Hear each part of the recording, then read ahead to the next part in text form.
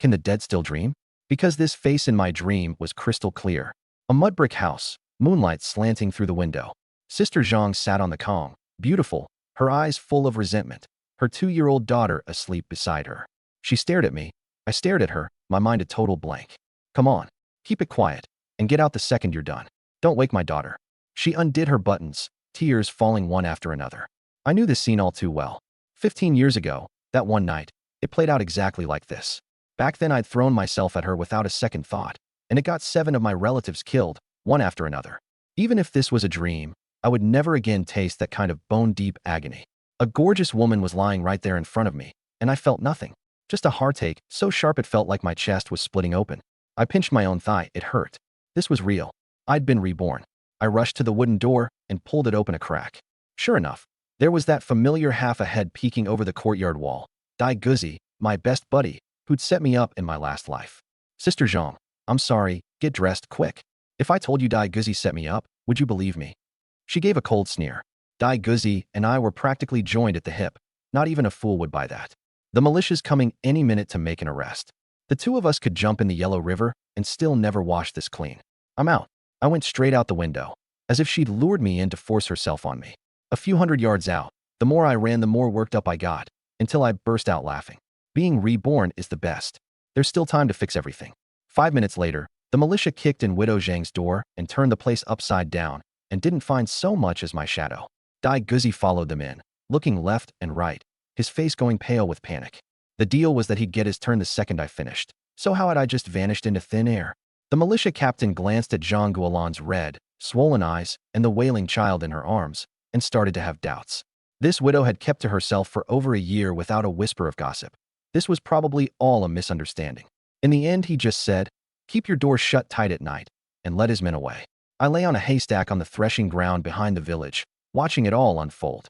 In my last life, it was on this very night that the militia caught me and the widow red-handed. My uncle, to protect me, shoved a hunting rifle into my hands and let me flee into the deep mountains. But then someone got something on him, and he was stripped of his post as brigade leader. My parents got dragged down with him, and within 3 years both had passed away, one after the other. Dai Guzi and his father took over my uncle's position, and from then on, year after year, they framed my relatives, 7 dead in 4 years. The widow's reputation was destroyed, and not long after, she drowned herself in the river with her child in her arms. I only learned all this 15 years later, after I came down from the mountains. For revenge, I lay low for 2 years, then fought my way into Dai Guzi's house. But when I moved to make my play, I made too much noise. They took me for a crazed wild man and beat me to death with clubs. And in that very instant, I was reborn. My fists clenched until the knuckles cracked. Heaven had given me a chance to start over. I'd have my revenge, and more than that, I'd give my family a good life. I felt my way home by moonlight. 2 men were crouched on the doorstep, my uncle, Wang Jiangwo, and my dad, smoking and shooting the breeze. Dad, uncle, my voice came out hoarse. Well, look at the second boy. What's gotten into the little brat, coming home this early? Sun gonna rise in the west tomorrow. Seeing my family again after 15 years, I forced down the emotions surging up in me and sidled over with a grin. From now on, I'm not going out roaming at night. I'll stay home every night and smoke and chat with you too. I grabbed the dry tobacco pipe right out of my dad's mouth, not caring about the spit, and took 2 pulls off the bowl. Get lost, you little punk. All you care about is our tobacco. Once I make some real money, I'll buy you the Zhonghua cigarettes the big shot smoke, all you want. And throw in some Moutai too. Earn your work points first, then do your big talking. My uncle laughed and gave me a kick. I sat down and turned serious. Starting tomorrow, I'm not going out to work the fields. I'm going up the mountain to hunt. My dad shot to his feet and grabbed me by the ear. You tired of having these 2 legs? Those hunters who went up the mountain last month still haven't come back. Even if you rip both my ears off, I'm going up that mountain. Not even Grandpa could stop me. I clenched my teeth and didn't make a sound. My uncle and dad exchanged a look. What in the world happened to you tonight? There was no hiding it. The militia captain would tell my uncle tomorrow anyway. So I came out with it. Dai Guzi set a trap for me tonight, tried to frame me. I nearly went down for it. He and his father cooked it up together. Uncle, because you'd moved to protect me, they'd get something on you. You'd lose your post as brigade leader, and Dai Gang would step right into it. Wang Jiangwo's face changed. He pulled me into the courtyard and shut the door. He didn't doubt me. Ever since he became brigade leader, Dai Gang had had his eye on that post. In times like these, if someone got something on you, your whole family could be sent down to a labor farm or even shot. Uncle, stay out of this one. I'll handle it myself. Just watch your step for a while. Don't give Dai Gang anything to use. All right, you've got 1 month. If you can't pull it off, I step in myself. All right, but you won't get the chance. Back inside, my younger brother Wang Zhu was lying on the Kong. 14 years old, skinny as a molting monkey, his eye sockets sunken, staring straight at my pocket. Bro, you bring back anything to eat? Half a steamed corn bun and a bowl of gruel. There's no way that fills you up. It was 1972, a year of severe drought. From early spring to August, 5 months, not a single drop of rain had fallen. The ground had cracked wide enough to fit a finger, and the corn crop was a total loss. The whole commune was scraping by on relief grain, a few mouthfuls per person per day, the pot nothing but thin, watery slop. My little sister was so starved her hair had turned yellow. There was no hope in the fields, so everyone went digging in the hills, but every edible wild green and root had long since been stripped bare. Deeper in lay the old-growth mountains. A few hunters had gone in last month and still hadn't come back.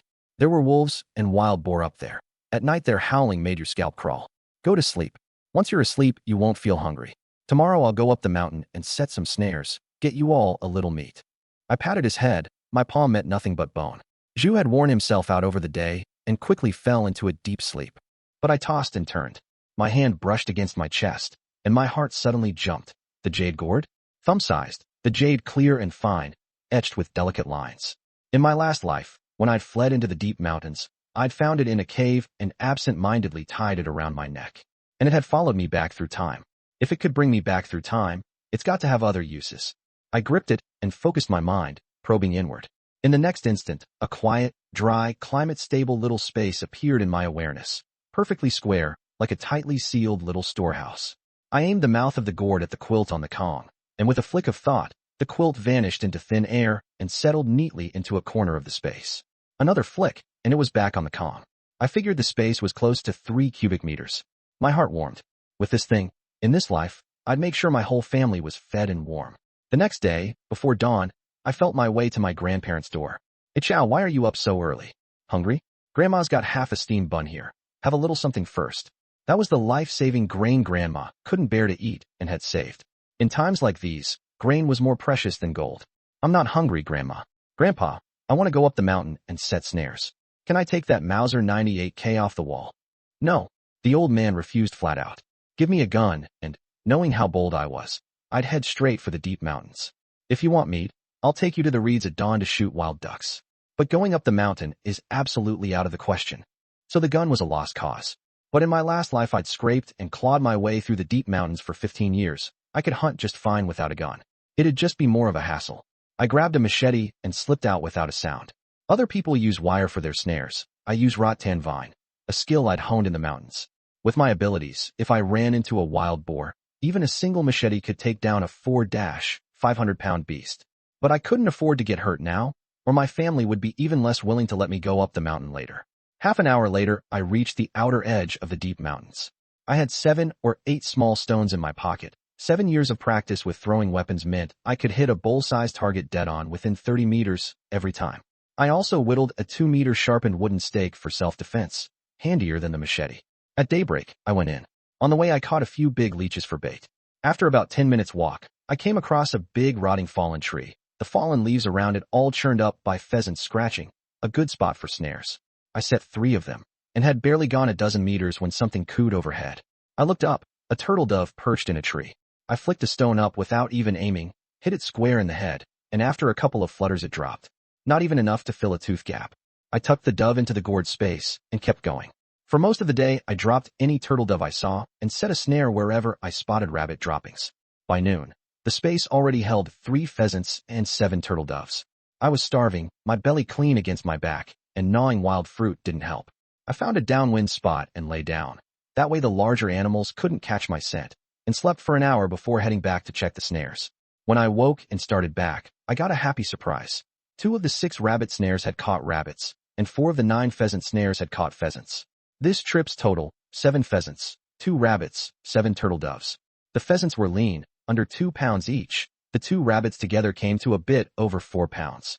Out of the deep mountains, I pulled out all the pheasants and rabbits, too many to carry in my hands, so I strung the doves up with rattan and hung them around my neck, then strutted toward the village. I wanted to show off, to let the whole village know I could go up the mountain and hunt. Greedy as Dai Guzi was, One look and he'd be green with envy. The men were all down at the river hauling water to irrigate the fields. Everyone was counting on this bit of rice to bring in a little more, or Baisha wouldn't even be able to hand over its grain quota. Hey Chow, you've got some nerve, going up the mountain alone. Someone spotted me first, and his water bucket swung. In a flash, the water-hauling villagers had me hemmed in tight, every pair of eyes fixed on the game I was carrying, gleaming with greed. Sell me one. My two boys haven't had meat in half a year. Sell me one too. Uncle Ming, profiteering will land you in prison. You're setting me up for trouble. Make way, I've got to get home. Some switched to offering grain coupons, then threw in second-grade tobacco coupons. I turned them all down. I've got a big family. This bit of meat isn't even enough to fill our tooth gaps. Goal accomplished, I pushed through the crowd and ran home. As long as I kept coming back loaded down day after day, Dai Guzi's envy would only grow. I knew him too well. Sooner or later he'd tail me up the mountain. Behind me, someone was already shouting, "Fortune favors the bold. Tomorrow I'm going up the mountain too." I'd just run past Dai Guzi's door when someone blocked my way, his younger brother, Dai Liaozi, 16, who clearly knew nothing about last night. "Brother Chow, you're amazing. Give me one to try." Grinning cheekily, he reached out to grab. The second his hand touched a pheasant's feathers, I drove a vicious kick into his gut. Dai Liaozi flew 4 or 5 meters like an empty sack and hit the ground clutching his stomach, howling, "Brother! Grandpa! Wang Chow's trying to kill me." The doors of several houses banged open, and villagers ran out to watch the show. Dai Guzi rushed out and helped his brother up, glaring at me viciously. None of his usual, were like brother's smile on his face. "What did you hit my brother for, out of nowhere? Ask your fine brother." He came up and tried to grab my pheasants. "You've got guts." He ground out the 3 words through his teeth. I leaned in close and dropped my voice so only the two of us could hear. "I'm not letting last night go. Watch that worthless hide of yours. You never know which day it'll be gone." Then I laughed out loud, picked up my game, and strutted off. I'd barely stepped through the courtyard gate when the old man came at me, beard bristling and eyes glaring. "I told you not to go up the mountain, and you actually." But the moment he got a clear look at the game in my hands and the string of doves around my neck, he swallowed the scolding whole. My cousin's wives and the cousin girls crowded around, eyes round as saucers. Zhu came running in a few quick bounds and took the game. Finally, meat to eat. My cousin's 2-year-old little girl came toddling over on her short legs. "Piggy, eat meat." I bent down and scooped her up. "It's Uncle, not Piggy. Say it right, and you get a big drumstick tonight." "Piggy, Piggy." For the sake of the meat, the little girl stiffened her neck and said it over and over, that stubborn streak leaving me speechless. The old man crouched down and inspected the game carefully, his brow furrowing tighter and tighter. "These doves look like they were killed with stones. You think I don't know exactly what you're capable of? Grandpa, I've got plenty of hidden talents." I picked up a small stone. There was a chipped bowl set against the wall 28 meters off. A flick of my wrist, a bang, and the bowl shattered into countless pieces. Another stone, and clang, it struck a distant hoe. Everyone in the courtyard was stunned. "When did you learn that?" the old man said, astonished. "Learned it ages ago. I just used to keep it hidden so I could slack off. I told them to boil water and dress the game. We'd eat all of it." My cousin's wife felt the waste. "You could trade pheasants and rabbits for coarse grain at the town black market. Our family hasn't had meat in half a year. Tonight we eat our fill. I caught all of it, so we do it my way." "Yeah, we get to eat our fill of meat." The little cousin girls jumped up and down with excitement. In half an hour the game was all cleaned. The 2 rabbit pelts had no bullet holes, both hides intact, and the town purchasing station would pay 2 yuan for them. In those days a state enterprise worker made only 25 to 30 yuan a month, so 2 yuan could buy a good amount at the supply co-op. The setting sun washed the village road a warm gold. My uncle and his 2 brothers and my cousin came back from work with their water buckets, and the moment they reached the gate they caught the smell of stewing meat. "Don't tell me A Chow really did bag pheasants and rabbits?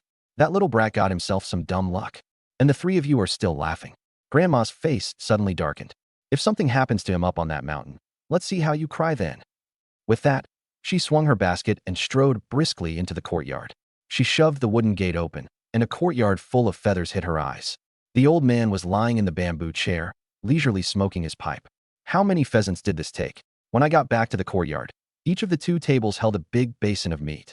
My youngest niece, her face shrunk to the size of a palm, her hair dry and yellow as autumn grass, gripped her chopsticks and stared straight at the meat in the basin. My uncle frowned. "Little Chow, isn't this too extravagant? Dried into jerky, it could carry us through a week of famine." My dad felt the waste too. Even 2-income families in the capital wouldn't splurge like this at New Year's. I looked at my little brothers and sisters swallowing hard, and my heart ached. "Dad, uncle, third uncle, Look at these kids. So thin a gust of wind would knock them over, hair yellow as dried-out straw. This famine's dragged on for the better part of a year. Every bit of fat's been scraped out of their bellies. Crack. The old man slapped his pipe bowl down on the table and glared at his 3 sons. The children are so hungry they're swaying on their feet, and you're fretting over the meat? Call yourselves fathers. You couldn't get your kids meat to eat. My grandson can bring it home, and you've still got the nerve to grumble? If you don't want to eat, go back to your rooms and sleep. The 3 brothers turned red to the ears under the dressing down and didn't dare make a peep. It was true. They hadn't been able to put meat on their wives' and children's plates. I smoothed things over with a smile and laid the biggest drumstick in the little girl's bowl. Here you go, Uncle's little princess, a big drumstick. Thank you, Piggy. She clutched the drumstick and shoved it into her mouth, hissing at how hot it was but refusing to let go. The only sounds left in the courtyard were the clink of bowls and chopsticks and the children's contented chewing. If it meant my family got to eat meat, the mountain could be as dangerous as it liked. It was worth it. At 1 in the morning, a burst of dense gunfire exploded, dragging all of Baisha Bay out of its sleep. Then came the banging of a brass gong and the heart-rending wails of children. A pack of wild boars in the village. I'd barely opened my eyes when our front gate was being pounded. Brigade leader. Big trouble. The last 10-some acres of fields have been torn up by wild boar. My uncle ran out barefoot, not even stopping for shoes, his face white. If those 10-some acres of rice were destroyed, the grain quota couldn't be met, and his post as brigade leader was as good as gone. I meant to grab the gun from Grandpa's room, but a thought stopped me.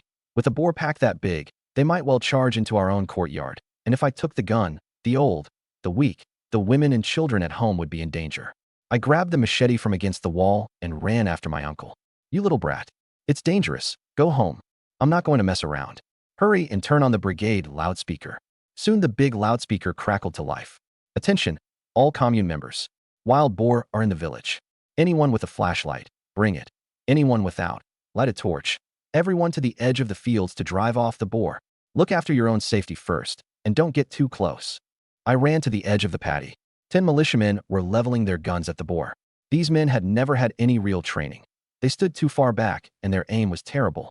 30-some boar were rampaging through the fields, rooting up the rice, and not a single shot landed.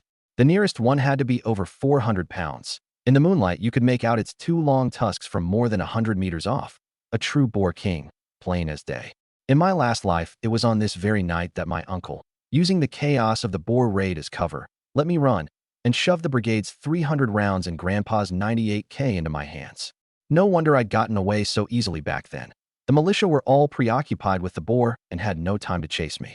My dad and 3rd uncle arrived with the able-bodied men, my dad shouldering Grandpa's 98K. Dad, what are you doing bringing the gun out here? What if the boar charge into our courtyard? I've got this. Hurry and take it back to guard the house. My dad and 3rd uncle went cold with fear at the thought, so busy driving off the boar they'd forgotten about home. My dad shouldered the gun and bolted back. 3rd uncle's father-in-law, the brigade party secretary, 60 years old, an old hero from the War of Resistance, with a fierce temper, had come out clutching a gun too. Old secretary, hurry back. This kind of thing is for us young ones. Get lost. I'm not so old I can't run off a few boar. He raised his gun and fired a shot straight at the boar king. But his eyes weren't what they used to be. He'd meant to hit the head and only caught it in the hind leg. The shot didn't scare the boar off. It stirred up its wildness instead. The boar king let out a grunt, turned, and bellowed at the pack, like a commander giving an order. 30-some boar surged toward the militia like mad. The 10 militiamen were scared out of their wits, backing up and firing wildly, scrambling and stumbling toward me. Half the young commune members threw down their torches and turned to run.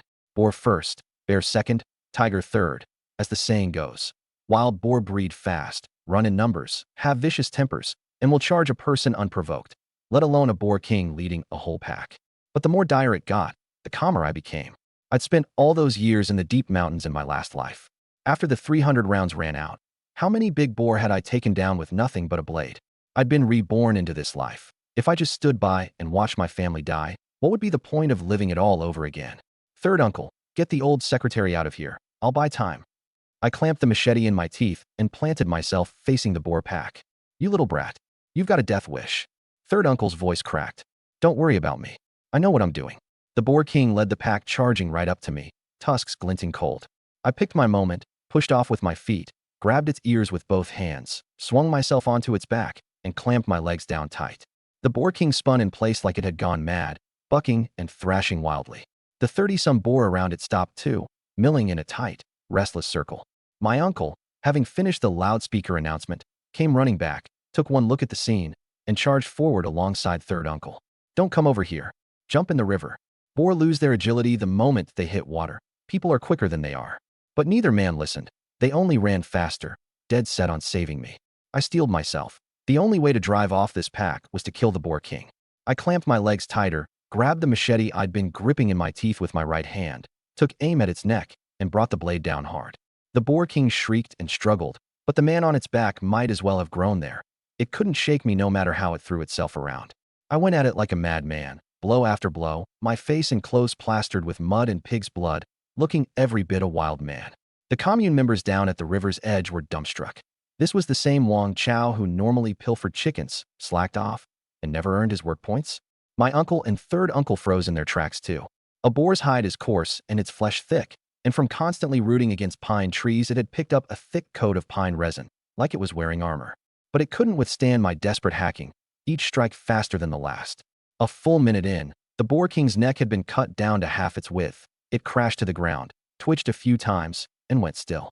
The remaining boar still meant to charge, so I didn't dare rest for a second.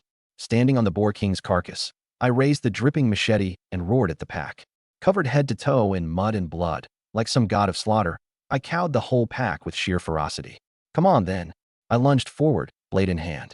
The boar pack was thoroughly spooked now. They turned tail and bolted for the Boar Woods, running even faster than they'd come. I turned my head and gave my uncle and third uncle a grin. Only then did the two snap out of it and come tearing toward me like men possessed. The people in the river clambered up the bank too, guns tossed aside, all rushing my way. One man, one blade, kills the Boar King and drives off 30-some boar. Even the movies they show in the capital wouldn't dare film something like this. Lean as this boar was, it still went over 400 pounds, lying in the field big as a calf, the sight of it making everyone swallow hard. My uncle and third uncle patted me down all over, but with all the blood and mud they couldn't tell where I was hurt. "I'm fine, just tired." Still grinning. "Who told you to show off like that?" My uncle grabbed my ear, equal parts furious and frightened. "Uncle, we're in public. Give me some face. I've got to find myself a wife in a few years." My uncle shot me a glare, then turned and gave orders. "Carry the Boar King to the river and wash it clean, then haul it to the threshing ground. Tonight we boil water and scrape off the bristles. Tomorrow morning we divide the meat." For the better part of a year it had been nothing but relief grain. Big as this boar was, and even though I'd killed it at the risk of my life, it belonged to the collective. I could only take half. The rest came to about 2 pounds per household. The crowd cheered and hoisted the boar up together, hands everywhere. Down at the river, the old secretary laughed from the bank. "The boar's all washed up, but our great hero hasn't had his wash yet. Go on, give him a hand." A laughing crowd swarmed in, hands all over me, and all my desperate resisting was useless. Early the next morning, the threshing ground was ringed with circle upon circle of people, every eyeball nailed to that 400-some-pound Boar King. Those tusks are bigger than knives. That scene last night was scarier than a war movie. Someone gave a vivid play-by-play of how I'd clamped the machete in my teeth and mounted the boar's back, hacked the Boar King to death blow by blow, then stood on its corpse and roared the pack into retreat. I've lived most of my life and only ever heard of Wu Song fighting the tiger. Wang Chao fought a whole pack with a single blade and rode the Boar King barehanded. He's fiercer than Wu Song. From here on out, who dare say a bad word about him? On the strength of this one feat alone, he's made his name in our village. Once the Boar King was dressed out, it yielded 420 pounds of clean meat, and my family took half. Some were happy, some were green with envy. Dai Gang watched me and third uncle each shoulder 100 pounds and made a snide remark. "Old secretary, with so many people out there last night, how come Wang Chao alone gets half? The boar belongs to the collective. If it's being divided, it should be divided evenly." I set the meat down and cursed him to his face. Belongs to the collective? Last night, when the boar went berserk and everyone was running for it, where were you risking your life for the collective? The Boar King's tusks nearly gored my third uncle and the old secretary, and I climbed on alone and hacked it to death with one blade. Where were you? Scared stiff and run off to the other side of the river, I'd bet. The crowd roared with laughter, and Dai Gang's face went pale, then red. The old secretary has no objection, so you, the deputy leader, can quit running your mouth. Careful, or I'll dress you out like a boar. The old secretary couldn't stand to listen either. This pork is what Wang Chao traded his life for. He gets a bigger share. Any of you got a problem with that? No. Handing over half of any big game to the brigade is the rule. Who's got a problem? Getting 2 pounds is already plenty to thank Wang Chao for.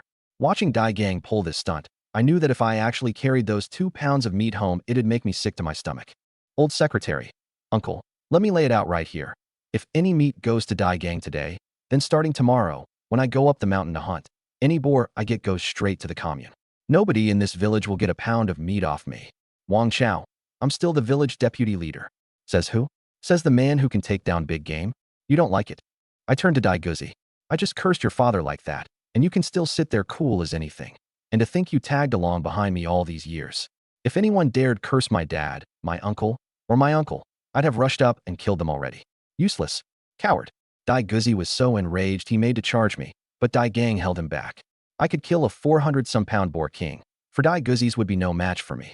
Father and son had utterly lost face in front of the whole village. You little brat. That's enough. Shoulder the meat and take it home. My uncle, in the middle of dividing the meat, came over. He was genuinely afraid my hot temper would make me beat the deputy leader and his son right then and there. I might be a troublemaker, but I was truly good to my family, and I was sharp too. People like me are bad to cross. Cross me once, and it's a fight to the death. That's exactly why Dai Gang and his son had set their trap, to put me down for good so I couldn't get back up, which would then make going after my uncle, the brigade leader, simple. The old secretary eyed Dai Gang with a touch of schadenfreude. Wang Chao's put it out there. If your family gets a share, next time he bags big game it goes straight to the commune. If it comes to that, there's nothing we can do either. So you tell me, what should we do? The boar belongs to the collective. Why shouldn't my family get a share? Dai Gang's voice climbed. The villagers immediately blew up. I'd killed a 400-some-pound boar king with a single machete, and everyone had seen what I could do. If Dai Gang got a share today, then if the game really did start going to the commune, the whole village would lose out. Deputy leader, you stirred this up? You can't ruin it for the rest of us and leave us without meat down the line. Exactly. Seeing the public mood turn against him, Dai Gang's heart pounded. Pressing for those 2 pounds of meat would enrage the crowd, and his deputy leader post might not survive it. Embarrassing piece of work. Get moving. He glared at Dai Guzi, and father and son left fuming. After this blow-up, the whole village knew that the two biggest no-good loafers had become mortal enemies. Pheasants and rabbits don't carry much fat, but lean as this boar king was, it had a fair amount of fatty meat. Rendered down, it would yield several pounds of lard. Home again, I grabbed the cleaver and cut the fattest 10 pounds off the half side of meat. Sister-in-law, fry it up. We're eating this for breakfast. My boy. Grandma panicked and grabbed me. A household only got 2 pounds. People are cutting off just a few ounces to taste and salting the rest into cured meat. She'd been scared by poverty too long. I leaned in with a smile. Grandma, don't you know what your grandson can do? There's plenty of game up the mountain. From today on, we won't go short on meat. Besides, it's August now, the weather's hot. Salt cure it, and it'll go rotten in a few days. My little brothers and sisters' eyes all lit up. They used to complain that this second brother earned the fewest work points, yet was the most favored. But now that there was meat to eat, the complaints had long since vanished. Zhu clenched his fists. Yesterday, my brother killed the boar king. It was like Zhao Zilong charging in and out of Changban 7 times. Brother, you're my idol. I'm done with school. I'm going up the mountain to hunt with you. I quickly clapped a hand over his mouth. After they'd confirmed last night that I wasn't hurt, my dad, uncle, and third uncle had given me a thrashing, with grandpa and grandma joining in the scolding, and right before bed my mom had given my ear a hard twist. My thighs and backside still ached this morning. Grandpa, grandma, it's hot out. The leftover boar meat will go bad by tomorrow. I was thinking I'd send 10 pounds each to grandma's place, my aunt's family, the old secretary's house, and my sister-in-law's family, and take the rest into town tonight to trade for some coarse and fine grain. Those steamed corn buns stick in my throat. I really can't get them down anymore. 10 pounds per family, isn't that too much? Grandma still wavered. You old woman, why so much fuss? The old man shot her a glare, then nodded. Those in-law families treated us well in the past. Earlier this year, when we couldn't even keep food on the table, we got by entirely on their help. Now that my grandson's got the means, it's right to repay the kindness. My aunt, third aunt, and sister-in-law all teared up. In a famine year, their own families were struggling too. They'd been thinking of asking their in-laws this morning whether they might send a pound or 2. They'd never expected me to send so much. Chow, thank you. Several of them said, voices catching. We're all family. No need to stand on ceremony. Half an hour later, the rich smell of fried meat wafted out across the courtyard. Not one neighbor was envious. After all, every household had gotten its 2 pounds. The big loudspeaker suddenly crackled with my uncle's booming voice. Attention, commune members. No work for the brigade today. Every household got a share of meat. So today our Baisha Bay celebrates a holiday that isn't on the calendar. Everyone stay home and eat your fill of meat. The whole brigade came alive in an instant, the smell of meat rising from every house. But at Jean Guélan's house, the smell of meat came wrapped in curses. At the table, the aroma had everyone swallowing hard. Yet Jean Guélan and her daughter didn't dare go near the pot. They huddled on a low stool in the corner, each gnawing on half a rock-hard steamed corn bun. What are you sitting there for? Eat, you husband-killing jinx. My eldest went blind early in life and married you, and not 2 years in the door you doomed him to death, leaving behind a worthless girl to eat our rice alongside you. Jean Guélan kept her eyes down, her voice thin as a mosquito's whine. Ma, I didn't. Still talking back. Her father-in-law slammed the table, meat juice splashing. If it weren't for you, you bird of ill omen, would my eldest have gone up the mountain and tumbled to his death? Now there's a little meat, and you've got the gall to sit there staring at it. You think you deserve it? The 2-year-old girl flinched in fright, her corn bun dropping to the floor. She was about to cry when Jean Guélan clapped a hand over her mouth. All the child could do was whimper in her throat, tears splashing onto her patched collar. Jean Guélan held Yaya tight against her, her head bowing lower. Pa, Ma, I was wrong. I won't eat, and Yaya won't either. As long as you know it. From now on, all the meat in this house goes to my unborn eldest grandson. The old woman picked out the biggest piece of fatty meat and tucked it into her younger daughter-in-law's mouth, beaming. Now this daughter-in-law is the considerate one, carrying our Zhang family's seed. You, Jinx, with your worthless girl, you're lucky to have a corn bun to gnaw on at all. Jean Guélan held Yaya, her back against the cold mud wall, tears beating out one damp mark after another, not daring to cry aloud. After her husband died, this had become her life, taking the blows without striking back, the curses without answering, hoping only that Yaya would grow a little older and life would hold some promise. Only once the meat smell had faded did she dare raise her head, watching her brother-in-law smear the last of the meat juice on his corn bun, not leaving even a little of the wild greens she'd dug that morning for Yaya. She silently picked the corn bun up off the floor, dusted it off, broke off a small piece for her daughter, and gnawed the hard scraps herself, then carried Yaya out of the kitchen. Mama, Yaya hungry. The moment they got inside, the little girl rubbed her belly and cried. Only just past 2, her gums still soft, she'd take one bite of the hard corn bun and screw up her face at the way it dug in. Day to day she got by on the wild green gruel Jean Guélan dug for her. Be good, Yaya. Mama's going up the hill right now to dig you some wild greens. Jean Guélan wiped away her tears, hoisted the girl onto her back, grabbed the little hoe, and went out. The sun was at its peak over my family's courtyard. The noon meal of stewed boar had just settled in my stomach. The little ones had shouldered their school bags and headed off to school, and I cinched my belt, slid the machete in behind my back, and got ready to head up the mountain. Grandson, take this gun with you. The old man came out carrying the 98K and 20 rounds. In my last life, hiding in the deep mountains for 15 years, I'd relied entirely on that gun to hunt game.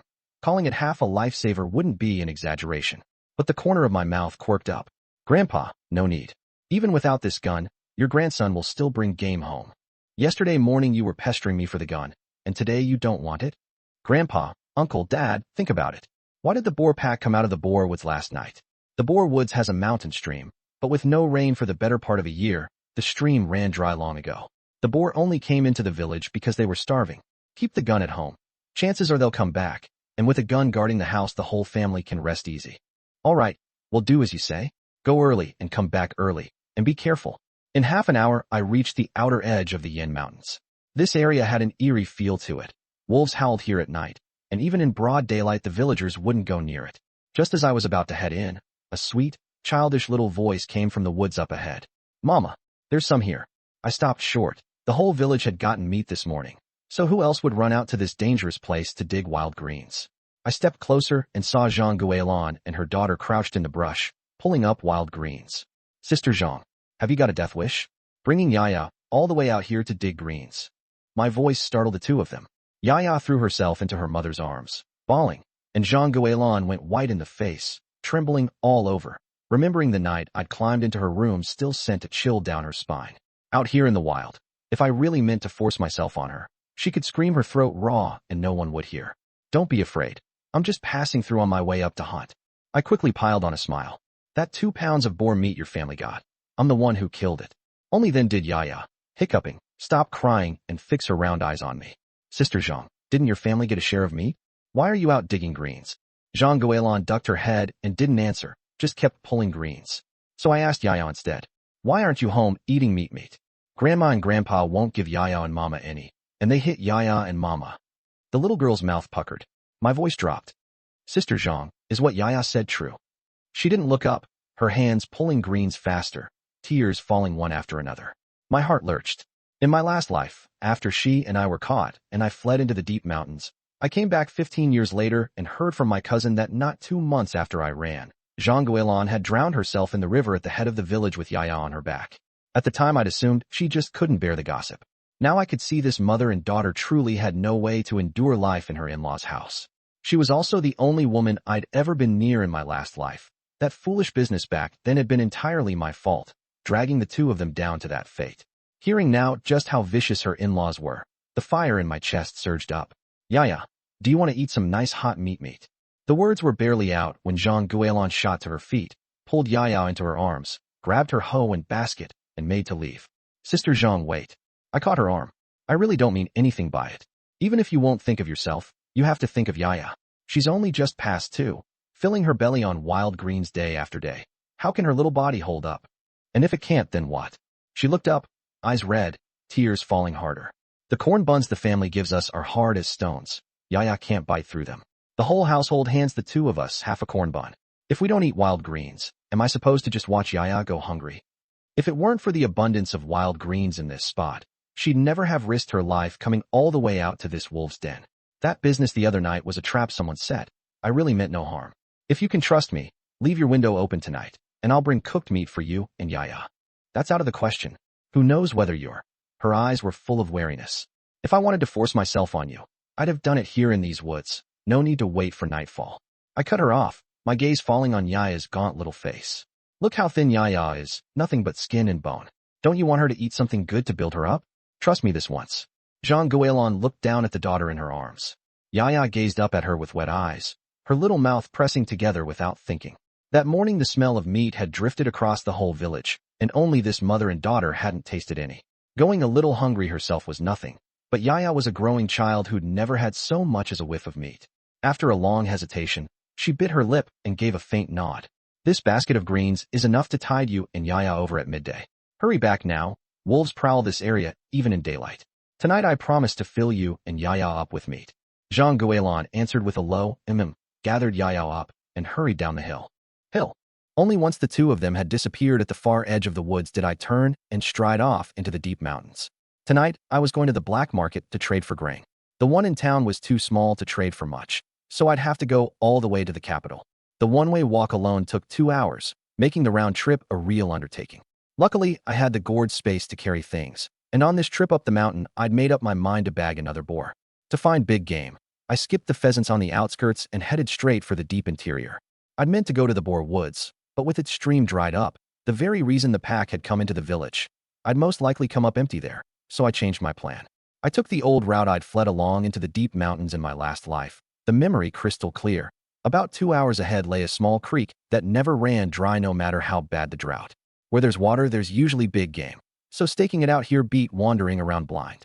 Along the way I set 2 snares where rabbit droppings were thick and flushed out a nest of pheasants, coming away with 12 pheasant eggs. There were no trails in the deep mountains. I had to hack a path open with the machete the whole way. It took 2.5 hours to reach the creek, and I was still over an hour too late. The creek bank was covered with fresh tracks where boar had been rooting. Following the tracks would lead me to them, but it'd take at least an hour, and even if the kill went off cleanly, night would have fallen and I'd never make it out of the mountains in time.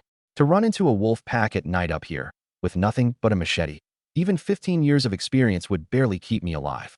Unable to catch up, I simply picked a spot the game had to pass on the way to the creek, climbed a big tree, and waited for my quarry to come to me. The wait stretched to 3 hours, the sun slid westward, and not even a rabbit showed. The trip back would take another 2 hours, and I had to be out of the mountains before dark. Just as I was sure I'd come away empty-handed, something caught the corner of my eye. A herd of those dim-witted roe deer ambling along 50 meters off. I counted 8. The lead buck went over 80 pounds, followed by 3 does, one of which looked pregnant, plus 4 fawns born not long ago. It was like a pie falling out of the sky. Roe deer aren't actually stupid. They're just intensely curious, slow to react, and fond of crowding in to see what's going on. When one of their own gets dropped, they bolt in fright. but after a while they'll circle back. Up on a branch 4 meters off the ground, I got myself ready. My targets were the lead buck and the doe walking abreast of it, only half a meter apart. The deer came right under my feet. I leapt down, threw out both arms and hooked an arm around each of their necks, dropping them on the spot. The deer behind froze for 3 full seconds before reacting, tails bristling, white rumps flashing as they scattered into the woods. The buck was incredibly strong. I kept its neck locked tight, pinned the doe with one foot, freed a hand to draw the machete, and cleanly slit the buck's throat. Scalding blood sprayed out and stained half my trousers red. Before it had even bled out, I reached back and slit the doe's throat too. Both went down still kicking, but I just lay down between them and didn't move. About 10 minutes later, the 2 remaining does appeared 20 meters off with their 4 fawns, peering around tentatively. 2 more minutes passed before they ambled to a stop 5 meters from me. 1 human and 6 deer, big eyes staring at small ones. I held steady and waited for the doe that wasn't pregnant to come within 2 meters, close enough for a single lunge to pin it. 2 minutes later, sure enough, it walked over beside the dead buck and kept nudging it with its wet nose, never noticing me back from the dead, right beside it. I sprang up, hooked an arm around its neck, and the machete found its mark cleanly. Blood spattered my cheek, and in under a minute it went limp on the ground. The pregnant doe shrieked in terror and bolted deep into the woods with the 4 fawns. The 3 deer together came to 150 pounds. Roe meat is more precious than boar and would fetch a good price on the black market. But before I could be happy too long, a low, mournful wolf howl suddenly rose from deep in the mountains. By the sound of it, this pack was at least 20 strong. Bad. So caught up in my good fortune, I'd forgotten I was still in the deep mountains.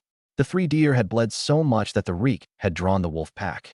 I didn't dare delay. The blood wasn't even drained yet when I gathered all 3 into the gourd space, hacked down a wrist-thick tree trunk with the machete, whittled out a sharpened stake in a few strokes for defense, and turned to sprint back.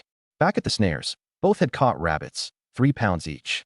I tossed them into the space and kept hurrying out of the mountains. Behind me, the wolf howls gradually faded with each step. The sky grew darker and darker. Running and walking by turns, it took a full hour and a half before I made out the outline of the mountain's edge.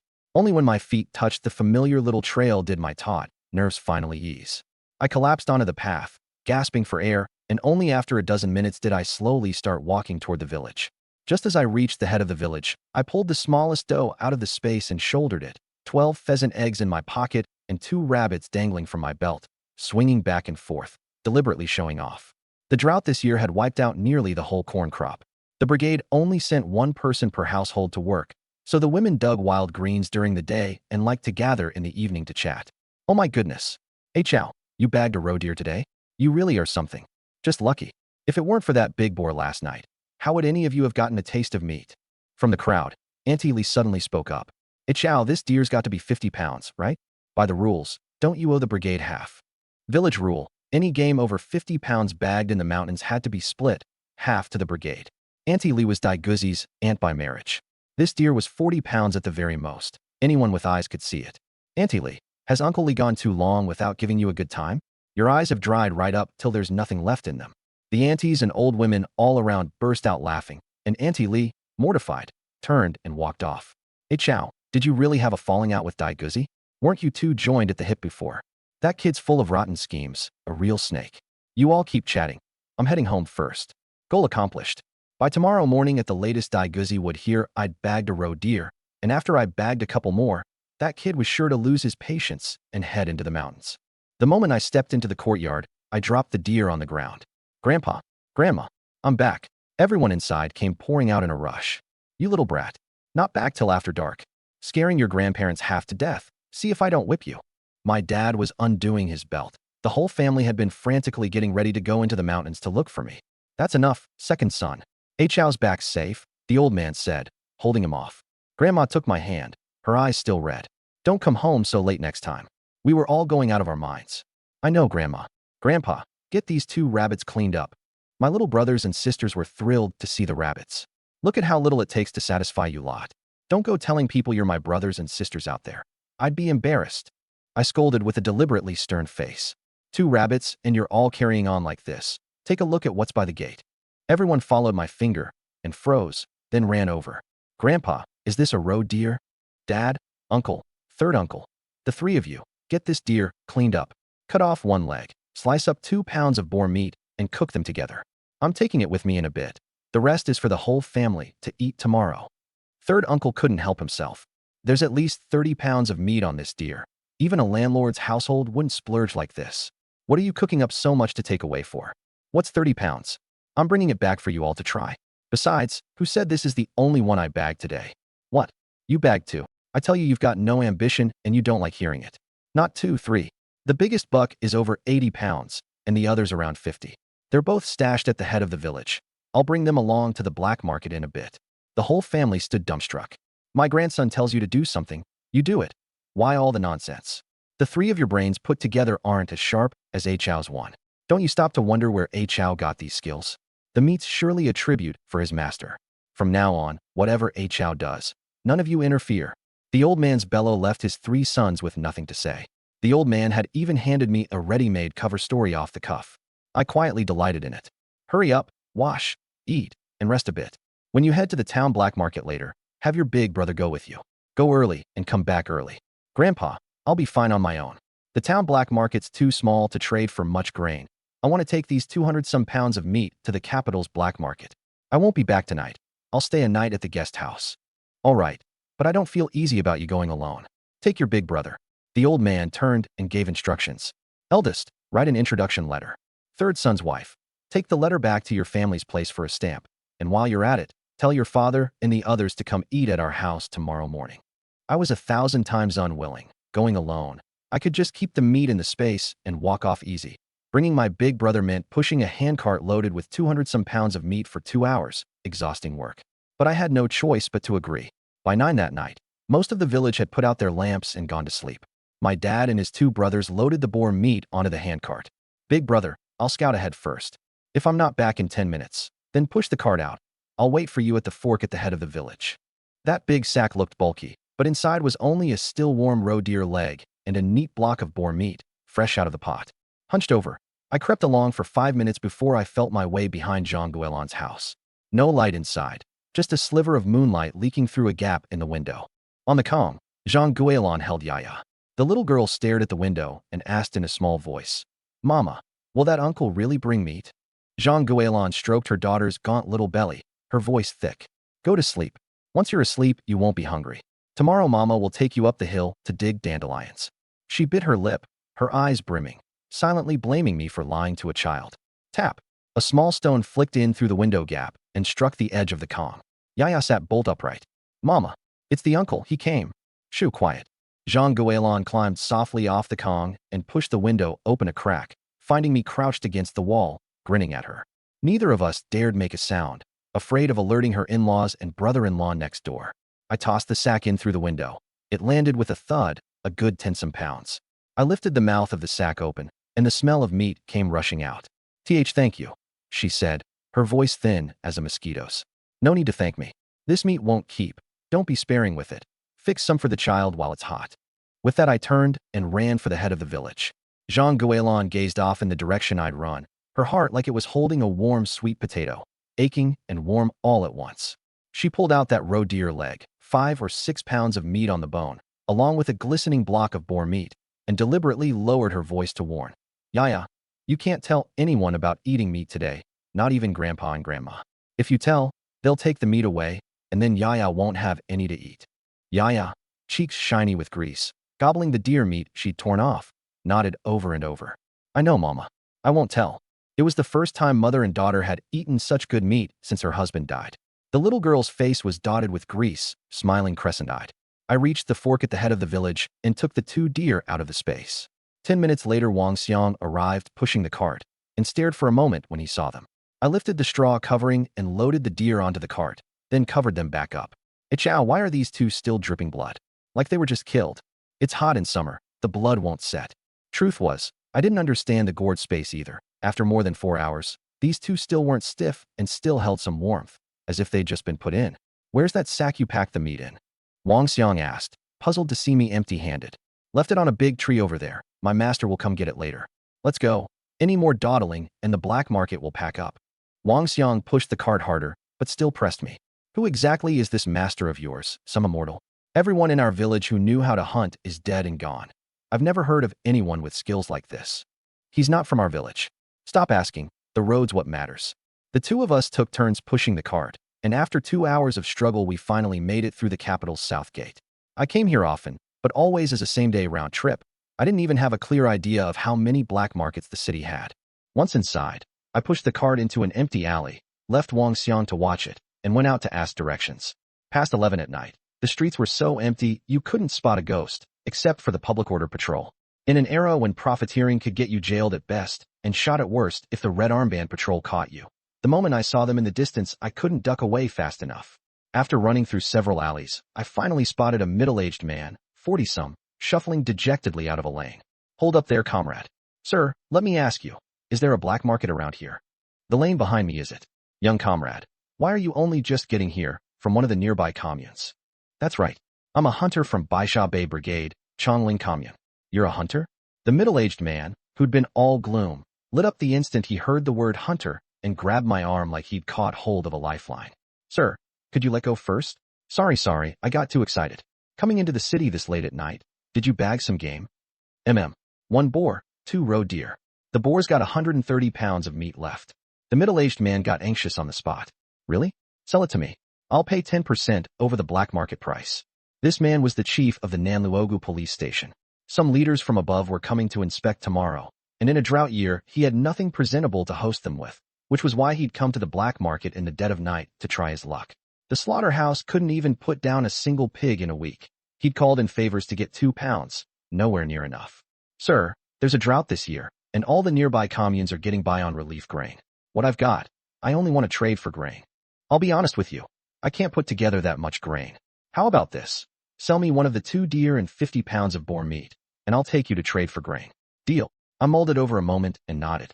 All right then. Excellent. Wait here, don't go anywhere. I'll bring people back in 10 minutes. The middle-aged man strode off briskly. I turned to go fetch Wang Xiang and have him push the cart over to wait. I pedaled a bicycle from the south gate straight into the police station, a crowd of old men and women chasing after me. Young comrade, don't run. I'll trade you a radio coupon, just for 1 rabbit. An old man in reading glasses shouted as he ran. I really can't trade. These 2 rabbits are promised to someone else. I'll bring you some next time. Sweating buckets, I swung the bike around toward the station gate. Chief Lu and Old Han each grabbed an iron bar and rushed out. Old Han thumped his bar on the ground, his voice booming over the whole street. Clear off, all of you. These rabbits are for the station to host leaders. They're not for trade. Only then did the crowd reluctantly disperse. I handed the rabbits to Chief Lu. Uncle Lu, my grandpa skinned them last night. Hope you don't mind. Mind? That crowd just now was even willing to trade radio coupons for them. He laughed, his eyes crinkling. I made a promise to Old Han too. Grandpa Han, the day after tomorrow, I'll bring you pheasant and rabbit to go with your drinks. The old man grinned ear to ear. Chief Lu tucked 2 grade A tobacco coupons into my hand. Take them. If you don't call me uncle anymore. Added to the earlier ones, that made exactly 4, enough to buy a pack of Zhonghua each for my dad, his 2 brothers, and my grandpa. I just smoked the grade B stuff myself. He also handed me an official procurement certificate stamped with the station's red seal. Old Wang's got the grain about ready over there. Take this and go. I tucked the certificate away, ran back to the guest house to wake my big brother Wang Xiang, who was still snoring, and headed straight for the Red Star Steel Mill. The security section at the gate stopped us, but they let us through once I gave Director Wang's name. He put in a word the night before. I had my big brother wait downstairs and went up to the director's office on the 3rd floor myself. The grain's ready. Sit down. I've got something to talk to you about. Director Wang pressed a hand on my shoulder and steered me into a chair. Hey Chow, any interest in coming to work at the mill? In times like these, a city job was so precious it could be a family heirloom.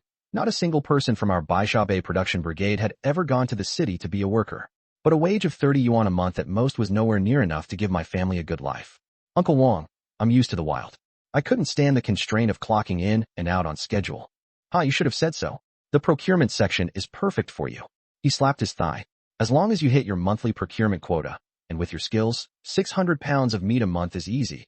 Nobody would say a word if you didn't show up at the mill for 3 weeks. I shot to my feet. A proper city job to bring honor to the family. And this much freedom too? I can't bring you on board just yet, though. Wait until you haul a boar in, and I'll take you in then. That'll shut up all the gossips. How many do you need? Will there be pay? Of course there's pay, just not as high as the black market. 1 will do, 2 would be best. What if I haul in 5 or 6? Could you give me another job slot? 5 or 6. Are boar really that easy to bag up in the mountains? He looked thoroughly disbelieving, but agreed anyway. If you really bring them in, I'll give you another slot, but the position can only be on the shop floor. Anywhere's fine. I'll come find you within a week at most. I loaded 10 pounds of rice, 10 pounds of flour, and 50 pounds of cornmeal onto the handcart, left my big brother to watch it, and went into the supply co-op myself. Comrade, get me 4 pounds of white rabbit candy, 4 pounds of brown sugar, 4 pounds of walnut cookies, 10 zhang of small print floral cloth, 10 pounds of cotton, 4 packs of Zhonghua cigarettes, and a bottle of Maodai. Everyone in the whole co-op turned to look at me like I was an idiot. Maodai wasn't just 3 yuan a bottle. It also required a special supply coupon. The young saleswoman behind the counter put her hands on her hips and started cursing. Get lost. You country bumpkin. Take a look at where you are. You open your mouth and out come curses? Without us bumpkins, would you be eating dirt every day? People who look down on farmers like this ought to be hauled off and denounced. The shouting drew the co-op manager over. The saleswoman immediately tattled, and I slapped the coupons down on the counter along with a thick stack of 10 yuan notes. I came to buy things properly, and she says I'm causing trouble. The manager hesitated, asking where the coupons came from. I pulled out that red stamped slip from the police station too. His face changed the instant he saw it. Chief Liu is your uncle? These coupons, and this money. I traded a roe deer and boar meat to him for them. Don't believe me? Go ask at the station. I believe you. I believe you. You. It was our misunderstanding. The manager turned and glared at the saleswoman, then called over another clerk to get my goods. I came out shouldering the big sack. This run had cost over 30 yuan, a regular worker's whole month's wage. I also went to the state-run eatery across the street to buy buns. They only steamed 30 meat buns a day, and the server would only sell me 10, so I added 20 vegetable ones. The meat buns I'd save for the kids at home, my big brother and I would just eat the vegetable ones. 2 hours later we got back to the village, and the gate of our own courtyard was mobbed with half the village. Hey Chow, run quick. The commune leaders brought militia to arrest you. Auntie Zhang stamped her feet. It's that little brat Dai Guzi. He went and reported to the commune that you stole a bicycle. I saw it all clear as a mirror, cupped my hands at the crowd in a quick salute, and squeezed into the courtyard. Inside stood 6 militiamen and 2 commune leaders, with Dai Gang and his son wearing smug looks. My uncle Wang Jiangwo and the old secretary were explaining with ingratiating smiles, beads of sweat rolling down. Leaders, that's him, Wang Chao. Arrest him quick. Dai Guzi sprang up, his finger jabbing at the tip of my nose. Dai Gang reported that you stole a bicycle and engaged in profiteering. Is that so? The commune leader was acquainted with my uncle and the old secretary, so his tone was still fairly civil. They're talking out of thin air. Have they got any proof? Just then Wang Xiang pushed the grain cart into the courtyard. Like a cat that's caught the scent of fish, Dai Guzi darted over to rummage through the sack, pulling things out one by one, laughing. Look, leader, he must have sold the bicycle and traded it for all this. Floral cloth, walnut cookies, brown sugar, white rabbit candy, Maotai, Zhonghua cigarettes, 20 pounds of rice and flour, 50 pounds of cornmeal. The villagers blew up in an instant. The family, who'd believed me until then, all wilted at the sight of these things. Grandma and mother fainted dead away on the spot. Detain these 2 brothers. Director Liu waved a hand, and the militia cuffed me and my big brother. But I laughed. Dai Guzi tilted his head back smugly. On the verge of death and still laughing? I'm laughing because you son of a bitch, have no brains. Lifting a rock only to drop it on your own foot. Take the men and the goods, first to the commune, then transfer them to the city station. Hold on, leader. I stepped forward. You'd pronounce us guilty without even asking where the goods came from? What's in my pocket can tell you. A militiaman fished 2 papers out of my pocket and handed them over. The commune leader unfolded them and looked, a procurement certificate stamped with a big red seal. The hand gripping the papers suddenly tightened. You came by bike. It's a dozen minutes to the commune. Why not make a phone call and verify it with my Uncle Wang and Uncle Liu? Uncle Wang, Uncle Liu, don't tell me there. His voice cracked. Wang Xiang stepped forward and loudly confirmed it. Uncle Wang is Director Wang of the Red Star Steel Mill, and Uncle Liu is Chief Liu of the Nanluoga Lane Police Station. The grain is relief grain, and the coupons were sent along by Uncle Liu.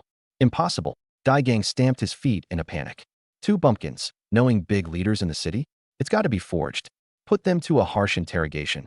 See if they don't confess. So the deputy leader is hoping to see us tortured?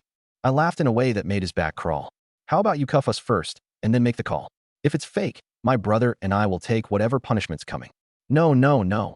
I recognize these official seals. They really are the Red Star Steel Mills and the Nanluoga stations. The commune leader barked at the militia to uncuff us, then put on an ingratiating smile. It's purely a misunderstanding. Tell me, how would you like to settle this? Simple. I shot a glance at Dai Gang and his son.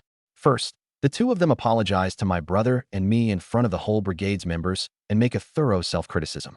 Second, they pay my family 50 yuan to make up for the shock to my grandmother and my mother. My uncle and the old secretary still had to deal with the commune regularly, so it was best to stop while ahead. As for Dai Guzi and his father, I'd settle accounts with them slowly after this was over. 50 yuan? Why don't you just go rob someone? Dai Gang ranted, stamping his feet, his face turning the purple of pig's liver. In a famine year like this, even tallying up work points at years and might not net 50 yuan. Fine, then there's nothing to discuss. I lifted my chin at my uncle. Uncle, make a trip to the commune and call my Uncle Wang. Tell him I've been framed, and from now on I can't bring him any more meat.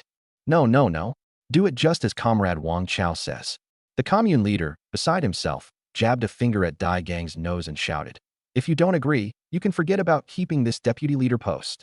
Dai Gang's face went white, then red. He ground his teeth and swallowed it. Fine, I accept. That morning, father and son had gone off to file their report, all pleased with themselves, never expecting to lift a rock and drop it on their own feet, losing every shred of face and having to cough up 50 yuan besides. Half an hour later, the threshing ground was packed wall to wall. Dai Gang, head hanging, went up onto the platform, his voice a mosquito's whine.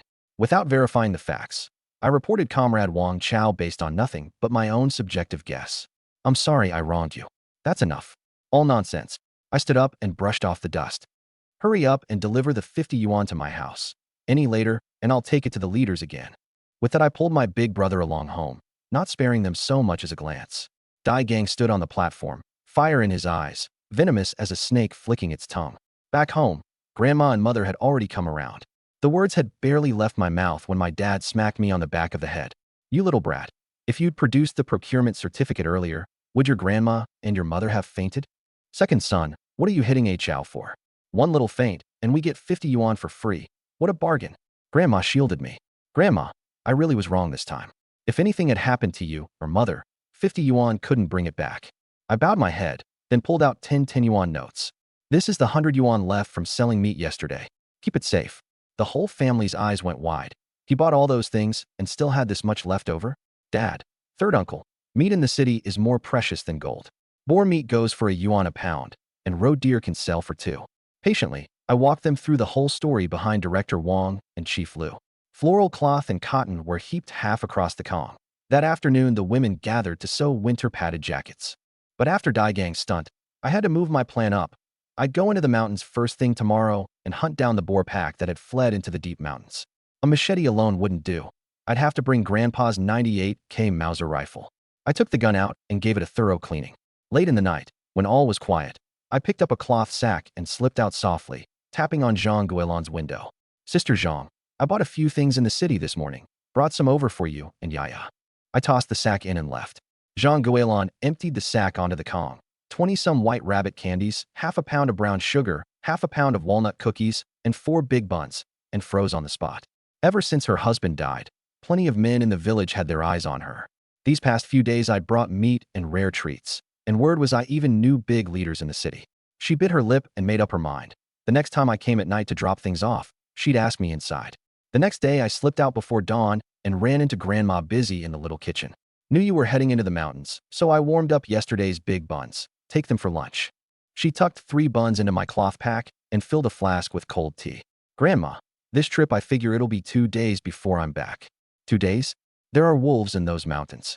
Her face went white with worry. 2 days ago, I found a cave, blocked the mouth, and wolves can't get in. It's perfectly safe. Having reassured her, I shouldered the gun and left. 40 minutes later, I reached the outskirts of the Boar Woods.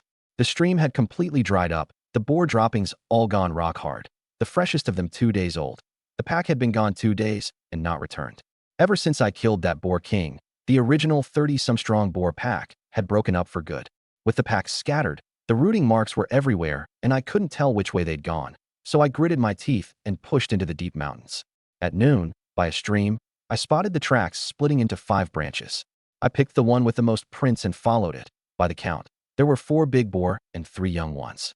I trailed them until 3 in the afternoon without a sighting, but the rooting marks grew fresher and fresher. I stopped, ate 3 buns, rested half an hour, and kept after them. At 5 in the afternoon, I finally caught up at the edge of a dense thicket, 4 big ones and 3 young yellow-coated piglets.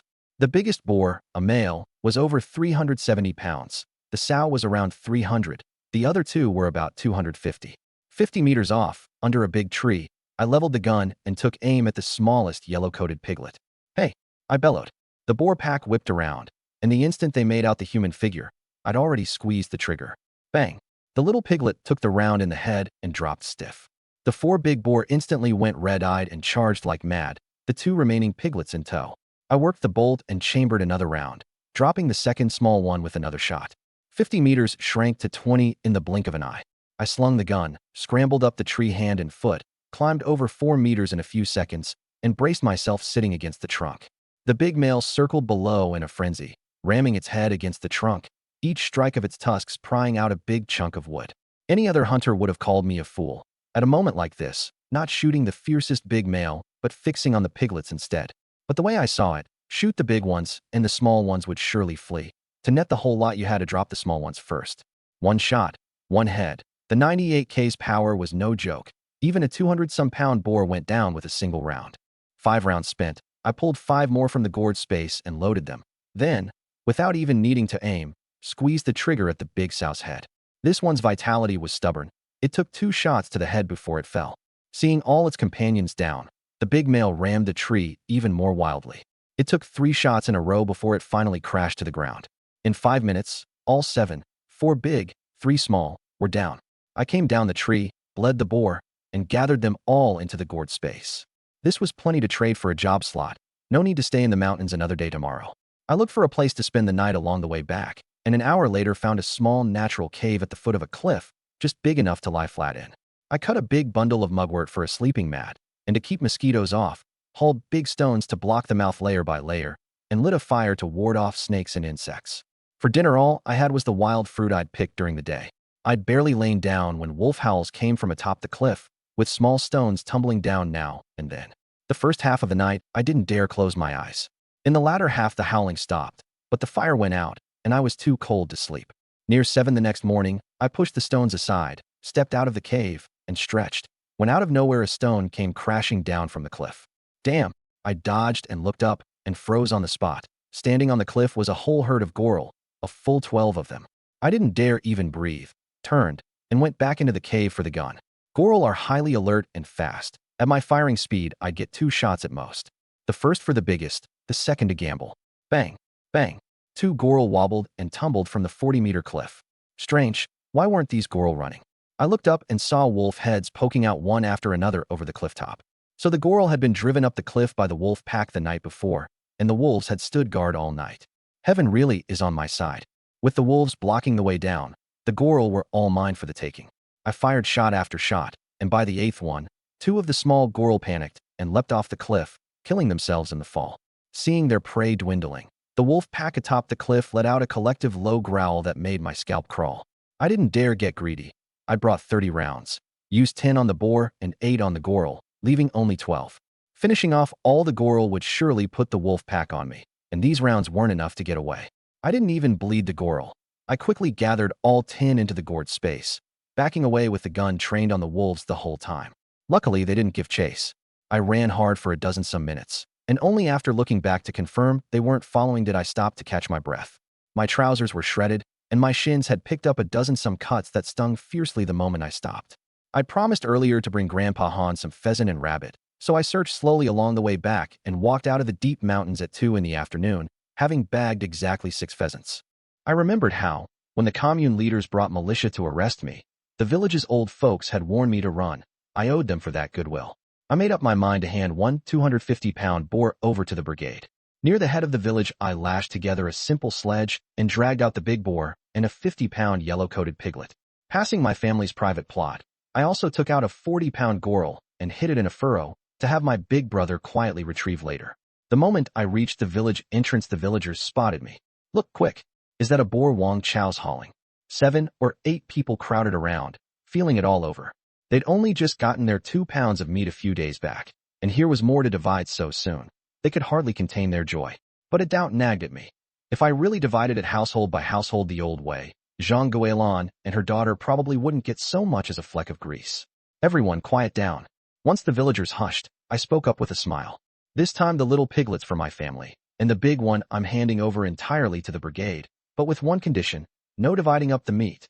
Slaughter the pig, and the whole brigade gathers at the canteen to eat it together. Throw in potatoes from the storehouse, boar stewed with potatoes, enough for 2 hot meals for the whole village.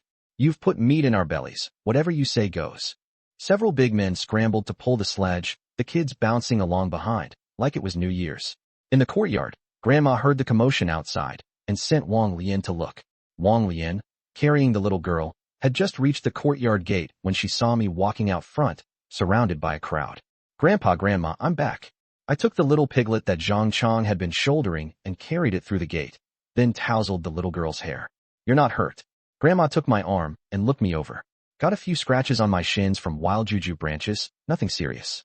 Where are my dad, my uncle, my mom? Your dad and uncle are out working. Your mom and the others went into the hills to dig wild greens.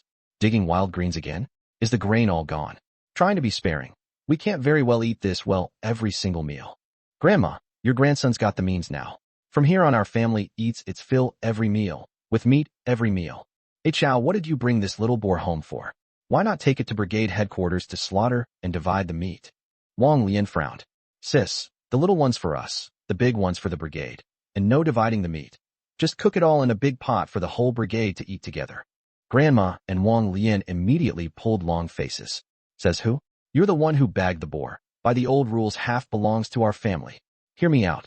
From now on, our family eats meat every meal, while other families gnaw wild greens every meal. Over time, how could people not start to resent it? Half the brigade are Wang family folk. Once the meat's gone, I'll just go hunt more. I'm not short of a meal. Fine, we'll do as you say. Grandma sighed and gave in. After I'd eaten and rinsed off, I went to my room to sleep. Before turning in, I told my elder sister there was a goral hidden in the private plot and to have my big brother retrieve it when he got back. But Grandpa and Grandma, afraid someone would take it, had my sister fetch it first. At 6 in the evening, my uncle announced over the loudspeaker that the brigade canteen's meal was ready, and the little girl came scurrying in. Piggy, time to eat. Out in the yard, my dad, third uncle, and big brother had already dressed the little piglet and the small goral. Aren't we going to eat at the brigade? What are you cooking for? The family was puzzled. With all this meat at home, plus a goral, why go eat the brigade's throat-scratching corn buns? Half a one doesn't even fill you up. Why wouldn't we go? You bagged the boar. 100 pounds of meat should have been ours by rights. Not going is the bigger loss. I'd given the brigade a whole boar, and the family all felt it was too great a loss. Just then my uncle pushed open the door. We were about to head out when you got back. Apart from Grandpa, who was all smiles, everyone else was glum. I took Grandma's hand. Grandma, most of the village is kin to us one way or another, and my uncle's the brigade leader besides. We can't be that stingy. Grandpa chimed in too. It sounded right. Give the brigade a boar this big, and won't the villagers remember our grandson's kindness from now on? Last time the commune chief brought militia to arrest me, the village aunties and uncles all told me to run quick. Consider this repaying their kindness. All right, Grandma understands. They've eaten your meat. If they ever dare call you a layabout again, Grandma won't let them off. Only then did Grandma break into a smile. Only cadres were allowed inside the brigade canteen. Everyone else was out on the threshing ground, 12 to a table, over 50 tables. The old secretary poured sweet potato liquor from an earthen jug, and I pulled out a pack of Chianmin cigarettes and handed one to each of the cadres. Out on the threshing ground, the commune members ate their meat amid peals of laughter. Only the Dai Gang household was a different scene, the adults sullen, the children clamoring for meat. Pa, yesterday the commune chief said meat in the city is more precious than gold. You can't buy it even with money. Dai Gang chewed a hard corn bun, brow furrowed. The 50 yuan business of a few days back, plus all the brigade's talk, had left him without a shred of face. Dai Guzi set down his corn bun. Pa, I tagged along with Wang Chao all these years. I know exactly what he's capable of. Maybe his hunting's just luck. Don't we have a hunting rifle? Tomorrow I'll go into the mountains and give it a try. Dai Gang sighed and nodded. The two of you go together so you can watch out for each other. Don't go in too deep. Just bag a few pheasants and rabbits on the outskirts. In the canteen, while I was drinking with my uncle and the others, the women's director spoke up. Hey Chow, you're 19 now, aren't you? Time to find yourself a wife. I've got a niece on my family's side. Just turned 18, real pretty. Auntie, it's still early for me, no rush. Early? Fellows 2 months younger than you are already fathers. Once my third uncle and third aunt give the family a little brother, I'll think about it. Outside it suddenly went quiet. Then came the sound of an argument. One of the voices, of all people, was my grandma's. I dropped my chopsticks and rushed out. My grandma was cursing out Jean Guélan's mother-in-law, while Jean Guélan sat on a stool holding Yaya and wiping away tears. What's going on? Jean Guélan's mother-in-law called her and her daughter worthless mouths to feed, said they could eat potatoes and the meat would be saved for the younger daughter-in-law. Your grandma couldn't stand it and let her have it. Watching Jean Guélan and her daughter not daring to even cry out loud, my chest felt tight with anger. Grandma, Granny Jean, you two stop for a moment. Chow, stay out of this. The old Jean woman turned, her tone, at least, not aimed at me. My grandma was in full fury, calling a woman a worthless mouth. Aren't you a woman yourself? So you're admitting you're a worthless mouth too? The women's director strode over in a few steps, her face darkening. Granny Jean, how many years into the new society are we, and you're still harping on worthless mouths? Chairman Mao himself said women hold up half the sky. Girls work the fields and earn work points, become model workers and cadres just the same. That feudal old mindset of yours is dragging socialism backward. Let me put it plainly right here. Boys or girls, it's all the same. If the brigade fails to make the model list because of this business of yours, I'll call a mass meeting and denounce the lot of you, mother-in-law and daughter-in-law both. The Zhang mother and daughter-in-law were dressed down so hard they didn't dare raise their heads. Before long, the threshing ground livened up again, everyone eating meat and chatting until dark before they dispersed. As the end of August neared, the days grew hotter by the day. One day I was roused awake by the heat at just 8:30, with only Grandpa, Grandma, and my little niece left at home. Grandpa, where's my mom and the others? All gone off to work. Piggy, hold me. The little girl flung herself at me. I scooped her up and planted a kiss on her cheek. Uncle's going to the city to buy his little princess some treats. Be good at home and listen to great-grandma and great-grandpa. Grandpa, this trip to the city is wonderful news. You'll know when I get back. I left them in suspense and went out. The sun was brutal, the road scorching hot, and it took a hard 2.5 hours walk to reach the city, my white shirt soaked through and stuck to my back. I didn't head to the steel mill first. I detoured to the supply co-op to buy sacks. The moment I walked in, I saw the saleswoman who'd bickered with me last time, glumly wiping the counter. I turned to another clerk. Comrade, give me 3 big sacks and 2 packs of Dacianmen. Got any popsicles? 2 of those. I paid with money and coupons, and, chewing on a popsicle, turned into an empty alley. I looked around to make sure no one was there, put the sacks into the gourd space, then took out 2 pheasants and a 50-some-pound gorrel and stuffed them into a sack before heading for the police station. Since I meant to build ties with the station, this gorrel was enough to give its 20-some people a treat.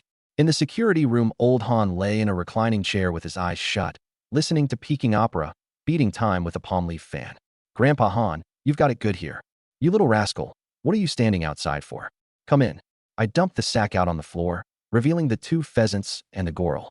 Oh ho, you even brought a gorrel this big? Old Han's eyes lit up. The pheasants are for you and Uncle Lou, 1 each, to stew into a soup and build up your strength. The gorrel's for the comrades at the station to enjoy. Good lad, generous. Old Han went out to call people, and within 2 minutes Chief Lou came running over with 5 or 6 others, their eyes glued to the gorrel. Uncle Lou, are you saying I'm good, or that the gorrel's good? I teased. Both. Chief Lou turned and gave orders. Weigh this gorrel and divide it up among everyone. Uncle Lou, now you're being a stranger. If you insist on weighing it, then from now on I'll take any good game I bag straight to the steel mill and stop coming here. You little rascal, do you know how dear wild goat meat is? However dear, doesn't it all just go into your bellies? Keep standing on ceremony, and I'll go back to calling you Chief Lou. Chow's already put it that way, so let's just accept it and not let his good intentions go to waste. Old Han smoothed things over. Chief Lou called over all 25 or 26 people at the station. Remember the roe deer and boar meat from a few days back? It was this nephew of mine who bagged it. He's got a fine sense of duty. Now he's brought you all a big gorrel too, and won't even put it on the scale. This nephew of mine is Wang Chao, from Baisha Bay, Lingshan Commune. When he comes to the station from now on, you all look out for him. He's family. Brother Wang Chao, come hang out with us whenever you're in the city. Will do. And you all come find me at the steel mill too. I'll take you up the mountain for mountain goods. Inwardly, I was delighted. I'd finally gotten acquainted with everyone at the station. Chao, what do you mean by that? Uncle Wang's having me be a procurement agent at their mill. As long as I hit a quota of 600 pounds of meat a month, I don't even have to come to the mill the rest of the time. 600 pounds a month? How does that old fox have the nerve? Chief Lou rolled his eyes. That old fox has plenty of coupons. You bring him that much meat, give him a good fleecing. Grandpa Han, Uncle Lou, I've got to go to the steel mill to hand over the meat. Hand over meat? You bagged another boar. Several, around 900 some pounds. 900 some pounds. Everyone at the station looked at me like I was some kind of monster. Chief Lu tucked a few coupons into my pocket. These aren't for you. They're from your grandpa Han and me for your family. Go to the supply co-op and buy something to take back. Out of the station, I took a look. 4 grade A tobacco coupons, 2 special supply coupons, and a radio coupon. Pricey as they were still nowhere near the value of that Goral. On the black market, the Goral would sell for at least 100 yuan, while these coupons together came to only about 50. At the steel mill, the security section tried to shoo me off at first until someone recognized me as Director Wang's nephew. I pulled out a pack of De Qianmin and handed one to each of the 4 men. Sorry to trouble you. Could you pass word along? In just 3 minutes, Director Wang came hurrying over at a trot, and the moment he saw my empty hands, his brow furrowed. Didn't you say you were bringing good news? The goods are outside the city. Could I borrow that 3-wheeler from the canteen? I rode the 3-wheeler out of the mill, but instead of heading out of the city, I turned into an empty alley and waited half an hour, took 2 big boar out of the gourd space, covered them with sacks, and hauled them back. One trip couldn't carry them all. I'd have to make another. Director Wang stood waiting outside the gate and threw back the sacks before the 3-wheeler had even fully stopped. Good heavens, boar this big. Uncle Wang, can this cart carry any more? Hurry up and unload these 2. Another half hour, and I hauled back the biggest boar, a yellow-coated piglet, and a 70-pound Goral. Whoa, this big boar's practically a boar king. The security section men clicked their tongues in amazement. Uncle Wang, is this enough for 1 job slot? Plenty, plenty. Haul it to the canteen logistics department. Waiting in the office for the weigh-in, Director Wang leveled with me. The first year on the shop floor, you're an apprentice, 17 yuan a month. If you go to the procurement section and hit your monthly procurement target, I'll rank you a 5th-grade worker, 32 yuan a month. Done. 32 yuan wasn't even on my mind.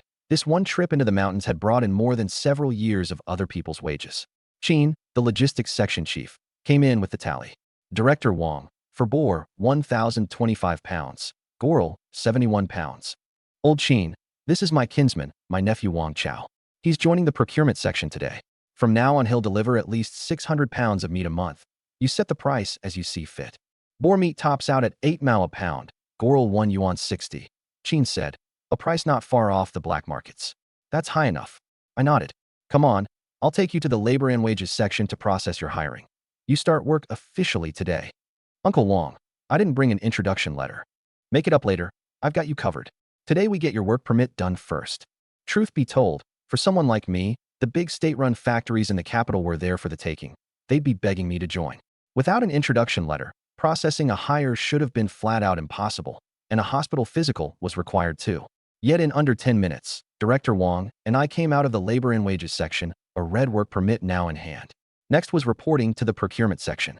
The moment Section Chief Liang saw Director Wang push the door open, he braced himself for a dressing down. Lately, whenever the canteen chief had so much as gone to Director Wang, the director was sure to turn around and come to the procurement section to chew Liang out till he was soaked through. Today I've brought someone to the procurement section. Director Wang slapped the tally onto the desk. Take a look at what a truly capable procurement agent looks like. 1,025 pounds of pork, 71 pounds of mutton. How is this possible? Section Chief Liang stared at the numbers, dumbstruck for the longest time. The 10 procurement agents swarmed over, craning their necks to look. To you lot, this is like scaling the heavens. To Comrade Wang Chao, it's a matter of a few days. The roe deer and pork from the other day were all his doing. Next to him, you're all good-for-nothings. It's 11 o'clock. If you can do the work, do it. If you can't, pack up and get out. The 10 procurement agents flushed red with shame and grabbed their bags, rushing for the door. Director Wang walked over to the desk of the procurement section's only woman. Girl, stamp this. She was around 23, fair-skinned and pretty. Director Wang gave further instructions. Clear out the small storeroom next door for Wang Chao to use as an office. He's your cousin. Run him through the procedures and take him to the finance department to draw money. Uncle Wang, do I have to take it all in cash? Could I trade some for grain and coupons instead? Sure. I'll handle the finance department. Come get it from my office. In the mill, you have to call me Director Wang. No calling me uncle. Once Director Wang left, the girl winked at me. Cousin Wang Chao, what's your connection to my Uncle Wang? Setting you up with your own office and all. You're not his love child on the side, are you? Truly not. Plenty of people in this country are surnamed Wang.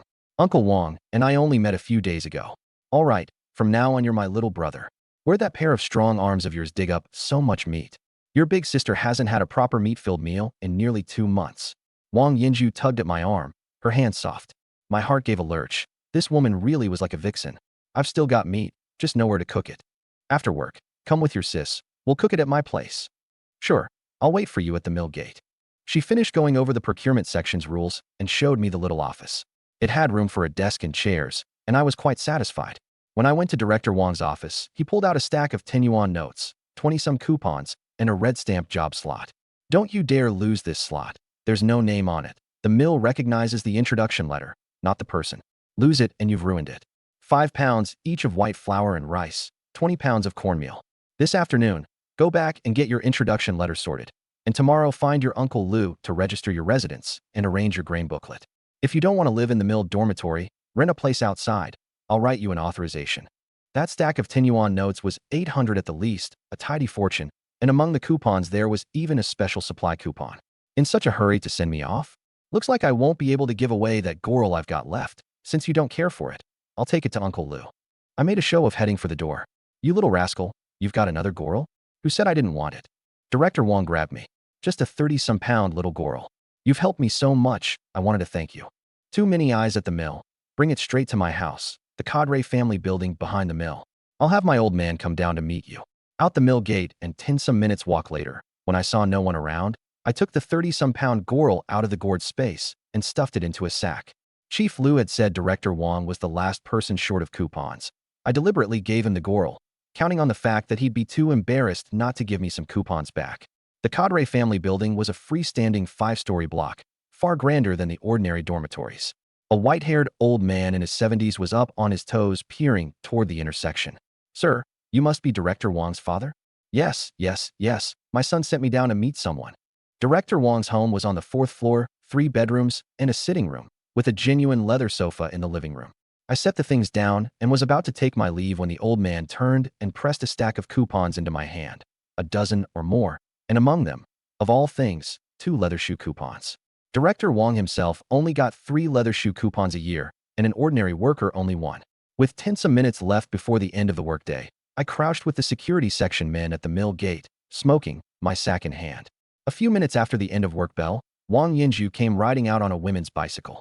It shall hop on quick.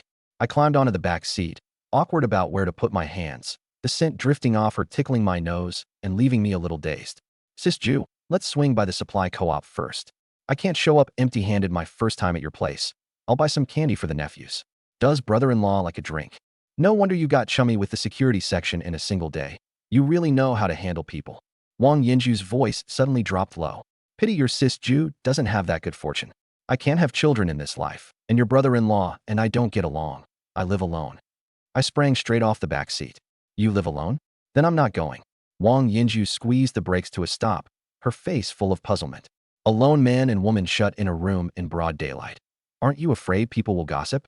Take these pheasants back yourself, and bring the sack to the mill for me tomorrow. I dropped the sack onto the back seat, turned, and ran for the department store. Slipping over at night might be fine, but in broad daylight, if her husband popped up, even jumping in the Yellow River wouldn't wash me clean. I'd only just been reborn. The last thing I wanted was to be wanted by the law again over some womanizing business. I still remembered the lesson of my last life. Wang Yinju watched my retreating back and burst out laughing. This kid, back in the office he was sneaking looks at me. I figured he had some nerve. But turns out he's got the wicked heart and none of the wicked guts. Now that I was on the state grain rolls, with money and coupons in my pocket, I went to the department store and outfitted myself with 2 pairs of trousers, 2 white shirts, and a pair of gleaming leather shoes. Passing the electronics section, I remembered the radio coupon Uncle Lou had given me and picked out a 100 yuan Shanghai brand set. Outside, the sun was blinding, and I didn't even feel like going home. Remembering I still had plenty of grain coupons in the space, I detoured to the state-run restaurant and bought 50 big buns, saving 10 to eat on my next trip into the mountains. Put into the space and taken back out, they'd still be warm. Recalling that the little girl loved candy, I went into the supply co-op across the way for a big shopping spree. The saleswoman who'd bickered with me last time poked her coworker. Huang Xiaowan. However much money that kid's got, he's still a bumpkin. You really want to marry him? If he'd have me, I really would. He's got money, and he's tall and handsome too. After 2 hours of walking, it was now the most brutal part of the day, shirt and trousers soaked through. I was close to heat stroke. I rested under a big tree, and a bicycle whizzed past, which reminded me of that 3-wheeler at the mill. I cursed myself for being a fool. I still had a 50-pound yellow-coated piglet and 6 big Goral in the space, all to be sold to the mill. If I told Director Wong my family had another Goral and wanted to borrow the three-wheeler to haul it up tomorrow, he'd surely agree. From now on, I'd have to find a way to get a bicycle coupon too.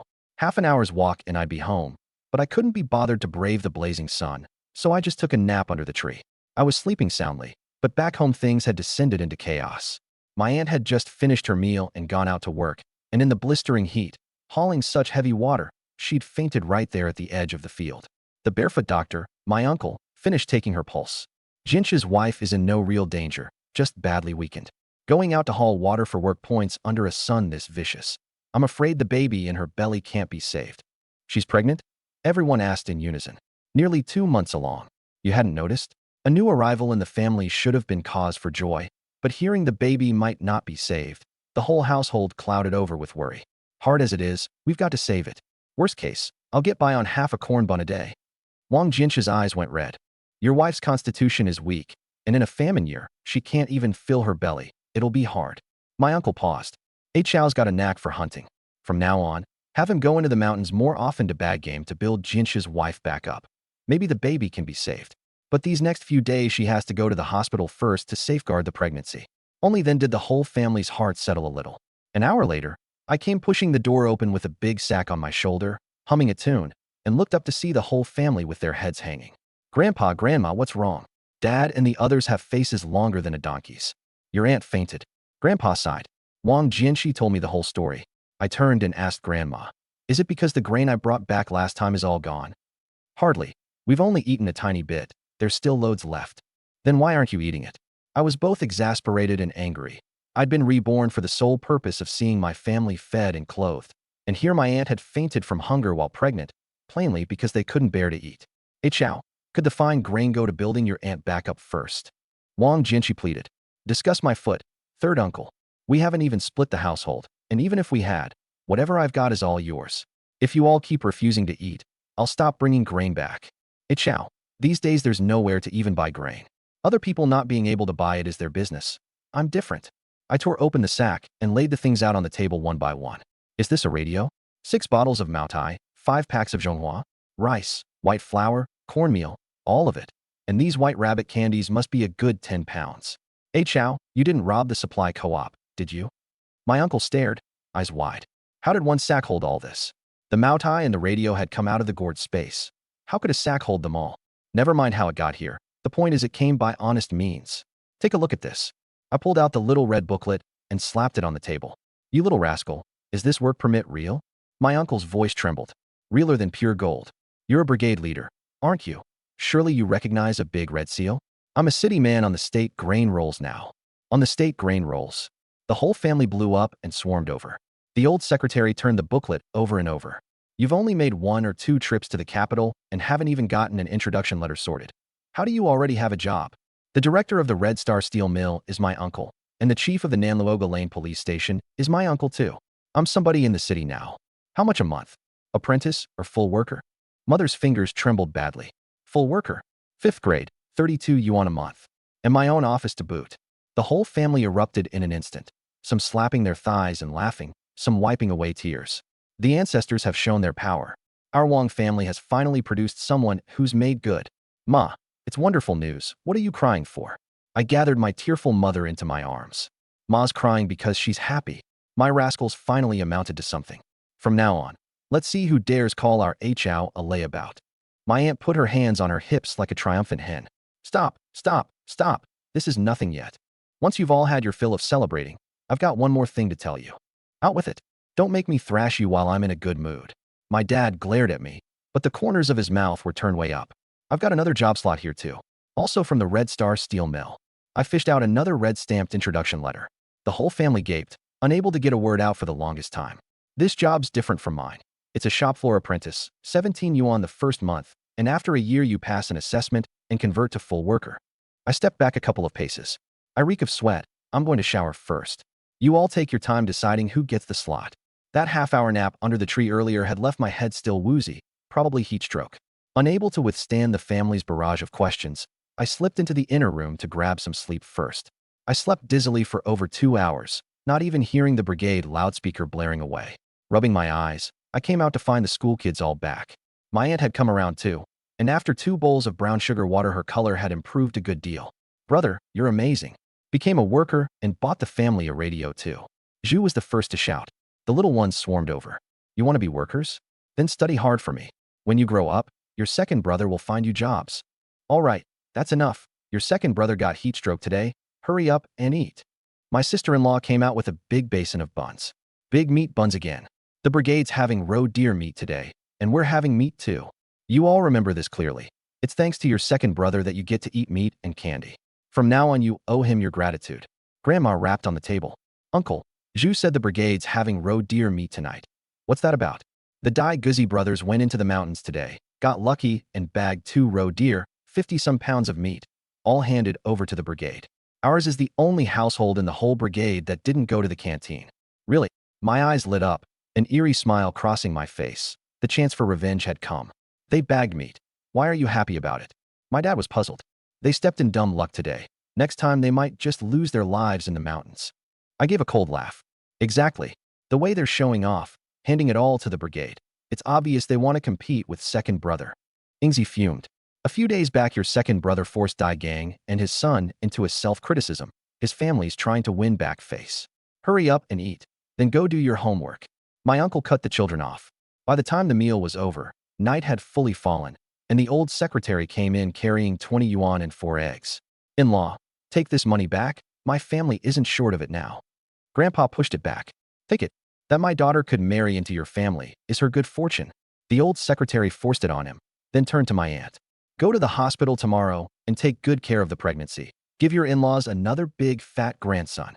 Old secretary, take this money back. I've got plenty here. I handed it back too. Hey Chow, I know you're capable, but this is a parent's heartfelt gesture. Stop arguing. Pa, have you been drinking? I'll see you home. Third uncle rose. Third uncle, let me see the old secretary home instead. I beat him to it and steadied the old man, a hint of another purpose in my eyes. Out of the courtyard, I asked with a smile. Old secretary, didn't you have only 1 jar of sweet potato liquor left? How come you were drinking today? Today I was drinking liquor Dai Gang brought over. Dai Guzzi kept pouring for me. I couldn't stop him. That son of a bitch sat at the same table as you. That's right. And the 2 of them, father and son, ended up dead drunk and had to be carried home. Did he say anything else? This was the real reason I jumped to see the old man home. He did.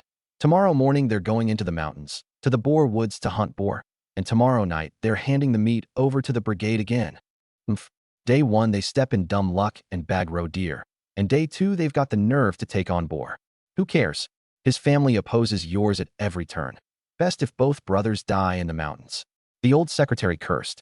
After seeing the old secretary home, I went back turning my plan over in my mind. Tomorrow was a prime opportunity one absolutely couldn't miss. If I could send the Dai Guzzi brothers home with a bit of injury, they wouldn't dare go into the mountains again, and getting my revenge would become difficult. Once I'd had my revenge, I wouldn't go back to the village. I'd head straight to the capital for a couple of days. I still had a pheasant in the space, plus plenty of big buns and candy, and I needed to bring some to Jean Guelon too. At the courtyard gate, I took the pheasant out of the space. It's the dead of night. Where'd a pheasant come from? I worked up a sweat just now and wanted to wash at the river. Ran into it on the way and killed it with 1 little stone. Thought I'd cook it and bring it to my master. Hand it over. I'll fix it for you. Wang Xiang took it and went into the kitchen to boil water. This pheasant was old. It'd take a full hour to cook tender, and by the time it was done, it'd be a little past 10, just right to deliver without anyone noticing. You little rascal, come here. We've decided. The job slot goes to your big brother. What do you say? Actually, I'd like to give it to third uncle. Why? This job doesn't suit big brother. Big brother finished junior high, and I'm on close terms with the Nanluoga police station. If I bring them more game from now on, there's a chance to get big brother into the patrol team. And once he's in the patrol team, he can become a proper police officer. As long as our family has 1 person in an official post, the family will grow strong. The family saw the sense in it and fell silent. And it's not just big brother I'll get a job.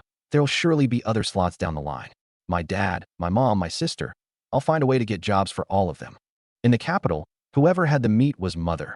With so many state-run units, as long as Chief Liu made the introductions, I refused to believe I couldn't open a path to a job slot with meat leading the way. All right, then let your third uncle take it. I'll write the introduction letter now and bring it to the old secretary for a stamp first thing tomorrow. The pheasant was stewed by the dead of night, 11 o'clock, the family long since gone to bed.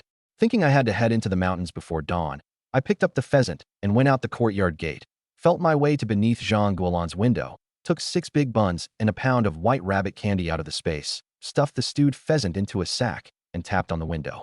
Who is it? Sister Zhang, it's me.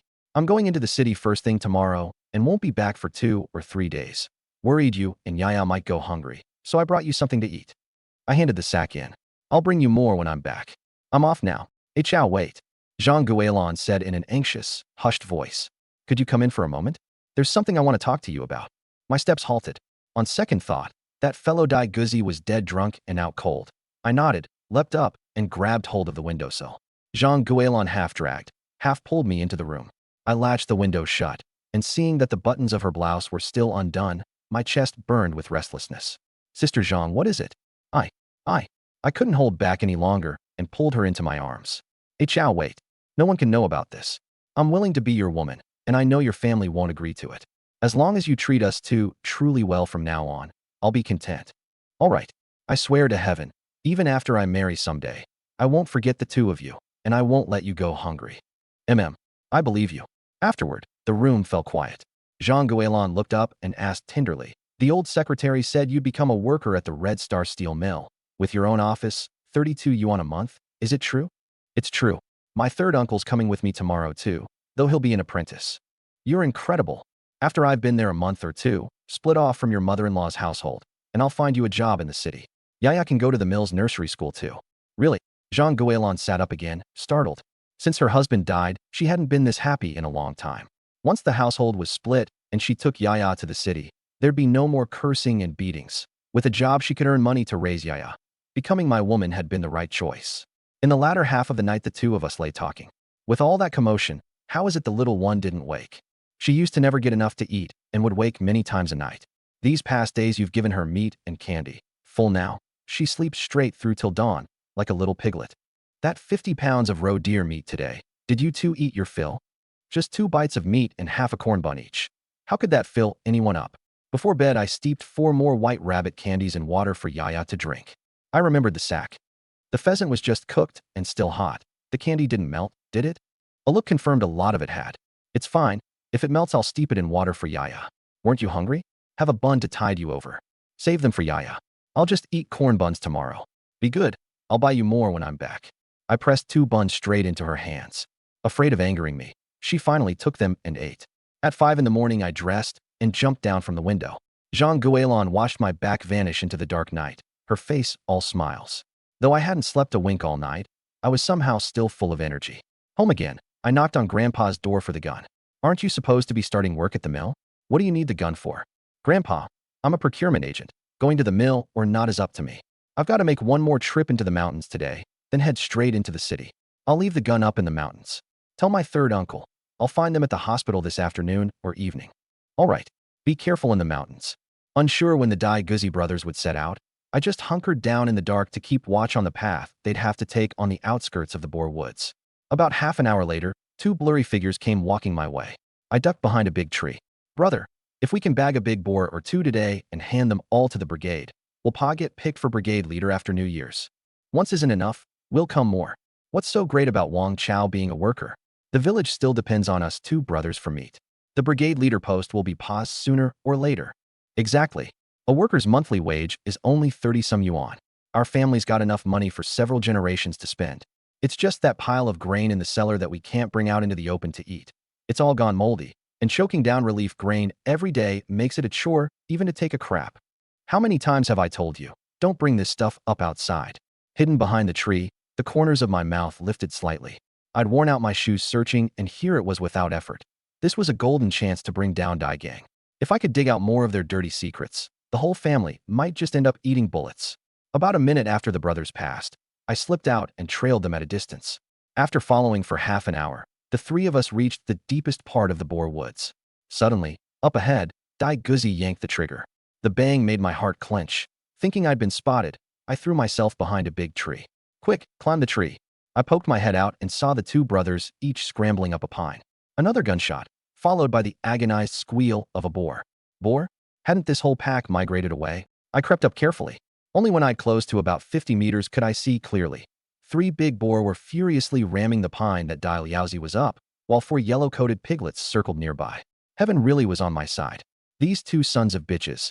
Even if I didn't lift a finger, they'd likely not escape death today. That pine was thin, under 10 centimeters across, 5 or 6 minutes at most, and it would be rammed down. Brother, save me. Dai Liaozi was so scared he'd wet his trousers. Don't panic. I'm loading now. Dai Guzi's face was deathly pale, but his hands loaded fast. His Tiger brand double-barreled hunting gun packed a decent punch. Taking down a 300-some-pound boar at close range was no problem. Hurry up. The tree's about to go. Quit rushing me. Rushed, Dai Guzi's hands shook worse, and a just-loaded round slipped out and dropped. I nearly laughed out loud. With nerve like that he'd come to hunt boar? Pure case of lighting a lamp in an outhouse to look for crap. It took 2 minutes of fumbling before Dai Guzi finished loading. The two trees were no more than 7 meters apart, with halfway decent aim. Dropping a big boar in 2 shots wouldn't be hard. Bang, bang. His hands trembling badly. Both rounds struck the boar's back without hitting anything vital.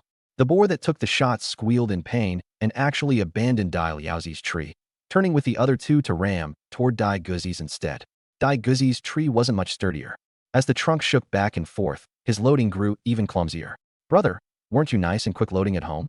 Any more dawdling, and your own tree's going to topple. Shut your foul mouth. The pine swayed harder and harder, cold sweat sliding down the back of Dai Guzi's neck. The more frantic he got, the more he fumbled. The sweat on his palms made the gun slick, and with a clatter it dropped straight to the ground. Brother, the gun's dropped, what do we do? I don't want to die yet, boo-hoo. Dai Liaozi broke into wailing on the spot. Cry my ass. The boar are all around my tree. Hurry and slide down to lure them off. Then climb a good sturdy tree. I don't dare. Go down, and the boar will gore me into a hornet's nest for sure. If you don't come down, we'll both end up done for here today. Dai Liaozi steeled himself and slid down slowly. Just as he neared the ground, a big boar suddenly turned its head toward him and squealed. Terrified, Dai Liaozi scrambled hand and foot back up the tree. You useless thing. Move it. I don't dare. The second I started sliding down, that boar fixed on me. Perched on a big pine 50 meters off, I couldn't help bursting into laughter. Who's there? The brothers looked wildly around. You sons of bitches. Your granddaddy's right here. Only then did the brothers spot the figure on the pine 50 meters away. How is it you? A dropped gun was bad enough luck, and now running into me too. Dai Guzi's vision went black. Even if he dodged the boar, he couldn't dodge the gun in my hands. There was no way out now. Huh, you son of a bitch. So you've got a day like this coming too? Bet you never dreamed of it. Not even in your nightmares. Brother Chow, I don't know how my brother offended you. Please save us. My family's got money. The moment we're back, I'll have my pa send you money. Dai Liaozi begged through tears. Shut up. Dai Guzi knew he wasn't getting out alive today. Eyeing the hunting gun on the ground, he steeled himself and leapt down from the tree. If he had to die, he'd at least grab the gun back and put one round in Wang Chow. But no sooner had he gripped the gun than, before he could even turn, the biggest boar rammed into him, knocking him 3 meters and running its tusks clean through his belly. With one agonized scream, Dai Guzi was dead. In under a minute, the 3 big boar had gored his corpse to a bloody pulp. Dai Liaozi, your dad was a militia captain and brigade leader. Your family surely got plenty of money and grain stashed. Tell me where it's hidden, and I'll save you and take you back to the village. Scared out of his wits, Dai Liaozi blurted it out without a second thought. There's a hidden compartment in our cellar, with a little wooden door in the floor, all the grain's in there. The money's under the water vat in the kitchen. Move the vat, and there's the entrance. Good thing you know what's good for you. But that shout drew the 3 boar back over, ramming his tree. Brother Chow? I told you everything. Hurry and shoot. Shoot. I forgot to bring rounds. The words had barely left my mouth when the pine snapped with a crack. Dai Liaozi fell, was tossed up on the boar's tusks and flung 3 times, and died on the spot. Judging the moment was about right, I raised the Mauser and dropped the 4 piglets in 4 shots. The 3 big boar went red-eyed and charged my tree. Bang, bang, bang. The gunfire ran on for 2 minutes before it stopped. Only once all the boar were down did I come out of the tree. The brothers had died in the boar woods. They wouldn't be back tonight, and tomorrow Dai Gang would surely bring people up the mountain to search. I had to gather up every shell casing and leave not the slightest trace. The boar woods was no place to dress boar, so I could only put them all into the gourd space for now. A sharp dagger had fallen beside Dai Liaozi's corpse, perfect for skinning, so I picked it up. I had half a mind to take that Tiger brand double barrel too, but on second thought I left it. Looking at Dai Guzi's mangled corpse, I felt not the slightest pity. You two go wait for your father in hell. It won't be long before he comes down to join you. Before I'd even cleared the woods, I found a hidden little cave, took the boar out, and bled them. The 3 big ones came to a good 750 some pounds. I also skinned a gorrel, gutted it, and quartered it, then picked out a 220-pound boar and did the same, thinking I'd use them at the sub-district office that afternoon. I tossed the pig offal into the cave and packed the mouth tight with dirt. Reaching the head of the village, I didn't go in but headed straight for the river to wash off the boar blood, changed into my newly bought shirt, trousers, and leather shoes, and set off for the capital. By now, third uncle and his wife had already arrived at the city hospital. I entered the city a little past 10, went first to the steel mill to hand in the introduction letter, then went back to my own office to rest. Wang Yinju peered in. "What's with you, a thief being chased?" Running and all out of breath. "Even if I were a thief, I'd only steal from your place. Ever seen a thief as handsome as me? You do look pretty sharp in this getup. Steal from my place. I'll leave the door open for you tonight." Wang Yinju winked. "You ate the pheasant. Where's my sack? What's a sack worth? Come back with me after work tonight and get it." Wang Yinju threw another coy glance. "Sis Ju, can you talk straight for once? I'm going to get a haircut." I bolted out of the office. The barber shop was 400 some meters from the mill gate. I hadn't gotten a haircut coupon yet, so I paid 2 mao for a buzz cut. Paired with the white shirt and leather shoes, it looked even smarter. A strapping young man, once a layabout, and now somehow reduced to skulking back into the office like a thief, all because of a woman. For lunch, I went to the state-run restaurant meaning to have braised pork, but the server said leaders had booked it first thing that morning, so I could only order 2 vegetable dishes plus 4 big meat buns. I'd taken just a few bites when several sedans pulled up at the door, and the people who got out were clearly big leaders. After eating, I went out and bought 6 big sacks at the supply co-op across the way, plus 10 popsicles to put in the space. Popsicles wouldn't melt in there. Units didn't go back to work until 1:30, so I returned to my office, shut the door, took a little less than half a side of mutton out of the space, cut off a leg and bagged it, then leaned back in the chair with my eyes shut. A whole night without sleep. Within minutes I was dead to the world, and slept 50 minutes before Wang Yinju woke me. "The leg of mutton's behind the door. Bring both sacks back to me tomorrow." Wang Yinju opened it to find a 13-pound hind leg of mutton, and her eyes lit up. She pulled a dozen-plus coupons from her bag and slapped them on the desk. I looked them over one by one, breaking into a grin. "So you've got more meat then?" "Not right now, but if you've got coupons, I can get you meat tonight. With fine grain. I can even haul in a 300-some-pound boar." "Really?" Wang Yinju grabbed my hand and stared hard at me. "Bagged in the deep mountains. I'm a hunter known for miles around. Boar meat. A pound of meat for a pound of grain. And that's settled." I went to an empty alley, hauled a side of pork out of the space and cut it in 2, packed it together with 3 smaller half-sides of mutton into sacks, and shouldered it toward the police station. "Grandpa Han, I'm here again. Don't tell me that sack is again." "You guessed it." I pulled out 20-some pounds of mutton. "This is for you. I'm off to find Uncle Lou first." Into the main hall I went and slapped down the biggest half-side of boar on a desk, around 50 pounds. "This is for everyone. Divvy it up after work. You call me brother and still stand on ceremony? That means you don't count me as one of your own." I got my residence transfer done, then shouldered the sack up to the 4th floor to find Chief Lou and pulled out 20-some pounds of mutton. "This is for you. Only you and Grandpa Han get mutton. Don't let anyone else know." "Uncle Lou, do you know the sub-district office director? Could you put in a word for me?" Couldn't know her better. She and I live in the same courtyard. The 2 of us went to the sub-district office and ran into the director. Uncle Lou clapped me on the shoulder. "I brought my nephew to take care of some business. The mutton you ate last night, he's the one who brought it. Call her Auntie." "Auntie, I didn't bring anything proper my first time here. Let the comrades divide this small half-side of boar after work, and this small half-side of mutton is a token of respect for you." I produced 50-some pounds of pork and 20-some pounds of mutton, drawing over everyone who was working, all of them staring at the meat and swallowing hard. "Take it. This rascal's not short of this little bit." Last night, he handed over 900-some pounds of meat to the Red Star Steel Mill in one go. Uncle Lou chimed in. The director took my arm and said to the people inside, "This is my nephew. When he comes to handle business from now on, look out for him." Up in the 2nd-floor office, the director brewed tea. Once I'd had my fun, I turned serious. "Auntie, besides the grain booklet, I've got another matter to trouble you with. My 3rd uncle starts work at the steel mill in a couple of days, and my aunt fainted while pregnant and needs to come into the city to safeguard the pregnancy. I wanted to ask whether the sub-district office has any vacant housing. A few rooms next to each other would be ideal. I've only just started work, and I'm already a 5th-grade worker. Could I apply for a few? Renting is fine, too. This afternoon, I'll go take a look at the public housing. Come by tomorrow morning, and I'll give you a definite answer." "Thank you, Auntie. Tomorrow I'll bring you a 200-some-pound boar." Chief Lou chuckled to himself. This kid really was a sly one. The director hadn't even said whether it could be done, and he'd already promised the boar.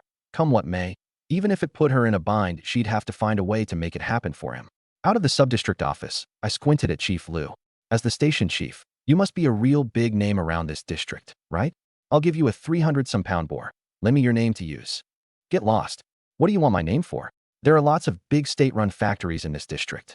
I want to use your standing to strike up conversations with their leaders. Give them 500 or 600 pounds of boar meat, trade for a couple of job slots, and bring my whole family into the city. Talk to me once you've actually bagged that much meat. Chief Liu cursed with a laugh and headed back to the station. Back at the station, old Han came over to ask about it, and Chief Liu just shook his head. I've never seen a kid this guileless and this crafty at once. He opens every door with meat.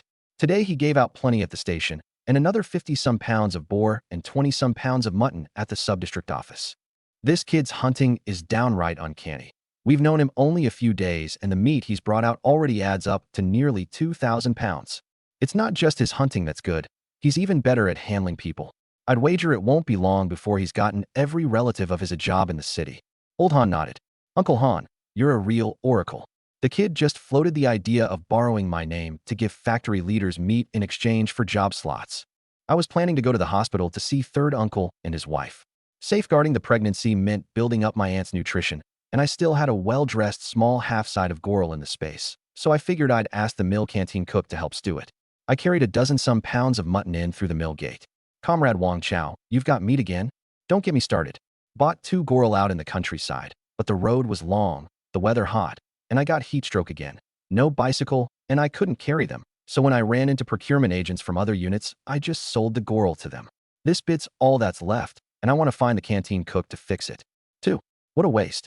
Hauled back to the mill, us fellows could have cadged a bowl of mutton soup. Chin, who ran the canteen, had his own office, and I knocked and went in. Director Chin, I'm Wang Chao, new to the procurement section. So it's you. At least half the mill knows you by now. Hauling over 1,000 pounds of meat in one go. It'd be hard not to know you. I repeated to him what I'd told the security section. Could you have the canteen cook fix this for me? It's about 16 pounds. Once it's cooked, I'll just take half. What's a little thing like that? Come on, I'll take you to the best cook in the kitchen. Director Chin knew the score. I'd exceeded my quota on my first days of work, and I had Director Wang's connections behind me. This favor had to be granted. In the kitchen, Director Chin clapped the cook on the shoulder. Comrade He Yuju, this is Wang Chao. The meat our mill gets to eat all comes from what he hauls in. He wants to cook some mutton. Do a good job of it. Once it's cooked, he takes half, and the rest is yours. With that, he shot He Yuju a meaningful look and reminded me to come find him in his office afterward. The moment Director Chin left, He Yuju broke into a grin. Comrade Wang Chao, what flavor do you want this mutton? Braised, mutton stew pot, sour soup. I can do any of them. He Yuju was running the numbers in his head. 16 pounds cooked down to 14 at least, and after Wang Chao took half, there'd be 7 left. He and Section Chief Chin could split 3 and some pounds each, and bringing it back to the courtyard for Chin Huiru. She'd be so pleased there might just be something good waiting that night. This mutton's for my aunt. She's in the hospital safeguarding a pregnancy. What's something nutritious to make? I'll do you a medicinal mutton dish, a real tonic. Perfect for a weakened constitution. Think what? It's thanks to you I get to eat wild Goral. From now on, just call me Silly Zhu. I live at courtyard number 95, Nanluogalang. Anytime you're throwing a banquet, just come find me. Nobody in this district can match my cooking. Back at Director Chin's office, he handed me a tea mug. 2 days on the job and you've already exceeded a whole month's procurement quota. Your skills are beyond question. I'll take it on myself to assign you a handcart from the warehouse. I laughed inwardly. My own handcart was far better than these. What I really had my eye on was that 3-wheeler. Time to sweeten the pot. A handcart would save effort. All right. It's just, it carries too little. I deliberately put on a troubled look. Last time, that 1,000-some pounds of meat was hauled by the brigade's ox cart. Now that I'm at work every day, how can the brigade help me all the time? This morning my relative's hunting team went into the mountains, bagged 2 Goral, and even found a 300-some pound boar king. They'll take it down in a day or 2. But it's over 30 li from the mountains to the city. How could I ever haul that with a handcart? A 350-pound boar plus 2 Goral, getting on 500 pounds. A handcart couldn't take it. Director Chin clicked his tongue. The shop floor comrades all do heavy physical labor and going long stretches without any meat. How can their bodies hold up? Those hunter relatives of mine go into the mountains 4 or 5 times a month, and it's hundreds of pounds every trip.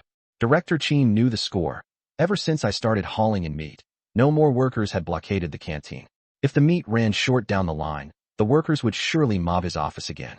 He thought of that 3-wheeler in the warehouse, drawn less than a month ago. Have a seat for a bit. I'll be right back.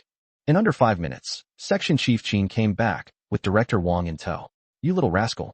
What am I supposed to say about you? Director Wong came in, beard bristling, eyes glaring. I nearly fainted from exhaustion hauling meat partway.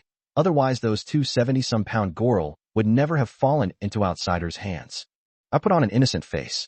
I got notice this morning. Government leaders are coming to inspect the mill the afternoon of the day after next. The boar meat you hauled in was eaten up long ago, and there won't be any goril left either. What am I supposed to host them with? Couldn't you borrow a vehicle? You're crafty as anything normally. How come you've gone dim now? There's none to borrow, Uncle Wong. Whoever's got a vehicle needs to keep it for their own use. Director Wong was left speechless and finally relented. Fine. That three-wheeler at the canteen is yours to use from now on. How could he not see it by now? This rascal had been eyeing the three-wheeler from the very first time he came for grain. But that's a state-owned vehicle. Surely that's not appropriate. I still put on a show of being flattered. Quit playing dumb with me. You think I can't see those little schemes of yours? Hurry up and go get the cart. I shot off as if my feet were on wind and fire wheels. Wait. If you don't haul back a few 100 pounds of meat the day after tomorrow, and the hosting isn't up to par, the cart gets taken back immediately.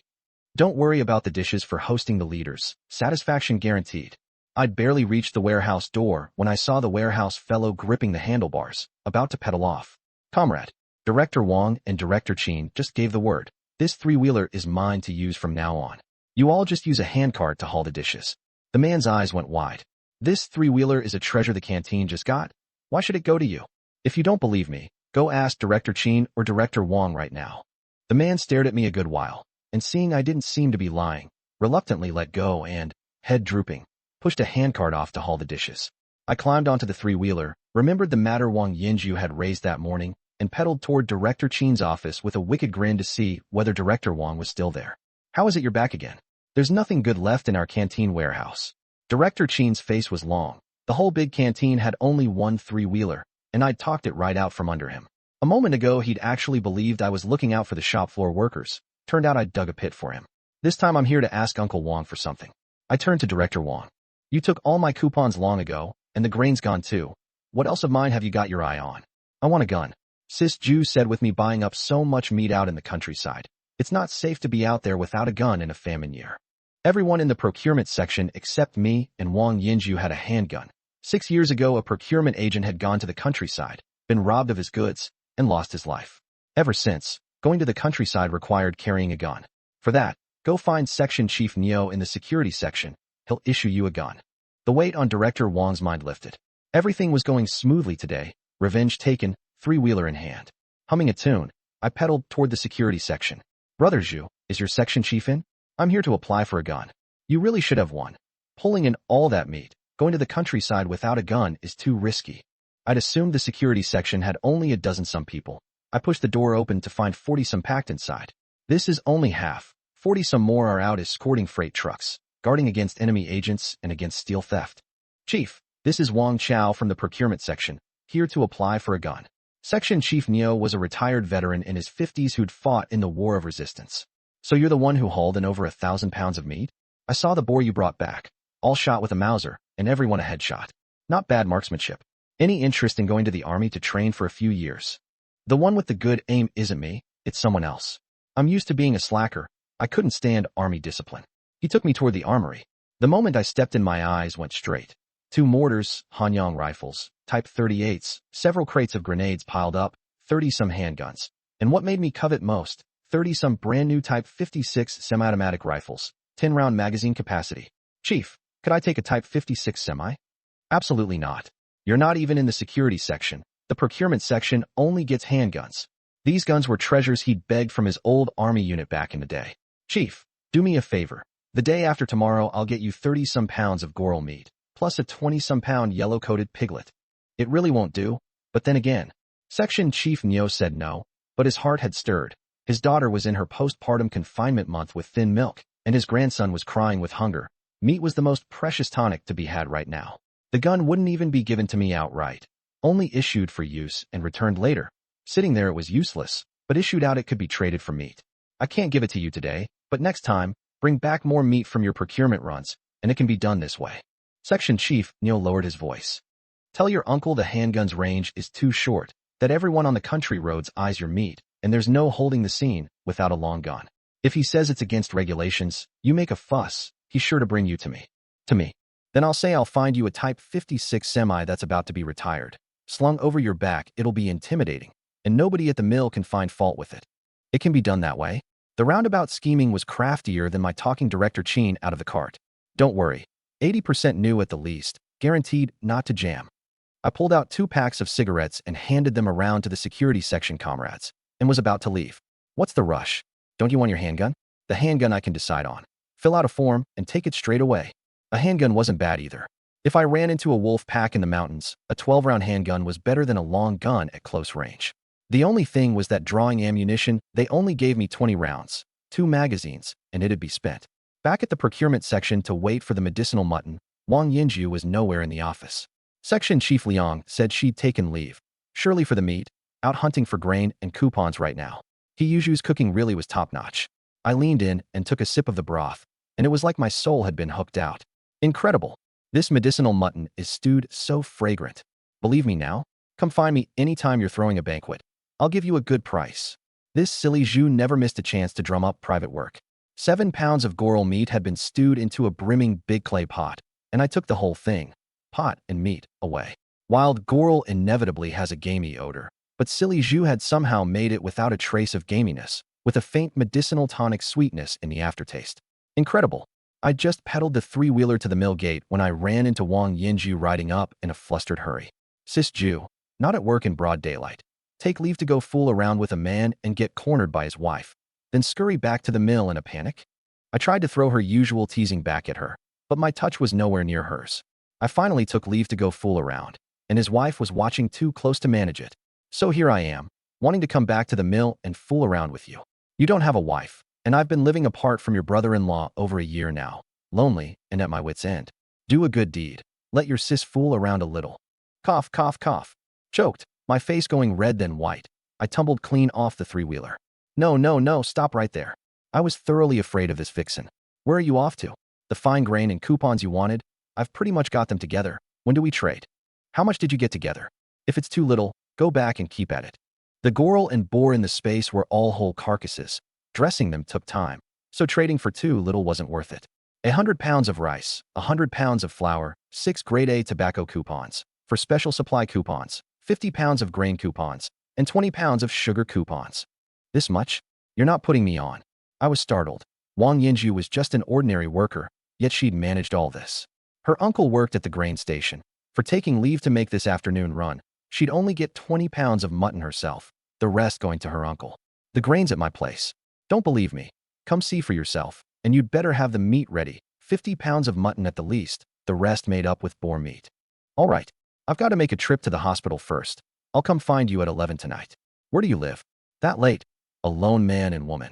Wang Yinju deliberately drew out the words. Then, seeing my face about to go red again, and afraid of scaring me off and losing the trade, hastily changed tack. My place is in the alley behind the supply co-op, courtyard number 66. For households live there. Be there at 11 sharp. I'll wait for you at the gate. At the hospital, I found my aunt's ward, a 6-bedroom with 4 patients. The other 3, all women who'd just given birth. The doctor said your aunt's too weakened. She needs to stay hospitalized 2 weeks, or go home and come in daily for glucose drips. And the baby can be saved, third uncle said. I lifted the lid off the clay pot, and the fresh aroma burst across the whole ward. Third aunt, this is medicinal mutton I had the mill's master chef stew, a real tonic. Goral bagged in the mountains this morning. There's more at home. Don't go being sparing again. You're weak from safeguarding the pregnancy, so eat plenty. The family by the window was hard up, getting by on eggs and corn buns sent from the wife's family. The family in the middle drank millet porridge. The family by the door was better off.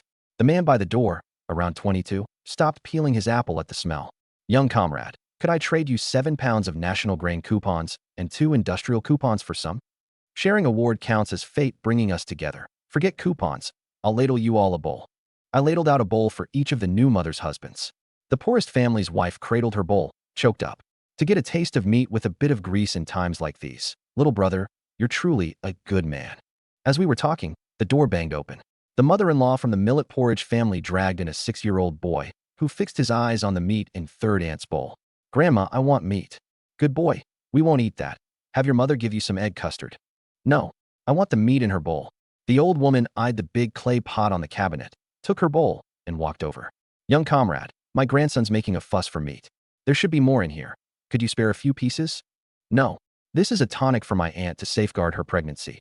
Even my third uncle and I can't bring ourselves to drink the broth. The old woman's face fell, and her voice climbed an octave. Tonic? What tonic? I think you're just stingy.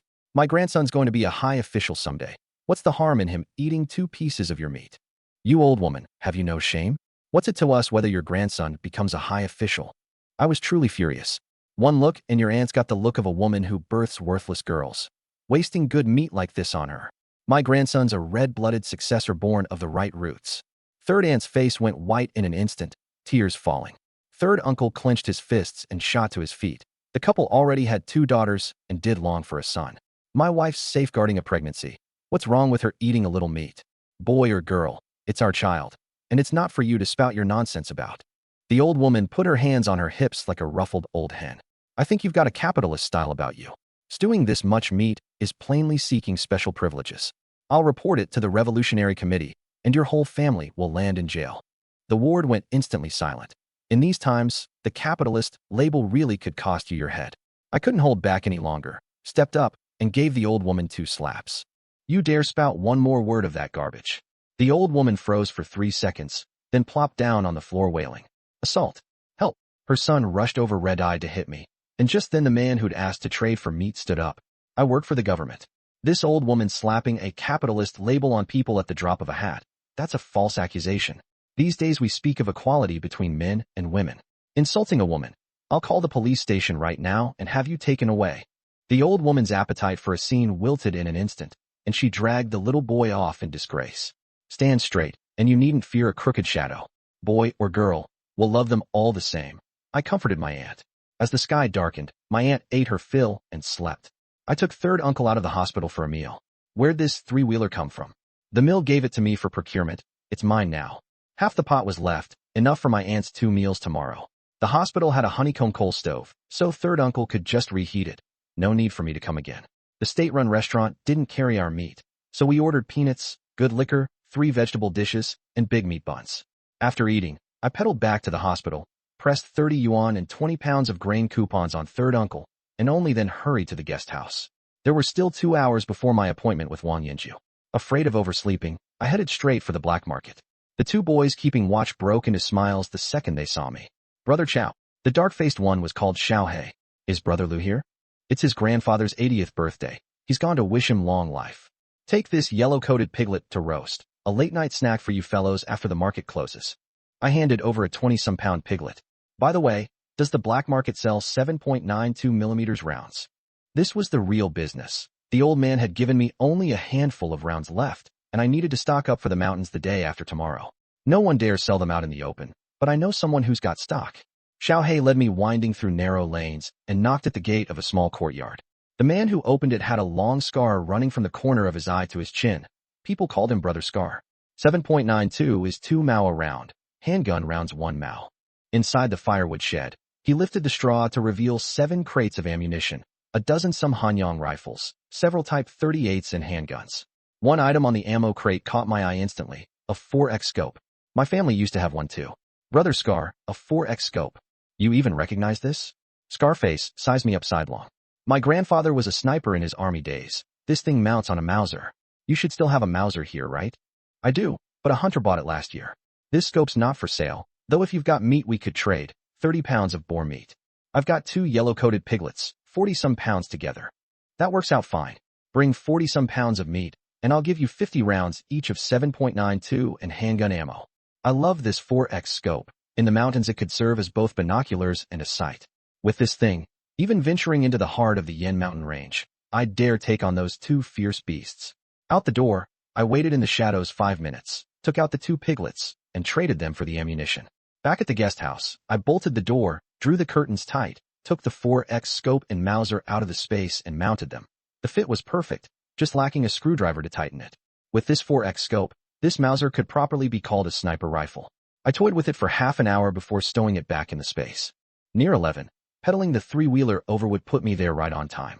Nearing the courtyard, I spotted from a distance a woman in a white dress with long hair loose, swaying by the gate, the spitting image of a female ghost. If I hadn't known it was Wang Yinju, I'd have turned and fled in fright. The three-wheeler had barely stopped when Wang Yinju threw back the sack, revealing 370-some-pound big goril. 3 of them, of all things? In exchange for those coupons of mine and 200 pounds of fine grain. My people bagged 3 in total and hauled them all in, but they're not all for you. I deliberately hauled 1 extra, hoping she'd go get more grain. Good cousin, let your sis have this last one too. Wang Yinju immediately latched on, hugging my arm and swaying, her soft full chest pressed against it. Her night clothes were thin as a layer of gauze, fresh from a bath and giving off a fragrance that brushed against me and set my heart trembling.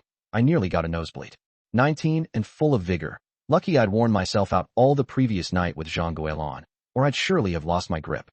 I snapped out of it, pushed her off, and stepped back 2 paces. Sis Ju, don't be like this. Are you trading or not? If not, I'm leaving. Trading? Of course I'm trading. Wang Yinju knew when to quit while ahead. Right now fine grain sells for 9 mao to a yuan a pound on the black market, and wild goril meat goes for 2 yuan. I'll figure it at 150. Those 2 small ones at 140 pounds come to 210, and your grain and coupons run only about 230. Next time I'll get you a rabbit and 2 pheasants, and we'll be square. No, I want all 3. I'll find a way to get another 150 pounds of coarse grain. All right then. Fine grain was hard to come by. Trading for some coarse grain worked too. Consider it compensation for the brush against her soft parts. Into the east wing room I went, carrying a goril in each hand. Wang Yinju was about to switch on the light when I stopped her. Someone seeing us this late at night? That's trouble. The grain's behind the door. You're all sweaty. Why not take a shower before you go? The guest house bathhouse closed long ago. I'd better not. My heart pounded. All I wanted was to get out of this vixen's den fast. What? Still afraid I'll eat you? Wang Yinju lay back on the sofa, her long jade legs bared, eyebrow arched. Shower it is. Like I'd be afraid of you. Goated, my blood was up. The shower was a 2-square-meter little stall hung with a cloth curtain. The moment I stepped in I saw Wang Yinju's camisole and little underpants hanging on the wall, and my mind went blank with a buzz, taking a few seconds to come back to myself. I held the soap up to my nose for a sniff. Exactly the same scent as on her. So quick? Or shall your sis scrub your back? I ignored her and carried out 2 sacks of white flour and a sack of rice. Flour was 50 pounds a sack, rice 100 a sack. After 2 trips, I remembered the 2 sacks of mine and went back. Where are those 2 sacks of mine? Little cousin, this late at night, pack your sis up in a sack and carry her off. Your sis surely won't cry for help. Vixen. I took the sacks and turned to run, regretting I'd come back for them at all. Back at the guest house, my head was full of Wang Yinju's body in those night clothes. Wretched for half the night, I didn't fall asleep until nearly dawn. When I woke it was already broad daylight. Out of the guest house, I ducked into an empty alley, took the 3-wheeler and the 250-pound boar out of the space, slipped a sack over it, and pedaled toward the sub-district office. Young comrade, you again. Having brought meat the day before, the people inside all knew me now. Is my auntie in? The big boar I mentioned yesterday. I've hauled it here. I didn't even know the director's surname. Yet, auntie came off my tongue sweet as honey. I lifted the sack to reveal a 200-some-pound black-bristled boar, startling the comrades, eyes wide as brass bells. By the time the director came down, my 3-wheeler was already mobbed, neighbors all clutching coupons to trade. Everybody clear off. This pig is for the sub-district office to host leaders, not for trade, the director shouted, hands on hips. You wicked boy. Good thing it's in the courtyard. Out on the street, you'd have been crushed into a meat patty, and the boar carried off without you even knowing. Push it to the warehouse first and weigh it. The price goes by the black market. This pig doesn't go on the scale. I quickly cut in. The boar's for you and everyone here. If you weigh it and pay me, I'll haul it right back, and I won't trouble you about the housing either. The sub-district office had dozens of people. Divided up, this pig came to 20 pounds each, worth 20 yuan on the black market, an apprentice's whole month's wage. This gesture of goodwill carried real weight. Up in the second-floor office, the director brewed tea. I took a look yesterday. There are quite a few vacant places in this district, but the most adjacent are 2 rooms side by side, which by what you said surely won't be enough. However what? Annie's got a way. There's a way. It just costs a fair bit. A distant relative of mine has a privately owned little courtyard at number 96 Namlogo Lane. 3 big rooms plus wing rooms, 6 in all. His son's settled abroad and wants to bring him over to spend his old age, so he's anxious to sell. But current policy doesn't allow private sale of housing. The sub-district office has to buy it first and then transfer it to you for it to be legal. 3,000 yuan at the least. 3,000 yuan? I was startled. Out in the countryside that could put up a 2-story red brick house. But 3,000 for a courtyard this big was practically a pie falling from the sky. Auntie, give me 10 days and I'll definitely scrape the money together. Can the sub-district office buy it first? The sub-district office doesn't have that much money. Give me 10 days, 3 trips into the mountains at most, and the game would be enough to sell for 3,000. Even if it fell short, I had 800 yuan on hand, plus a 350-pound boar king and 2 big goral in the space. I'll take you to talk it over with this relative of mine. Out of the sub-district office, I went to an empty alley again, took out a yellow-coated piglet, bagged it, and tossed it onto the three-wheeler. At number 96, the gate stood wide open, and pushing the cart in I saw the director's bicycle. I like this house. The same footprint as my place in the countryside, all gray brick, with a big courtyard and the buildings in good repair. The homeowner and the director came out of the house, and I quickly produced the yellow-coated piglet. Sir, I've only just started work in the city, and I didn't bring anything good my first time here. If you don't mind, take this little piglet to go with your drinks. The director shook his head with a smile. Wherever this kid went, he opened the way with meat. Meat's more precious than gold now. Thank you. Go take a look inside. 3,000 yuan is the floor, but I'll give you all the furniture. Won't take a single piece. I looked room by room. It was a fine house. Only 3 rooms had heated Kong beds. It really is a fine house, sir.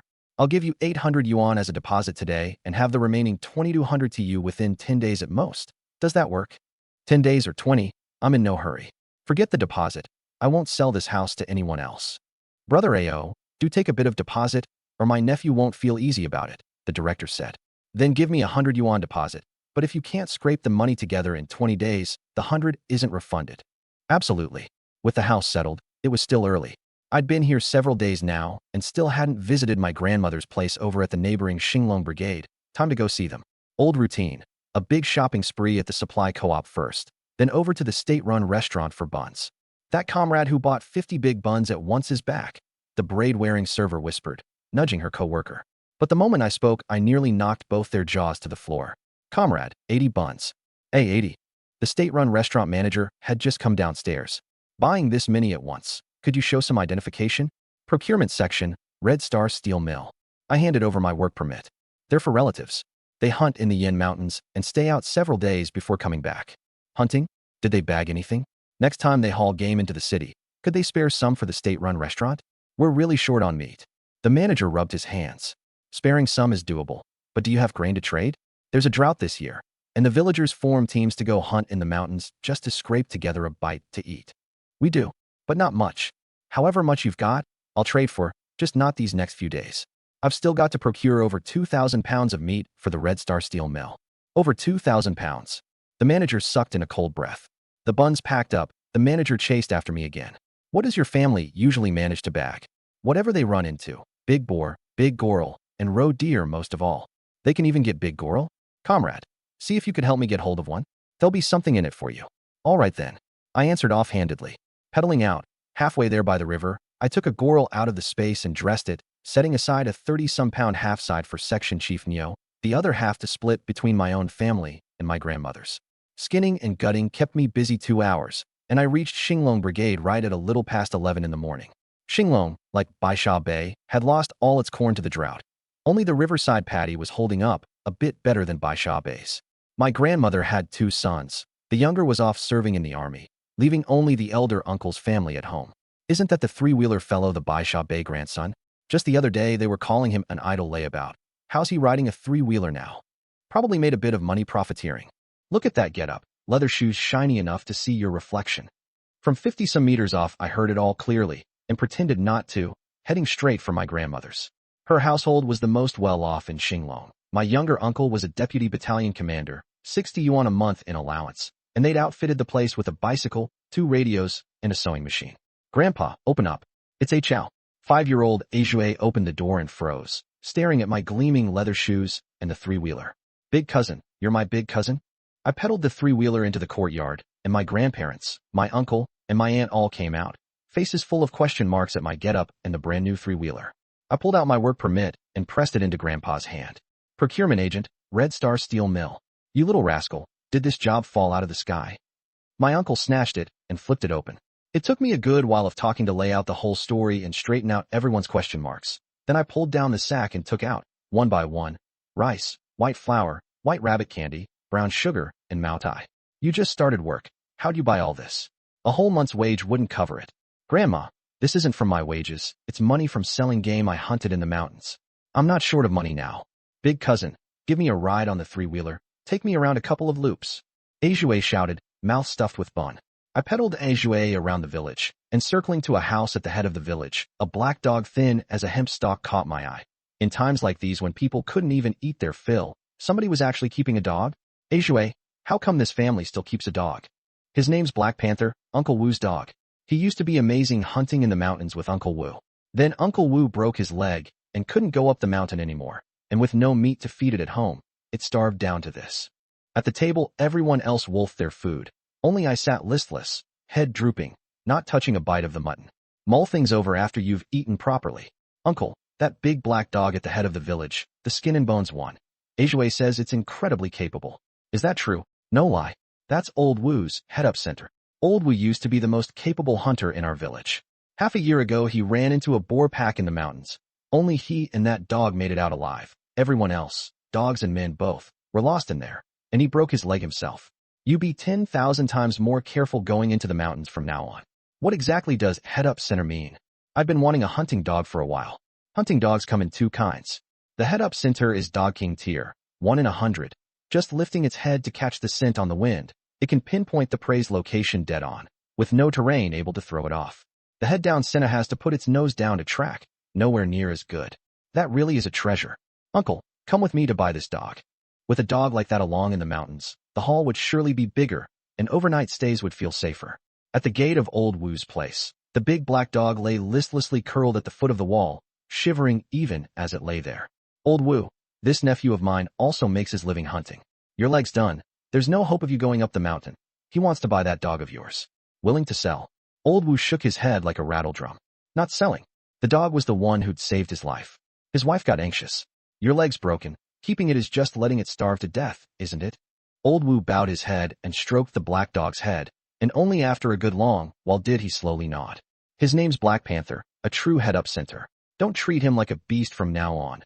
Up in the mountains, at the critical moment, he can save your life. Don't worry, I'll treat him like my own brother. I fished out 3 white rabbit candies, peeled them, and held them out, but starved as the dog was, it just stared blankly at the candy without moving. Eat. He's your new master from now on, Old Wu said softly. Only then did Black Panther lower its head and lick the candy into its mouth. Old Wu slipped on a rope and handed me the end. Lead him off, no charge, treat him well. His wife's face fell immediately, and I pulled out 3 Tinyuan notes and pressed them into her hand. Let's go, Black Panther. Black Panther lay on the cart bed and gave 2 low whimpers, and 2 trails of tears actually rolled from the corners of its eyes. I didn't go back to finish eating, just gripped the doorframe and called, Grandma, Grandpa, I'm off. I'll come again in a couple of days. The 2 brigades were only 7 kilometers apart, 20-some minutes away. Entering the village, I didn't rush home, but led Black Panther straight to the river. I'd meant to wash it before feeding, but seeing it shivering with hunger, I changed my mind and took a set of sheep offal out of the space and cut it into small pieces. Black Panther, eat. Black Panther glanced at the offal, then at me, before burying its head and wolfing it down. Cutting and feeding it as I went, I worked up the nerve to reach out and stroke its head, and Black Panther didn't bare its teeth. It wagged its tail instead, and only then did I relax. Black Panther, jump in. I pointed at the river water. It plunged in with a splash. I washed it twice with washing powder and soap before it came clean. The dog was so filthy it had nearly crusted over. That morning I'd bought 3 bars of soap at the supply co-op. 1 for the family, 1 for me, and 1 left over that I wanted to give Jean Guélon. Come on, I'll take you to your new home. Fed and clean, Black Panther followed obediently at my heels. I'd barely ridden into the village when the villagers swarmed me again. Hey Chow, where'd you get a bicycle this time? And 1 with a cargo bed. Auntie, this is a 3-wheeler, issued by the mill. I'm a procurement agent now. In our whole brigade you're the one who's made good. Not like those 2 die boys, bagged a couple of roe deer and got so full of themselves they grabbed a gun and dared to charge into the Boer woods. They didn't come back last night, and Dai Gang put up 50 yuan this morning to have the militia take guns into the mountains to look for them. Who knows if they've still got a breath left? Where'd this dog of yours come from? How'd it get so thin? The questions came at me from all sides, and my head swam. I haven't even eaten yet. Let me get home first. A push of the pedals, and I squeezed through the crowd and slipped away. I just pushed open my courtyard gate when the family swarmed over. Where'd this dog come from? My dad asked. Bought it from a hunter at Xinglong Brigade. He broke his leg and can't keep it. Cost 30 yuan. 30 yuan? You spendthrift. Buying a dog thin as a kindling stick. Dad, what do you know? This is a head-up center, Dog King tier. It can catch the scent on the wind and find prey. I repeated what my uncle had told me. Me? That capable? Then with it along in the mountains, we can worry a little less. But you've heard about those two die boys? An auntie told me just as I came into the village. They went courting death themselves. Who could stop that? Wang Jingwo watched the gloating look on my face, then thought back to how I'd gone into the mountains first thing yesterday instead of the city. It seemed this was no simple matter. A little past 4 in the afternoon, I was smoking in the courtyard with my dad and uncle when a commotion suddenly broke out outside. As brigade leader, Wang Jingwo got up at once and rushed out, and in less than a minute came running back in a fluster. The Dai Guzi brothers really were gored to death by boar. Dead's dead. My face showed no ripple, and I took another drag. Wang Jingwo watched my calm and knew in his heart, the brothers' deaths surely had something to do with me. Grandson, you've got a proper job now. Stop going into the mountains from here on. All right. Grandma fretted. Grandma, I'm not like those two scatterbrains. I'll go into the mountains first thing tomorrow, probably back the day after. You little rascal, into the house with me. Wang Jingwo aimed a kick at me. Inside, he reached back and locked the door. Did those brothers' deaths have anything to do with you? Uncle, their deaths really had nothing to do with me. But I was right there, saw with my own eyes the brothers gored to death by boar. I laid out the whole thing front to back, and at the end Wang Jingwo couldn't help laughing out loud. No wonder you strut around so brazenly when you bad game. Turns out you'd set a trap for those too. When we're old, with you the family can rest easy. Uncle, believe it or not, 5 days at most, and I can put Dai Gang behind bars. Maybe even get him a bullet. What have you got on him? There's a chance his whole family goes in. I'll sleep a bit first. I've got to make a trip to my master's tonight. The Dai Guzi brothers' corpses were unrecognizable, intestines spilled out. Even the boldest in the village turned timid, and no one dared so much as mention going into the mountains. The weather was too hot, the bodies reeking.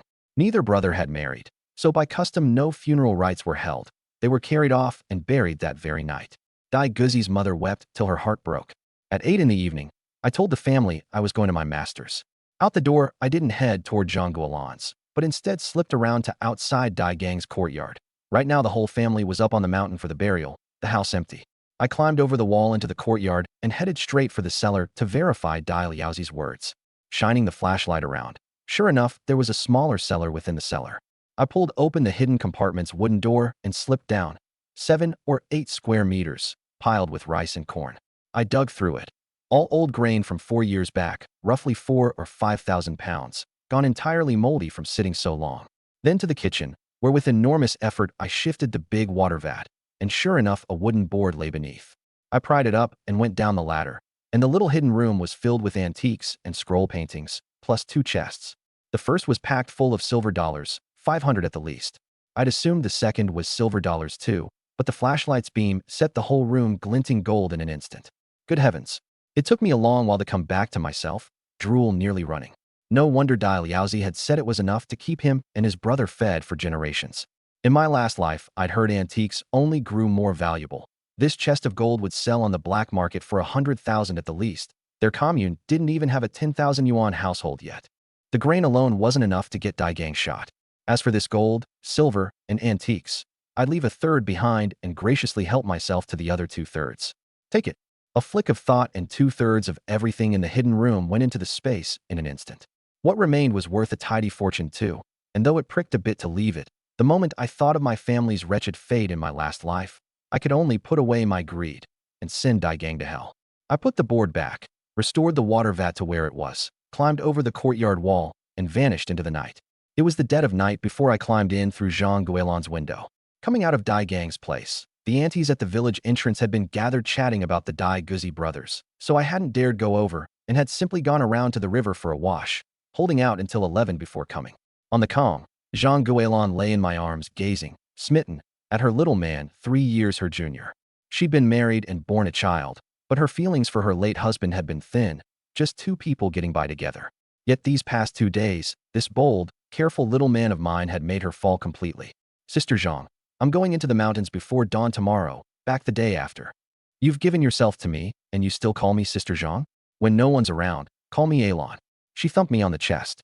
Be extra careful in the mountains. I don't want my second man to leave me right after I've finally got him. Set your heart fully at ease. I'm not like those 2 sons of bitches.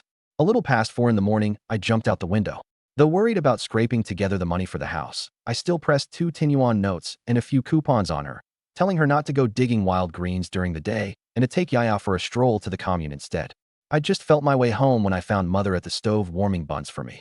It seemed Grandma had taken my advice and handed her the key to the rice chest. Why do you reek of sweat? My master lives up in the mountains. I ran the whole way back. Hurry and change. I'll give you a scrub. She was afraid I'd ruin my new clothes. Ma, it's nearly 5. If I wait for the buns to warm, I'll be laid into the mountains. Just fill 2 flasks with boiled water. I won't go hungry in the mountains.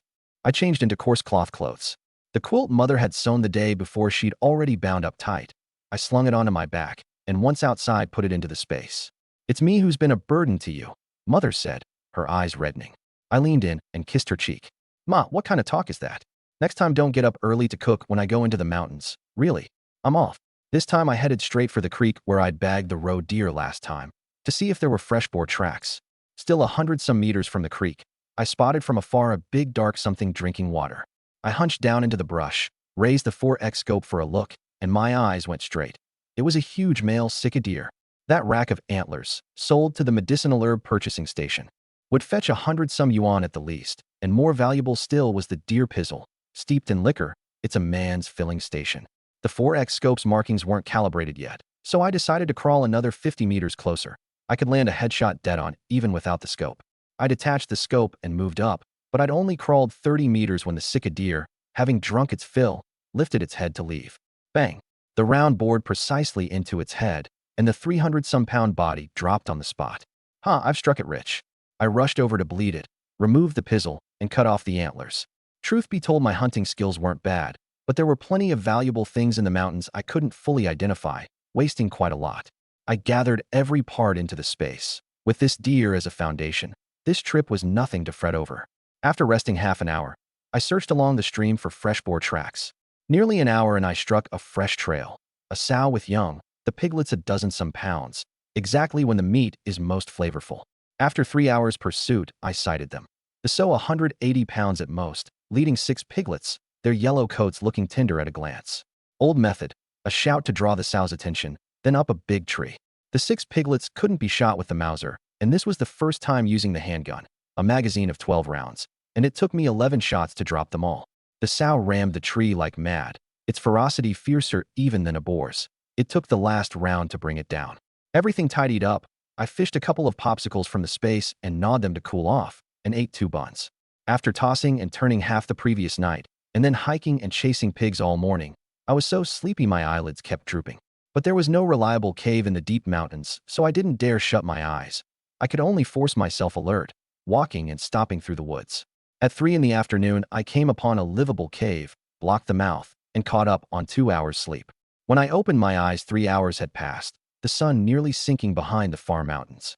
From noon till now I'd stumbled along and bagged only 2 pheasants, so I just called it a day. Sitting cross-legged on a rock at the cave mouth to make do with dinner, I'd just finished half a bun when a flock of young pheasants suddenly burst into the brush 100-some meters off. I fished out a stone and crept closer, and looking carefully, I saw these 2 little ones had brown-spotted feathers, different from ordinary pheasants. I raised the 4X scope for a look, and my eyes went round. They were hazel grouse. These things are nicknamed flying dragons, a royal tribute item in the Qing dynasty. The dragon meat, in the saying, dragon meat in the sky, donkey meat on the ground, refers to exactly this. The year I was 14, the old man brought one back, just a pound, and traded it at the purchasing station for 15 yuan. Good thing I hadn't rushed to throw the stone just now, or I'd have bagged 2 at most, and the rest would have all flown off. This flock of flying dragons was at least 13 or 14. To net them all, I'd have to wait for dark and creep over to catch them one by one. Once it was fully dark, I crawled out when I heard an owl hoot. 5 meters from the brush, I lay down and inched forward, flicking the flashlight on for a quick look and off again. Holding my breath, I slowly reached out with both hands, then suddenly clamped down and squeezed hard to kill, terrified of startling the others into flight. 2 at a time, unhurried and steady, until the final count came to a full 14. The last 2 I kept alive and bagged. This top-tier mountain game for Director Wong might just trade for hard-to-get coupons. The dead ones all went into the space, to stew too when I got home for a tonic. The whole night, I didn't even hear a wolf howl. With a sack spread on the ground and a thick quilt over me, I slept fairly soundly. I woke at 5, and at 6, with the sky just graying, I set off. On the way back, I ran into 4 more pheasants and reached home at 9. The family had eaten through the meat, so I took the rest to sell. keeping 2 yellow-coated piglets and 2 flying dragons. The mill only hosted the leaders for a single dinner, so I was in no rush to head back, planning to rest through midday, eat lunch, and then return to the city. Dad, save these 2 little boars' intestines to feed Black Panther. Don't be stingy. It's nothing but skin and bone. It needs filling up. I led Black Panther out for a walk. With all that sheep offal the day before yesterday, it no longer wobbled like it had then, much more spirited. Hey Chow walking the dog? And Andy back from digging wild greens. At the meeting yesterday, the old secretary said that starting today, everyone's relief grain ration's been cut again. At this rate, we'll be gnawing tree roots before long. My heart lurched.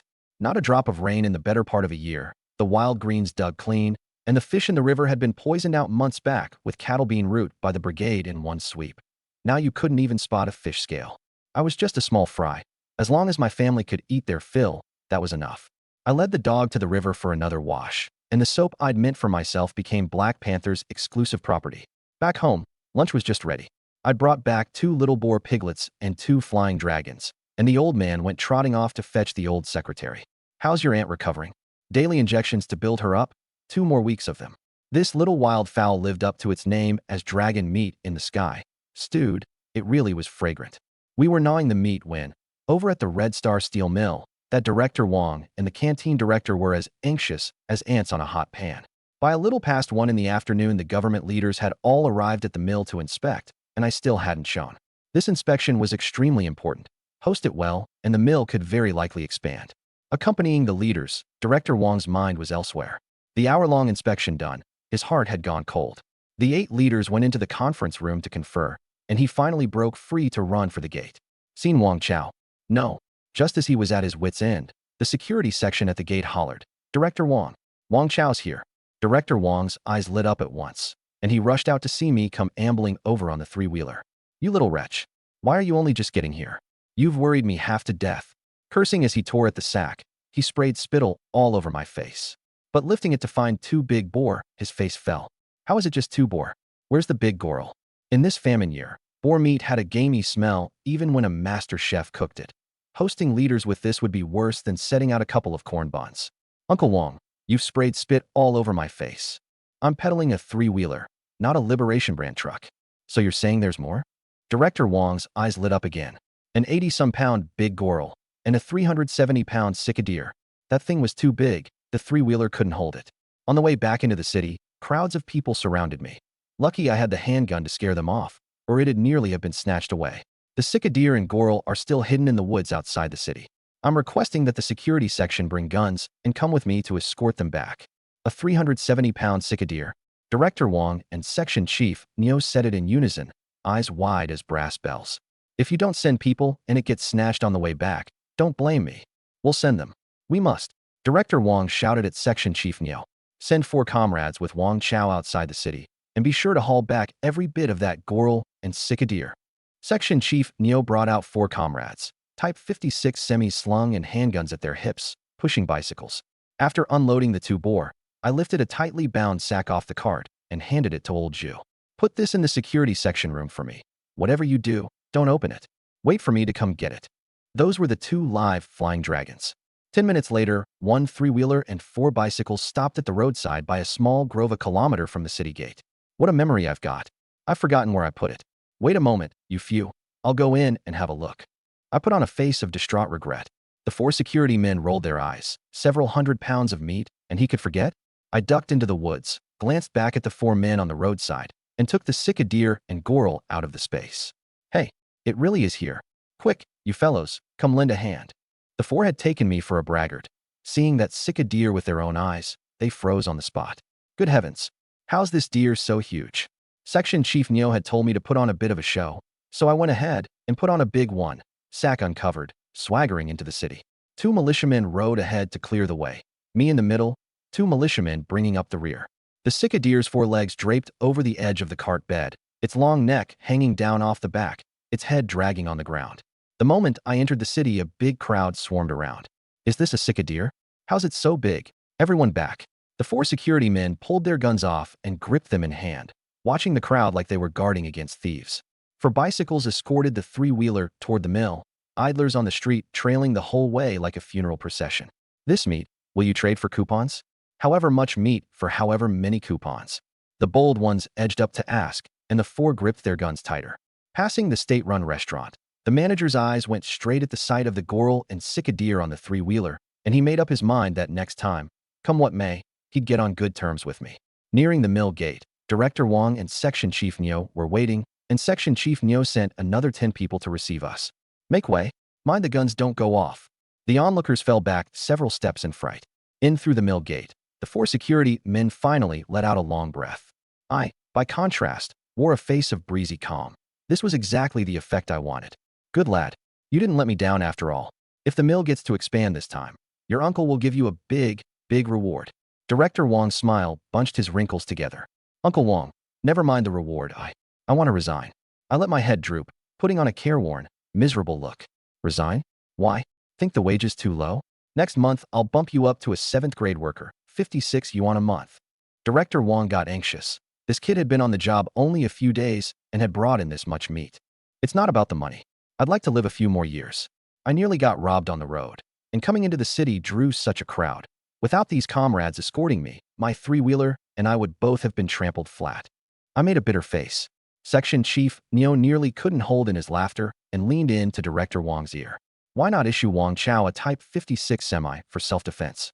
He's more capable than the whole procurement section put together. Really let him leave, and it'd be a huge loss for the mill. All right, let's do that. Director Wong said through clenched teeth, rules are dead, people are alive. Resigning's out of the question. I'll issue you a Type 56 semi. When you've got time, go to the police station and find your Uncle Lou to process the gun permit. Come on, push it into the kitchen warehouse. The moment Director Wong pushed the cart, I broke into a smile. Section Chief Neo patted my shoulder. Your business is taken care of, don't forget my meat. Don't worry, it's ready. The rest of the performance rode on those two in the sack. The first load weighed in, 2 boar at 520 pounds, the big Goral 82, the Cicadier 376. Director Wong called Silly Zhu over, muttered a string of instructions, and only then noticed the big sack in my hands. What's in that sack of yours? Good stuff. I'd waved it under his nose several times just now, and he hadn't seen it at all. It's still moving. What on earth is it? Save for my Uncle Lou, don't go prying. I set the sack onto the three-wheeler. For that old codger? Let me see. No. The things inside can fly. My mouth said stop, but my body didn't budge. Director Wong untied the rope and felt inside. Good lad. You even caught pheasants alive. What pheasants? These are flying dragons. The flying dragon from dragon meat in the sky, donkey meat on the ground. Director Wong's eyes lit up. Right? Handle them gently. These two are for Uncle Lou. I want him to help me get a bicycle coupon. All you've got in your heart is your Uncle Lou. I'm your Uncle Wong too. Only caught 2. Give me these 2 flying dragons, and I'll take care of the bicycle coupon. Sure. Hand over the coupon. I stuck out my hand at once. No hawk released until the rabbit's in sight. Don't have it right now. Wait till month's end. That won't do. I need it now. All right. I'll go ask right now. Leave the flying dragons here. Don't take them. Director Wong had no choice. Hosting the leaders with these 2 flying dragons, the expansion was sure to come off. 10 some minutes later, he came back, clutching a bicycle coupon. The top model worker had already used his coupon to buy a bike. The second worker was short on money and had been carrying the coupon tucked against his body in his underwear pocket, which was the one borrowed. Haha. Thanks, Uncle Wong. These 2 flying dragons are yours. Grinning, I tucked the coupon into my pocket. Get lost. How'd I never notice before how shrewd you are? Director Wong said, half loving, half hating. At the procurement section, Wang Yinju teased again. Little cousin, why didn't you come yesterday? Run off to find your wife. Went into the deep mountains and found a mother monkey for a wife. Hurry up and stamp this for me. She took the slip and her eyes went round. You brought in all this meat in a single day yesterday? Sis Ju, make it quick. The 2 boar came to 416 yuan. The big Goral, 131 yuan 20. The Cicadier at 1 yuan 20 a pound, totaling 451 yuan 20. 998 yuan 40 in all. Added to the earlier 800, I was still over 1,000 short of the house. Earlier I'd thought the 800 some I'd made would be more than I could spend, but with cartload after cartload of meat delivered to the mill, I was still this much short for the house. There were gold bars in the space, but Dai Gang hadn't been shot yet, and I didn't want to risk it. It seemed I'd have to make another trip into the mountains. After drawing my money, I went to the security section for the gun.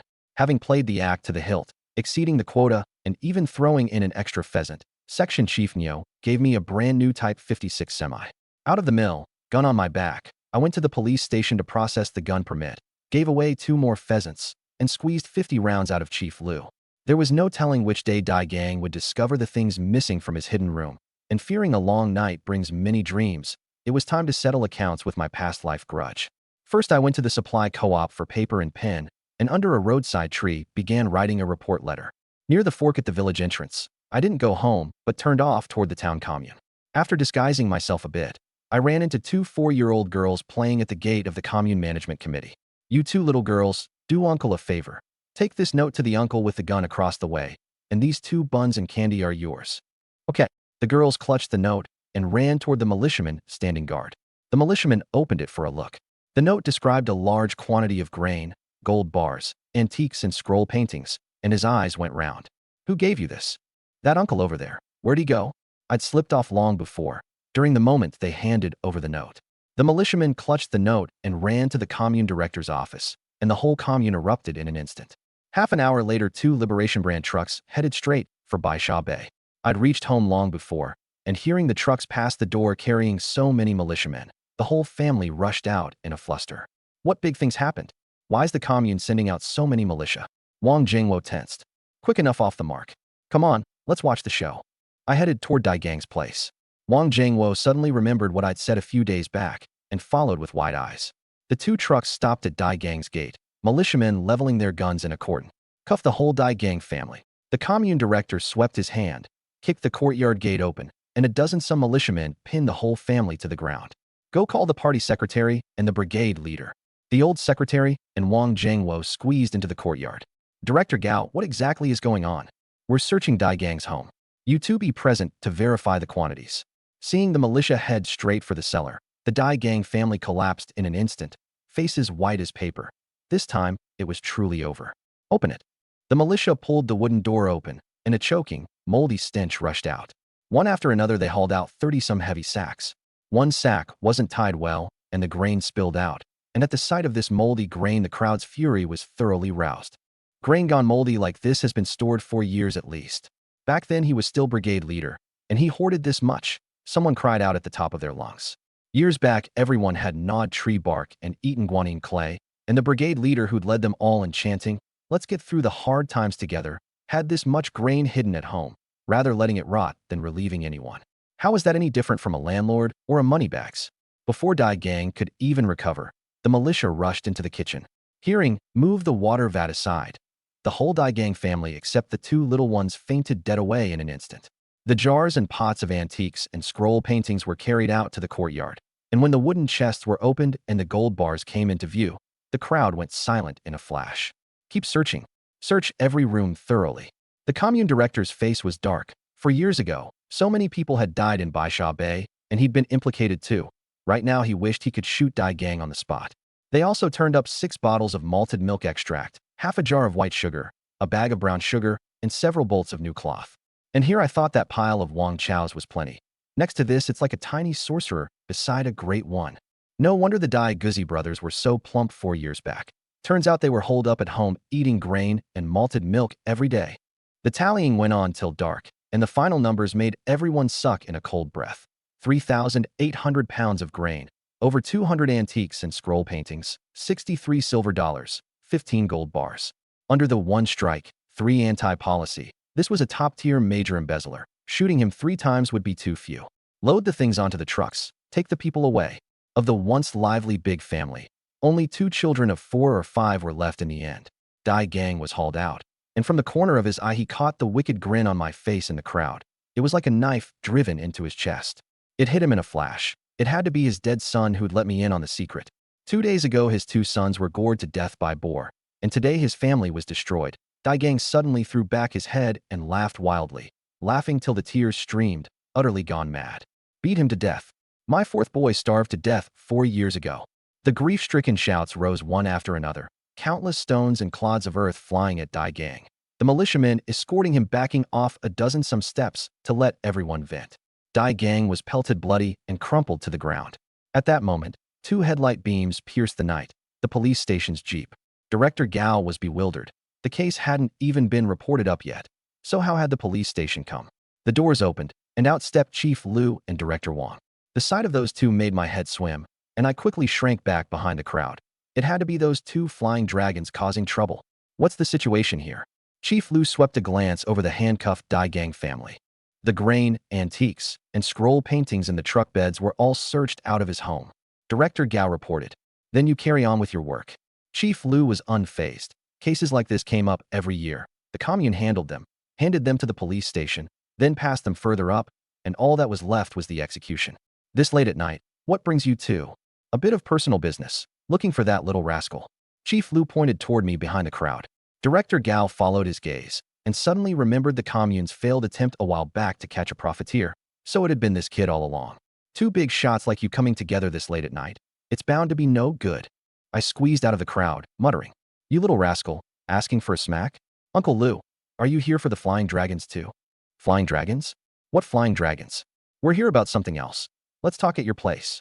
Chief Lu and Director Wang unloaded Zhonghua cigarettes, Mao Tai, and fruit from the car. Get lost. Who said these are for you? They're for your grandparents. Director Wang shot me a look. Grandpa, Grandma, Mom, Dad, Uncle. This is the Uncle Lu and Uncle Wang I mentioned the other day. Leaders, please, come inside. My mom and dad's hands trembled with excitement. The commune members watched wide-eyed. This kid dared crack jokes even with two big leaders, and they'd come to his door bearing generous gifts. The steel mill director himself has come to his door. Getting jobs for the family from now on will be a single words matter, won't it? Add the police station connection, and who'd still dare cross this family? Even Director Gao was envious. Inside, the old man brewed up the good tea from the bottom of the chest. You little rascal, are the deer blood, antlers, and pizzle still around? Chief Lu asked the moment he sat down. The antlers and pizzle are here. My master said the blood was useless, so I didn't bring it back. The blood's useless? Chief Lu and Director Wang said in unison. The blood from that big sika deer would sell for 200 yuan at the least. 200 yuan. I grimaced with regret. So I let out 200 yuan worth of blood yesterday. When you've got time, go with your Grandpa Han to his place and have your Grandma Han teach you a thing or two. She's the director of the Chinese medicine hospital. Don't go burning valuable medicinal materials as firewood from now on. The mention of valuable medicinal materials suddenly jogged my mind to those two plants on the highest peak in the depths of the Yin Mountains in my last life. The antlers for you two is no problem, but I'd like to keep the pizzle to steep in liquor. Drink my foot. You don't even have the shadow of a wife. Director Wang cursed with a laugh. You two are both nearly 50.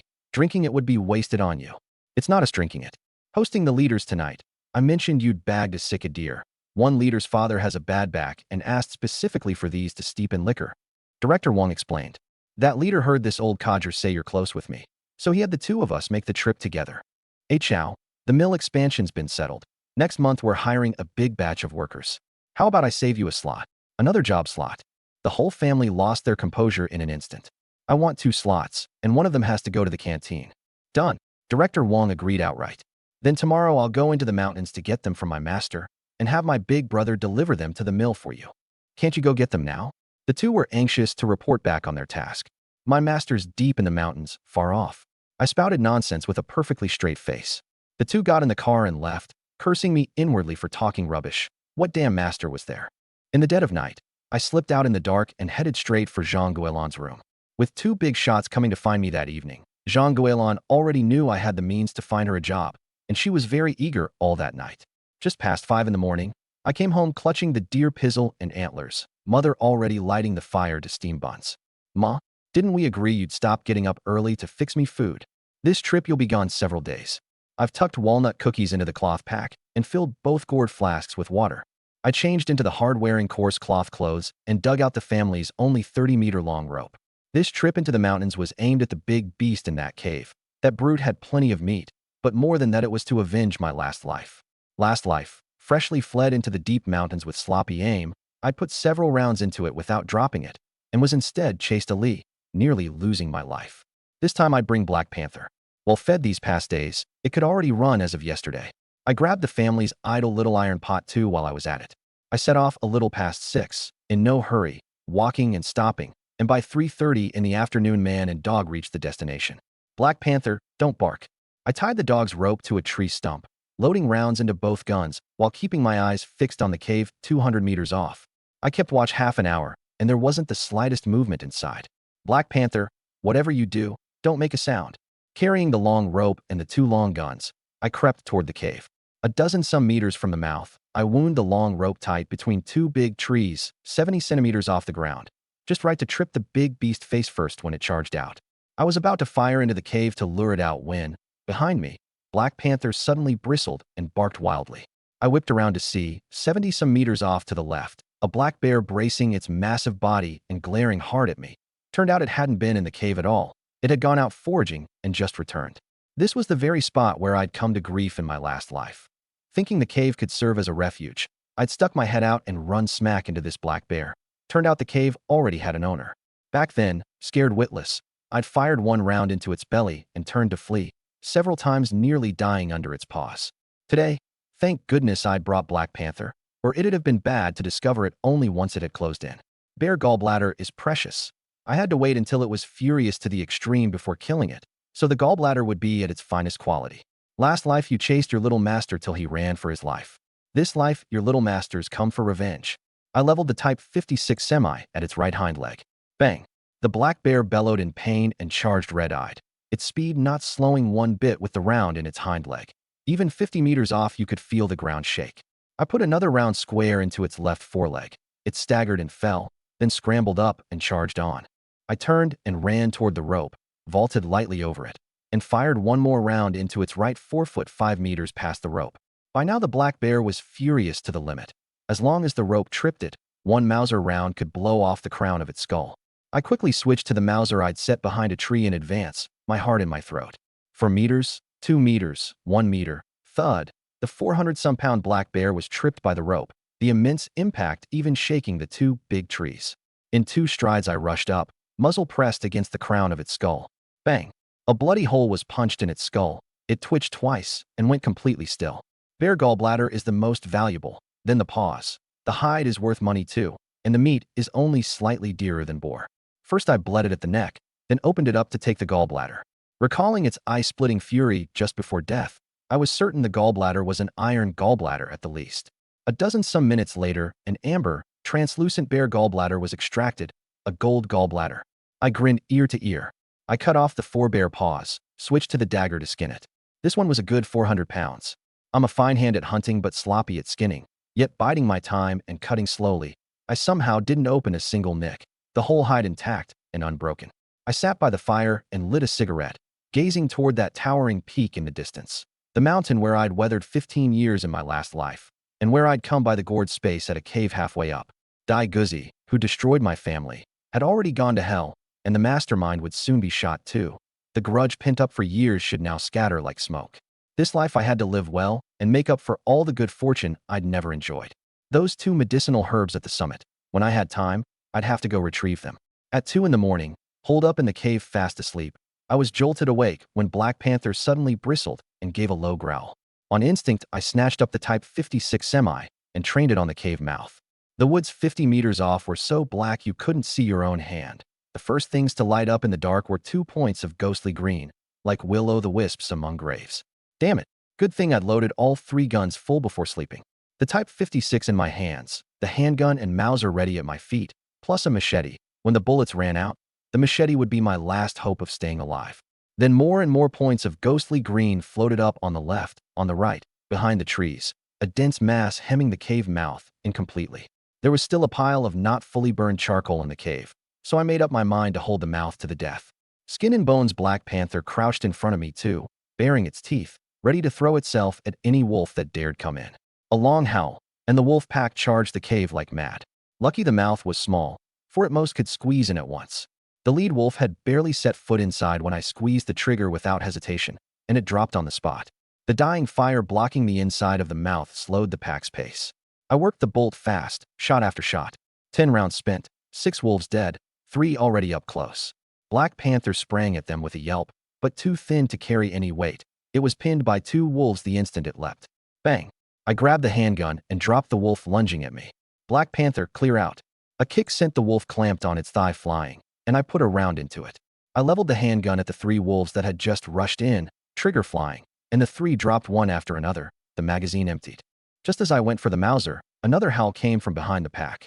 The 2 wolves that had gotten into the cave immediately turned and ran out, and the pack outside fell back in unison 100 some meters.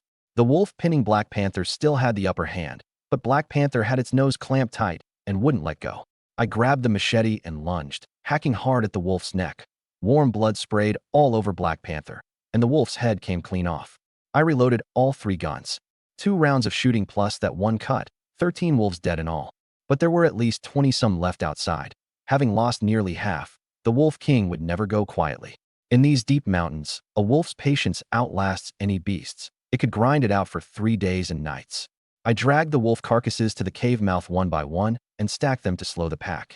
The blood of 13 wolves stained the cave floor red, and the charcoal, soaked through with blood, went out, so I had to use the flashlight.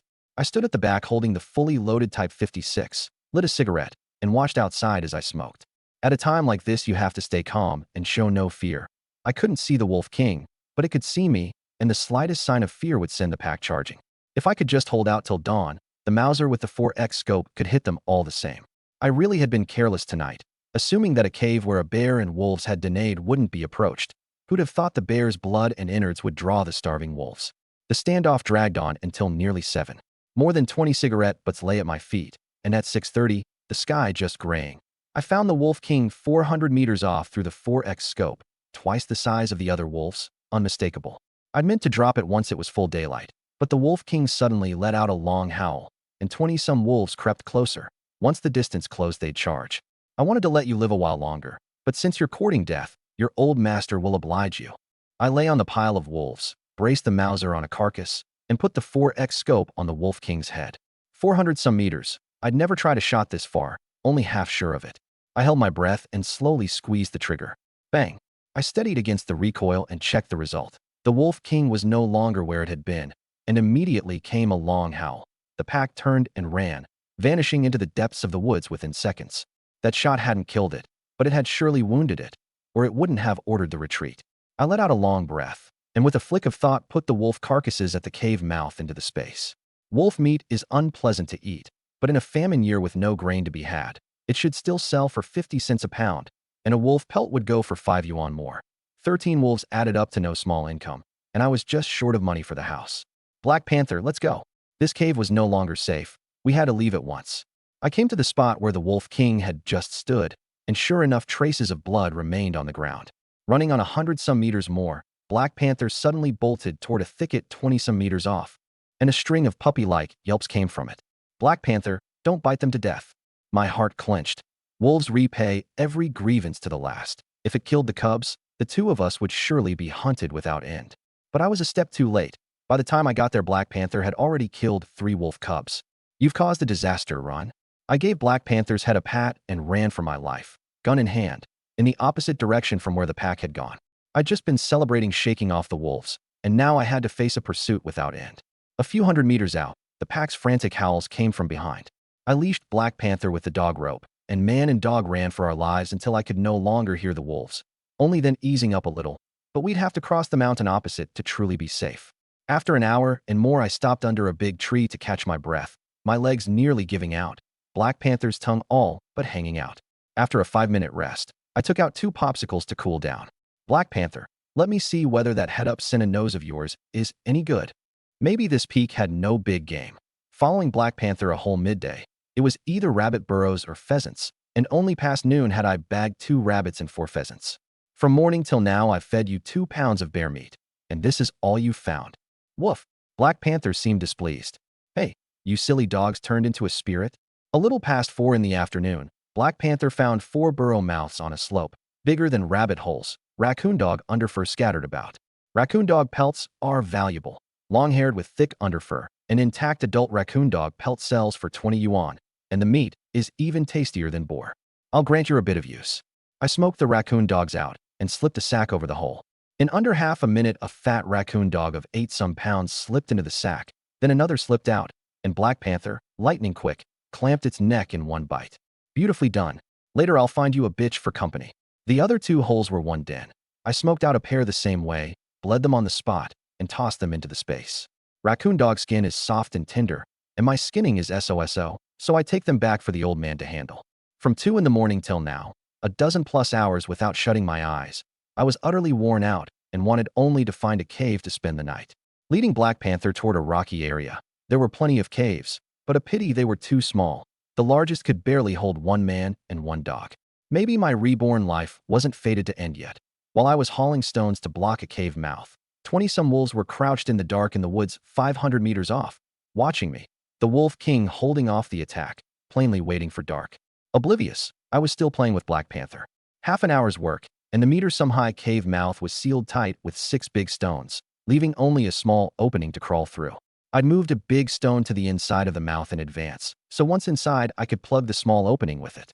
The cave was too low to stand straight in. I crawled in, spread 2 sacks for man and dog, and it just fit. Too exhausted, too sleepy. I'd lain down only a few minutes before sinking into deep sleep. At 8 in the evening, Black Panther suddenly barked wildly right in my ear, nearly scaring the soul out of me. "You silly dog, what are you barking about?" My mouth cursed, but my body honestly crawled up and looked out through a gap in the stones. Looks like it really is to the death. I wasn't rattled. Even the smallest stone at the mouth weighed 50 pounds. No way these wolves could push it over. I wedged the flashlight into a gap in the stones, lighting up the 20-some wolves outside clear as day.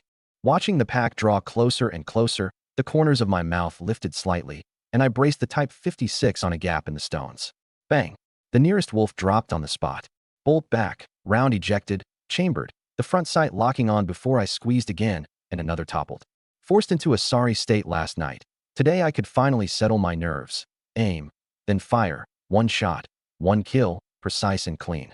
The pack rushed the cave mouth and clawed wildly at the stones, but right now I was like a man in a bunker no cannon could blast open. Muzzle pressed straight against the belly of a clawing wolf, I squeezed the trigger. Watching its men topple one after another, the Wolf King 400 meters off suddenly let out a long howl and ordered the retreat. Damn it, run if you've got the nerve. I'd fired only 6 shots and hadn't had my fill before the pack fell back. Had I known the pack would come to my door for revenge, I'd certainly have climbed a tree ahead of time and taken out the Wolf King outright. But the pack, like the night before, fell back to a safe distance and waited it out. Black Panther kept baring its teeth and growling low, and unable to sleep either. I just took out the wolf carcasses to practice skinning. By the time I'd skinned all 13, it was the middle of the night, and the Wolf King still hadn't ordered an attack. My eyelids drooping with sleep, I tossed Black Panther a chunk of bear meat, pulled the cover over my head, and slept. When I woke, it was full daylight. Black Panther was still baring its teeth and growling, the bear meat untouched. I pushed the stones aside and looked into the distance. The pack was, of all things, still there at 400 meters. I switched to the Mauser and searched out the Wolf King with the 4x scope. The thing was so afraid of this gun that it abruptly let out a long howl and fled with the pack into the depths of the woods. I understood clearly that the pack and I were now to the death. This was no time to hunt.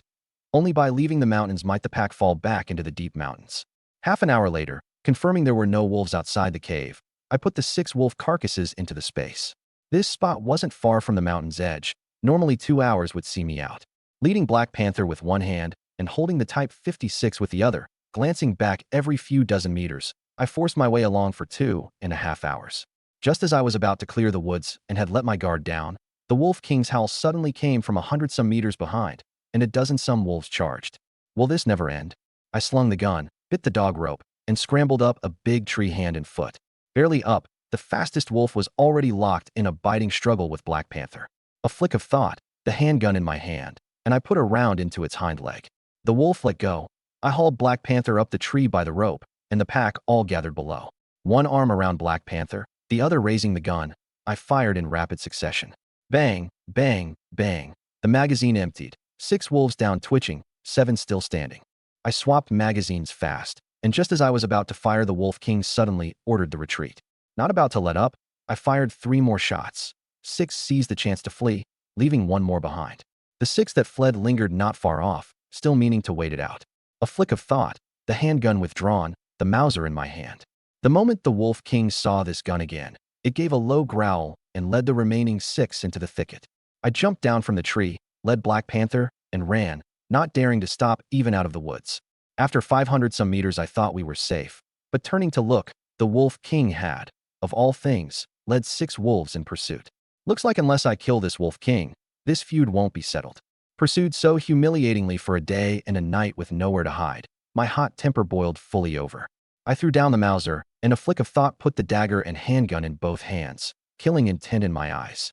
100 meters, 50, and when the pack rushed to 20 meters, I worked the handgun's trigger fast. Bang, bang, bang. 8 shots, 3 down. The Wolf King led the remaining 3 to my front, 2 springing at Black Panther, the Wolf King, and 1 more lunging straight at me. Die.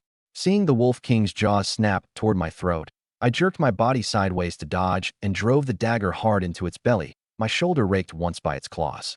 No time to pull the dagger out. The other wolf had already lunged within less than a meter. I used my left arm to block its jaws, and enduring the searing pain, a flick of thought put the machete in my hand, hacking hard into the wolf's back. Flinging off the dead wolf, I took the blade to help Black Panther. The last 2 felled 1 stroke each. I thought it was over, but the dagger-stuck Wolf King hadn't died yet and lunged silently from behind. Black Panther just scrambled up, sprang at the Wolf King, only to be swatted flying by a paw. Black Panther. My eyes splitting with rage, I spun and brought the machete down on the Wolf King's head. Black Panther was covered in bite marks, but thankfully not gravely hurt. Good dog, truly my good brother. If not for its quick reaction just now, even if I hadn't died, I'd have lost a layer of skin. My arm had been bitten into 4 holes, the shoulder claw wound not deep. I could have shot just now with the Mauser, but if it failed to kill and let the Wolf King flee into the deep mountains to heal, once healed it would surely come to the village for revenge, so I'd deliberately thrown down the gun to fight up close, giving it no chance to flee back into the deep mountains. The pack had numbered 33 in all, a super strong pack. The Wolf Kings I'd met in my last life weren't even as big as this one. Black Panther, swatted dizzy, came around only after I'd fed it 6 white rabbit candies, and I fed it another pound of bear meat before putting the wolves into the space. Only then did I notice a third of the Wolf King's left ear had been shot off, that very Mauser round at dawn the day before. No wonder it tucked its tail and ran the moment it saw the gun. 4 of this pack had been hacked dead with the machete. These past days the brigade members had grown more and more wretched, so I'd give them these 3 wolves' meat for a treat. Near the head of the village, I lashed together a sledge and dragged 3 dead wolves back. Seeing that these wolves had been killed by machete rather than gun, the villagers spun me into something supernatural again. Last month, a single machete had killed the Boar King, and this time I'd charged into a wolf pack and slaughtered my way in and out 7 times over. I didn't dare bring out the Wolf King, and I hid the wounds on my own arm and shoulder from the family. Only Black Panther's wounds couldn't be hidden, so I spent 50 cents to disinfect and bandage it. On the mountain, my nerves had been drawn taut, home, and finally relaxed. I slept from midday to 6 in the evening, and if the brigade hadn't finished stewing the wolf meat and called me, who knows how long I'd have slept. You all go ahead. I'm heading into the city right now. This trip, I might not be back for several days. Off in the pitch dark. I was going to set out this afternoon, but I overslept. I had 30 wolves and 300-some pounds of bear meat stored in the space. I had to turn it into money and buy the house quick to feel at ease. The month had only just begun, and I'd already met my procurement quota, so this meat could only be hauled to the black market for a good price. I'd given Zhang Guilin 20 yuan and grain coupons a few days back, so the 2 of them wouldn't go hungry. I rode the 3-wheeler out, the sky fully dark. I could only use the flashlight. These past months there'd been moonlight every night, but tonight, of all nights, there was no moon and it was unusually muggy, probably rain by midnight or tomorrow. But it was already September. The crops couldn't be saved either way. I reached the city just as the black market opened. In a side alley, I took the skinned 300 pounds of wolf meat and 350 pounds of bear meat out of the space and packed 3 big sacks. Brother Chow, Hazy and his partner, watching the entrance, came to greet me. Bagged some meat in the mountains, hauled it here to test the waters. I handed over a dime. Last time you even gave us a little boar. Charge you money, and Brother Lou will skin us alive. Then I'll give you some bear meat in a bit. I didn't bring a scale today. Can you help me find one? Brother Lou's place has plenty. And let me ask what wolf meat and bear meat go for now. I'd barely set out a little meat when the people around swarmed over, the nearby peddlers abandoning their stalls to crowd in too. How's this comrade got so much meat? Every one of them stared. Wolf meat over here, bear meat over there. Wolf meat, bear meat? For real. The crowd erupted. With the wolf pelts skinned and heads cut off, and the bear meat trimmed to lean only, you really couldn't tell. I took the wolf and bear pelts out of the cart bed, and everyone was fully convinced, Adam's apples bobbing as they stared at the bear meat. Wolf meat 6 mao a pound, bear meat 180. Brother Lou squeezed in and called out. My eyes went wide as brass bells. That was outrageous. Brother Lou, isn't this price way too steep? Pork at the state store is only 150, and bear meat's neither as fragrant nor as fatty as pork. Then if you've got the skill, go buy it at the state store and sell it to me. 2 yuan a pound, and I'll take all you've got. That's today's price. Take it or walk. Brother Lou's face hardened. Even if these people didn't buy, he wanted to take it all and resell at another profit. I leaned to Brother Lou's ear. Really not too steep? Not steep. These last 2 days fine grain's gone to 130 a pound. Let alone this is meat. 2 hours tops, and it's sold out. Boss Lou, I'll take all this meat. Give me a wholesale price, yeah? A textile mill procurement agent in his 30s, Xiao Pan, squeezed over. This meets my brothers. Truly can't go cheaper. Fine, I'll take all of it. The moment he said it, the dozens of people around erupted. Says who? I was the first to crowd over.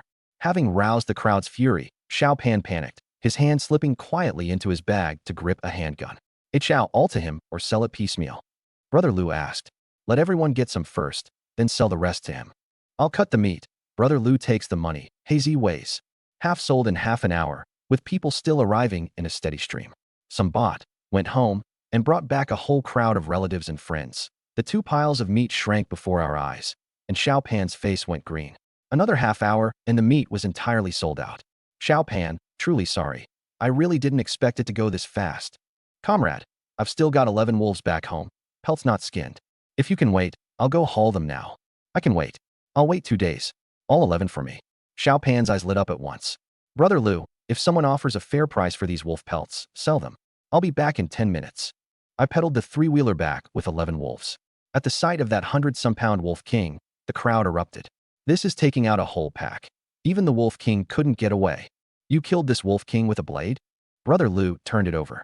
Out of bullets, so I had to grab the dagger and machete and fight it out. Hey Chow, there aren't many men I respect, but you're definitely one. Brother Lou clapped my shoulder. Don't praise me. Take a look at the wounds on my shoulder and arm. I rolled up my sleeve and lifted my collar to show the wounds.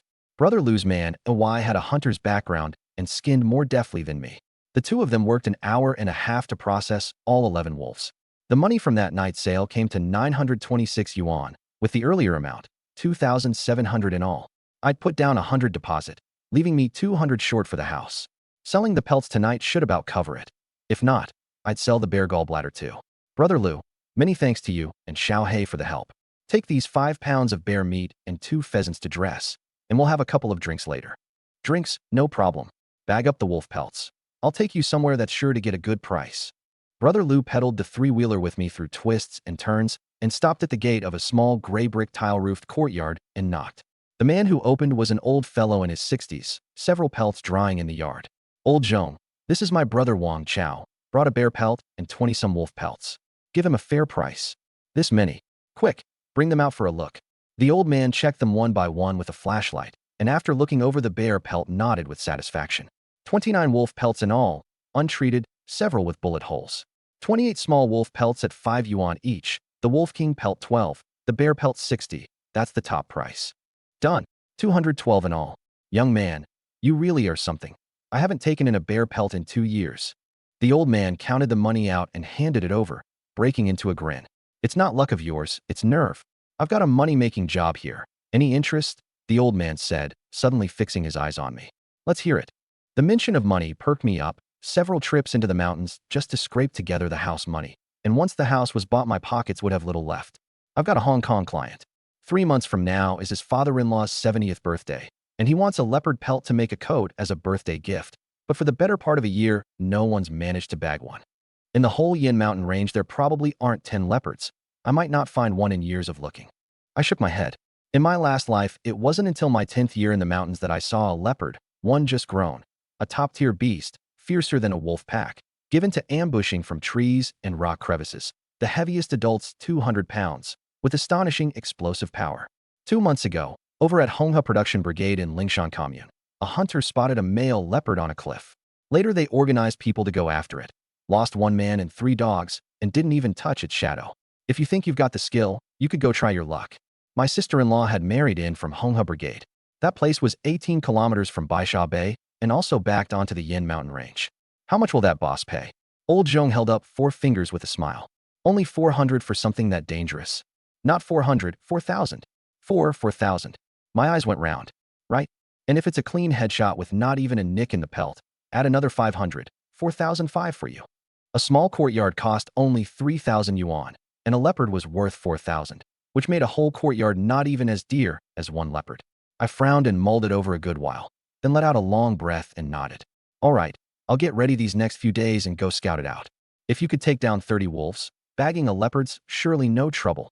Old Zhong clapped my shoulder, but Brother Lou pulled me aside and counseled gravely. For thousands a lot, sure, but a leopard's a man-eater. With your skills you can earn plenty going into the mountains for anything. You'd better weigh this carefully. Don't worry, Brother Lou, I never touch what I'm not sure of. I drank a fair bit that night, and just stayed over at Brother Lou's. I woke at dawn to the sound of rain, a downpour soaking through the mugginess, fresh and clear. I helped myself to a raincoat of Brother Lou's and pedaled straight for number 96 Nanloga Lane. Today, I'd feel easy only once the courtyard was settled. Sir, I've got the money together. Bring the deed and come with me to the sub-district office to transfer it. I brought you a freshly bagged pheasant.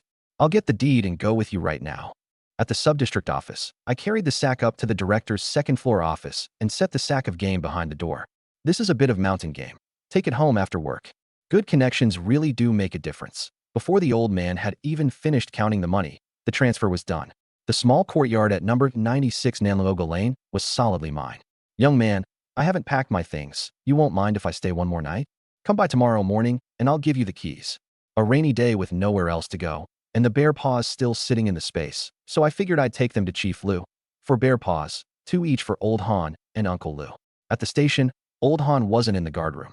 The officers in the main hall came to greet me, and I pulled out 2 rabbits. Next time I bag a boar, I'll divvy up meat for everyone. Have the canteen fry these too.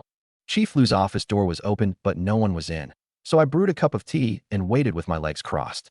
5 minutes later, Chief Lou came back. You little rascal, when'd you get here? Can't I come see you when there's nothing the matter? Fine, I'll go, and you can forget about the good stuff too. I deliberately put on a wounded act and picked up the sack to leave. Put that down for me. Chief Lou snatched the sack and tore it open. What's this black, grimy thing? He fished it out for a look. Bear paws. Where'd you get these? Bagged them in the mountains, of course. You're a station chief, aren't you? Never even seen bear paws. This bear was bagged by my master. Nothing to do with me. Where'd you get a master? Don't forget what line of work I'm in. I can spot a lie at a glance. All 4 for me. 2 are for Grandpa Han. I owe you plenty of favors already. Shall I give you money or coupons for these too? Chief Lou felt bad. He and Director Wong had asked me for the deer pizzle just a few days back. Then don't take them. I'll bring them home for Uncle Wong. I deliberately put on a stern face. You scoundrel of a kid. Fine, there's a drought this year, and lots of folks who can't eat their fill are running into the city at night to filch chickens, even injuring people. An order came down from above for each station to hire temporary patrol workers, 15 yuan a month. Ask your brother if he's willing to come. Willing. Of course willing. Thanks, Uncle Lou. I jumped up with joy. Get away from me. You're spraying spit all over my face. It's only a temp job, but as long as I'm still in this post, I'll surely find a way to get your brother made permanent. It's just a matter of time. Bring your brother to report the day after tomorrow. Chief Lou tucked the 2 best forepaws into the sack. Take these 2 to Uncle Han. He lives in the military district compound at the foot of West Mountain. Head over first. 10 minutes from now, I'll call him to meet you at the gate, or you won't get in. Military district compound? What did he used to do? How's he ended up watching a gate at the police station? I froze in an instant. No wonder this gate-watching old man dared call the station chief, little rascal. Turned out his background was no simple thing. The capital had only 2 military district compounds, both reserved for officers at regiment level and above. His status is a big one. He only watches the gate to pass the time when he's bored. You'll find out later. Now off you go. I rode off in the raincoat, my head full of Old Han's status, and reached the military district compound gate before I knew it. He was there waiting with an umbrella. You little rascal, coming all this way on a rainy day, don't put yourself out like this next time. Old Han gave me a smack, landing right on the wound on my shoulder, and I hissed with pain. You've come all this way. It's your first time. Come in and sit a while. Your Grandma Han's home cooking. Keep me company for a couple of cups. My arm got bitten by a wolf. When did that happen? Old Han let go. The day before yesterday. Let's go. Inside the compound, my eyes couldn't take it all in. 2 men in uniform coming the other way saluted. Good day, old brigade commander. My eyes went round in a flash. My grandfather had been a soldier, but only a rank-and-file grunt, and he idolized officers from regiment commander up. If he knew his grandson was eating and drinking at a brigade commander's home, he might just put out a loudspeaker call to treat the whole village to meat. Old Han actually lived in a freestanding 2-story house with a courtyard, leather sofas everywhere, even more lavish than Director Wong's place. Grandma Han came out of the kitchen, looking under 60. You must be a chow? Sit. Lunch will be ready soon. Old Han tore open the sack and gripped the 2 bear paws. Where'd these come from? You said just now your hand was bitten by a wolf. What happened? Ran into a wolf pack, took care of them all. You can take down a bear and a wolf pack both. Roll up your sleeve and let your Grandma Han have a look. She's a hospital director. Grandma Han rolled up my sleeve. Bitten this deep, and you didn't bandage it? Take off your shirt, and I'll treat it. Old Han gave my shoulder a slap, and the nearly healed Wolf King claw marks split right open and oozed blood, the bloodstain stark on the white shirt. You wretched old man. No sense of how hard you hit. Hurry, and take off your shirt. Grandma Han glared at him. I took off my shirt, 3 long wounds plain on my shoulder. You sit still. I'll get the medicine kit. Old Han turned the bear paws over. This bear was a good size, wasn't it? Skinned and boned, it still came to 300-some pounds of meat. Over 400 pounds, not bad. By the way, I nearly forgot. Last time I said I'd give you something good. He went upstairs. The old couple came down one after the other, one handing me the medicine kit, the other a coupon. I looked closely. It was a bicycle coupon, and I quickly declined. Silly boy, take it when you're told, or take the bear paws back too. Then, thank you, Grandpa Han, Grandma Han. An hour later, 4 dishes and a soup came to the table. Braised farm pork, braised carp, 2 plates of stir-fried greens, tomato and egg soup. Let's see how you hold your drink. Old Han poured a cup. Tonight I'll stew these bear paws and call Old Bai and the others over for a taste. Old Han said to Grandma Han. The moment I heard it, how could I dare linger? Even Old Han called the man Old Chief. What a high official that had to be. I finished my drink, shoveled down a couple of bites of rice, and quickly took my leave. With nothing better to do, I took the last pheasant to third uncle. Entering the ward, the new mothers from last time had all been discharged. You little rascal. Said you'd take me to fish at Beihai in a couple of days. And it's been who knows how many days without a sign of you. Third uncle launched into a barrage of complaints. Aunt, third uncle, great news. These past days I've gotten the family 2 more permanent worker slots and a temp position. 5 people in our family will have jobs now. The couple's eyes went round, and the 7 or 8 others in the ward gaped too. In these times people would fight tooth and nail over a single permanent worker slot. A new mother's husband edged over. Comrade, could I discuss something with you? I've got a little sister who's just come of age. Stop, stop, stop. I've no plans to marry right now. A misunderstanding. I meant to ask whether you could spare me one of the slots. My little sister's just come of age, and without a job, she'll be sent down to the countryside. A slot usually goes for around 1,200. My family will give you 2,000. I wouldn't sell for 5,000. I'm definitely not selling the slots. Then, have you got a girl yet?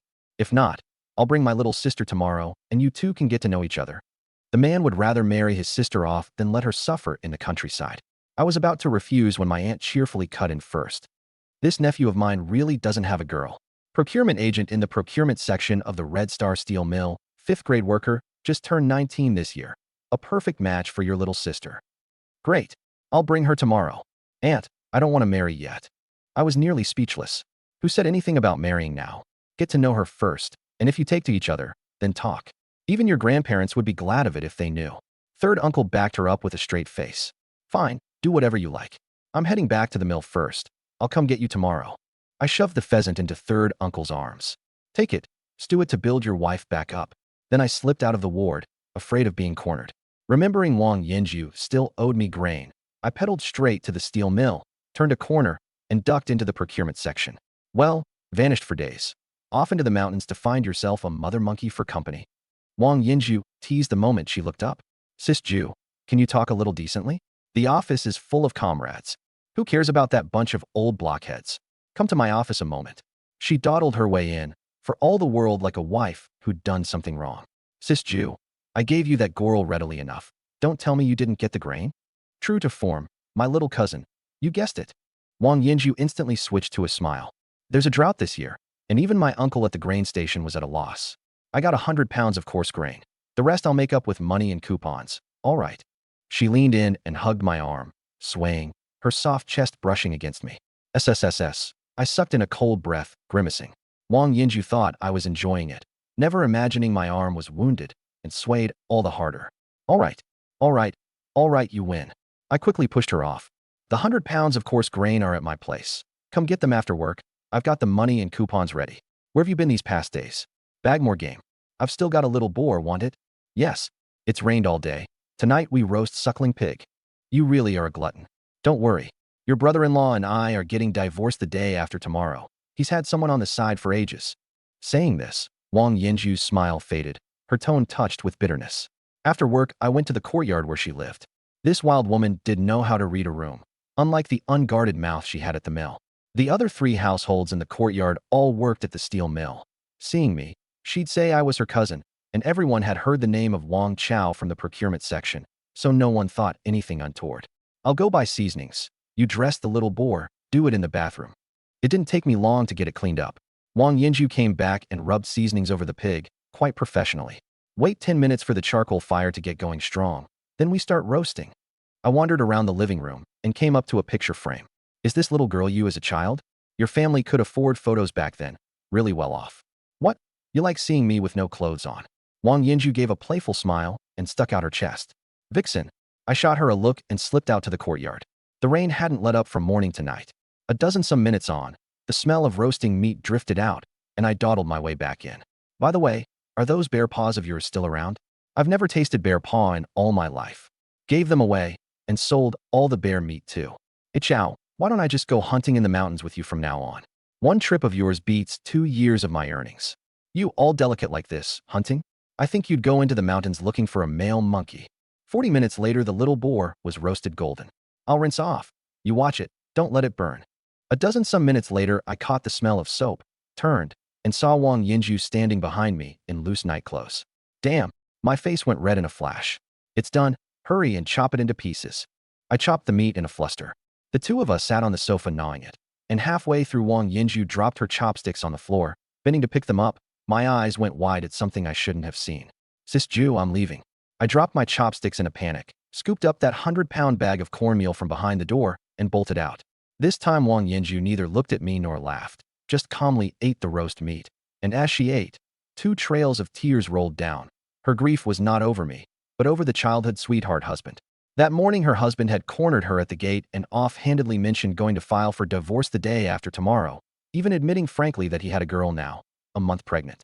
Unable to bear children, she could only nod. She could accept the divorce, but not that her husband, before they'd even divorced, had so swiftly found someone new. Her resentment surged wildly. Dropping the chopsticks just now had been driven by that resentment.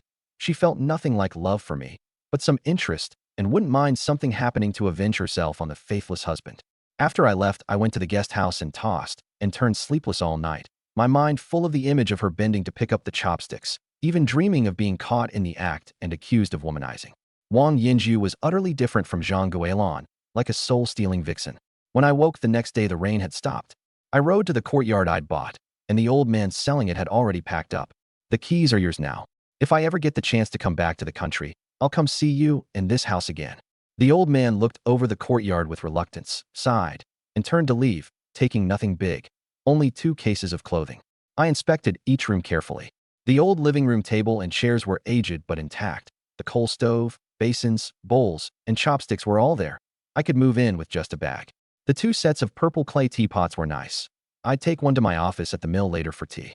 The smallest room was piled with odds and ends, the racks and cabinets at the very back layered with thick dust. I idly picked up a cloth bag, blew off the dust, and opened it. A painting, of all things. I hurriedly checked the other cloth bags. Don't tell me these are all. 16 scrolls of calligraphy and paintings, and by the age of the paper, solidly old pieces. Calligraphy and paintings weren't worth much in this era, but in my last life, after I came out of the mountains, I knew full well these would be worth a fortune down the road. I opened the big cabinet, and inside it was packed with porcelain, a dozen some kinds large and small. Struck it rich. Buy a house and get all these antiques thrown in. These would all be priceless treasures someday. I'd feel easy only with them in the space, so I just took the whole cabinet in. I couldn't clear the storeroom alone, so I'd wait for my dad and big brother to come. I tidied out the living room and loaded the junk onto the 3-wheeler to dump later. Working till a little past 11, I hauled out a pile of junk and, while I was at it, went to the hospital to pick up third uncle and his wife. The moment I entered the ward, the memory came rushing back. It was yesterday's same crowd, with 2 new faces. One was a man around 40 chatting away animatedly with my aunt. The other an 18-year-old girl, nicely featured, fair-skinned, and tall. Take a look, big sister. This is our nephew. Don't mind that he's from the countryside. Director Wang of the Red Star Steel Mill counts him as a nephew, and so does the chief of the Nanluoga Lane police station. Your daughter marrying into our family would absolutely not be a bad deal. Third uncle dragged me in. The girl's mother sized me up with a smile, her satisfaction impossible to hide. Hello, I'm Wang Chao. My aunt's the impatient sort, don't take it to heart. Pretty as the girl was, I had not the slightest interest. Hello, I'm Li Xiaoyu. She shot me a quick glance and lowered her head again, the tips of her ears flushing red. Third uncle, aunt, gather your things and let's go eat. We'll come back tomorrow morning. My aunt took the other mother's hand again. This boy's thin-skinned and too shy to say it outright. We'll talk more tomorrow. I pedaled third uncle and his wife to the state-run restaurant, the couple pressing me nonstop on whether I had any interest in Li Xiaoyu. That girl's good-looking, all right, but she's too young, and I really don't want to date right now. Wait till I'm 20. I set down my bowl and chopsticks and went out to smoke, third uncle following close behind. Here's 2 packs of cigarettes. Don't bring up Li Xiaoyu again from now on. Your aunt and I both think that girl's quite nice. You being satisfied is your business. I'm not. Really marry her, and someday my own kids might be going hungry. Third uncle burst out laughing. What do you know, you silly boy? Once you're married, if you want the big share, you've got to manage it yourself. The unmarried ones all get the small share. Pedaling around near the courtyard, I ran into silly Zhu getting off work. Starting today, I live up ahead at courtyard number 96. Number 96? Isn't that Old Yu's place? Old Yu went abroad to find his son and sold the house to the sub-district office, and I bought it. Come over for tea when you've got time from now on. Third uncle and his wife stared at the courtyard, dazed and not recovered. Chow, this house is... Third uncle's voice trembled. I bought it. We'll all live here from now on. The couple stepped into the courtyard and their eyes went straight. Never in their dreams had they imagined living in a house this respectable. How much did this cost? Where'd the money come from? 3,000 yuan. Earned hunting in the mountains, of course. The couple both let out a long breath, their wrinkles bunching up in smiles. Third uncle, you've spent all these days in the hospital. Time to stretch your muscles a bit. Make a trip back and call everyone over. My uncle, my mom and dad, and my big brother and the others. They don't even know about the house yet. Tonight we stay here. My mom and the others sew quilts, and us menfolk tidy the rooms. Don't you have the three-wheeler? It poured all day yesterday, and the roads are so muddy your feet sink in. Can't ride. I've still got things to take care of, so you make the trip. With so many people in the family, we'd need several quilts and plenty of cloth and cotton to prepare, but I had only 30-some yuan left in my pocket. I wanted to ask Brother Lu whether anyone privately bought bear gallbladder and look into something while I was at it. Brother Lu, I want to sell that bear gallbladder I've got. Look at all the medicinal materials piled in my yard, and you still ask if I know anyone. Brother Lu pointed at a bamboo basket in the corner, laughing. He set the bear gallbladder on the scale. Gold gallbladder, 53 grams. Top price, 3 yuan a gram. Don't jack up the price just because of our friendship. Don't worry, I'll still make a little. Anything else? I bought a small courtyard at number 96 Nanluoga Lane. The kitchen's too small, and I want to expand it. 2 rooms have no Kong beds. Can you get hold of some cement and sand? And cotton and cloth. Cotton and cloth aplenty. Cement and sand can be gotten, just over double the price of applying through the state. Dear or not, I've got to buy it. Applying through the state means waiting several days, and I'm heading back the day after tomorrow to go into the mountains after the leopard. Get me 3 bags of cement and 6 bags of sand. I'll have Hazy deliver it to you at 1 in the morning. Cement and sand together come to 30-some yuan. We drank tea and chatted over a plate of peanuts for a good 3 hours. By the time I hauled the cotton and cloth back to the courtyard, it was Saturday again, and except for my grandparents, the whole family had arrived. This rascal buying a house, a thing this big, and not even discussing it, but he bought a good house. My dad and uncle came to greet me. When you're back, have your grandfather pick a good day, and we'll set out a couple of tables. After that, it was my big brother asking or my sister-in-law asking, until I wanted to run off somewhere quiet. Stop asking, hurry up and tidy. Tomorrow I'll take you all to a movie and for soda, and buy everyone a new pair of shoes. After deducting the cement and cotton from what Brother Lu had given me, I had 80 left, plus the 30 in my pocket, 110 in all.